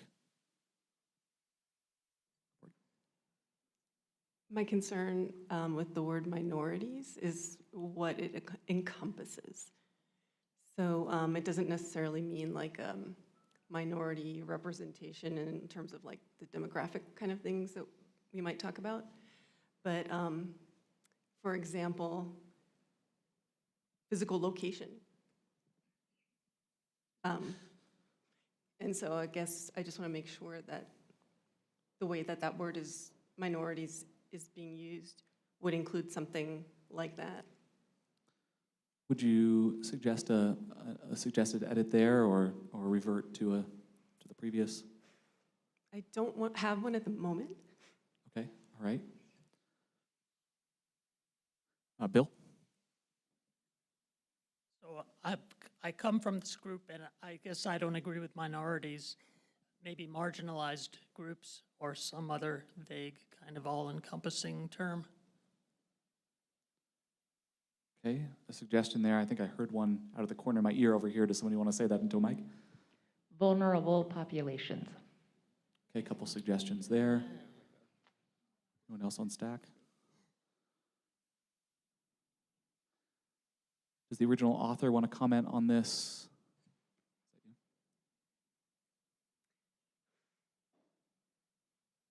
I do want to comment on it, but I don't have something concise to say. I guess it's just meant to be a very general description of ways that the people could be divided up. So originally, I was thinking of people in school versus not in school. And I don't believe that most people would necessarily consider not in school to be like a minority group.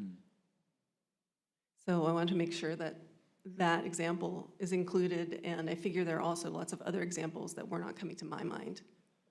Okay, all right. And am I thinking what you had originally there was individuals that don't fall within the main group, so sort of your capture of that? That was about the best that I could come up with at the time. Okay. A couple more suggestions here. Alex? Oh, I was just going to say, I liked the vulnerable groups, or however you stated that, vulnerable population. Okay, for vulnerable populations. And Catherine? Not that I necessarily want to quote him, but I just, the idea of no child left behind terminology.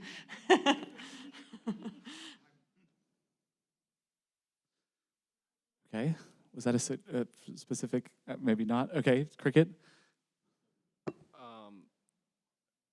I do like vulnerable populations, but we could do underrepresented. Represented populations, is that? I'm going to come back to you, Alexa, for the, we have Noah. Noah, go ahead. Noah, final one before we come back to Alexa for a final sort of revision on this. Maybe an edit that would be closer to Alexa's original message is to just peg on the words of our focus to the end of her principle. So it would be inclusive when making guidelines and recommendations, taking care not to leave out individuals that don't fall within the main groups of our focus. The main groups of our focus. Okay, I'm going to come back to you, Alexa, as we've done before, for a final sort of resolution on this as the original author to capture your original meaning. What would you like to go with? I like Noah's suggestion. Thank you. Okay, we'll go with Noah's suggestion then. Fantastic. Could you make that note? And group 5, hooray! Yay! Did it. The joys of editing in a group of 30 people or something like that. But thank you so much for wading through that. It will make the final versions of these, every step it gets so much clearer to the meaning that you were trying to get out of it.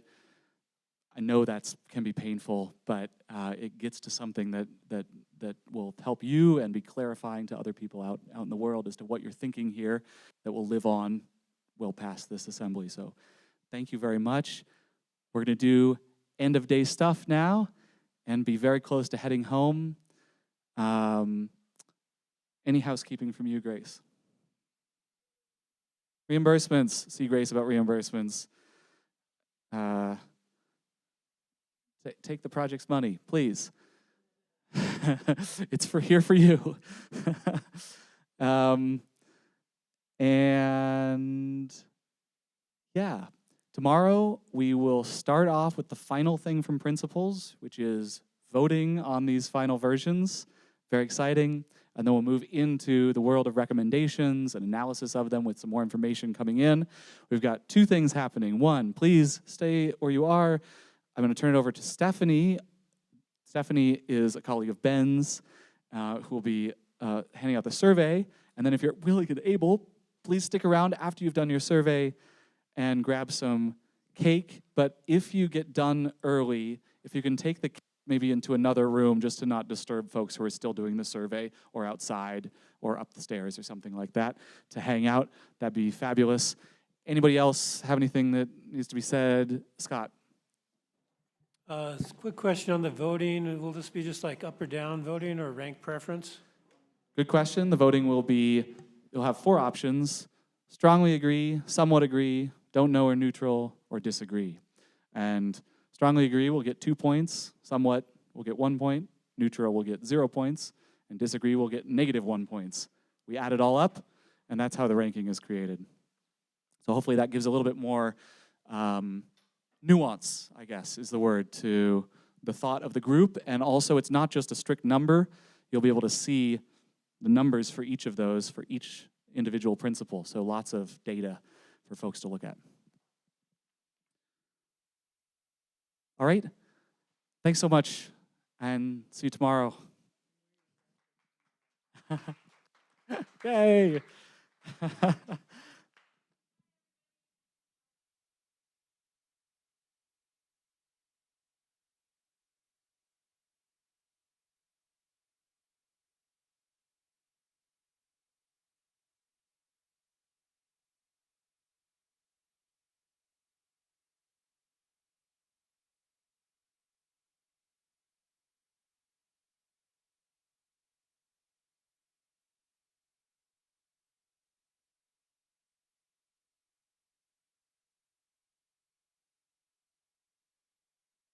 Does everyone know where their research number is or remember it? Okay. Should be on the binder.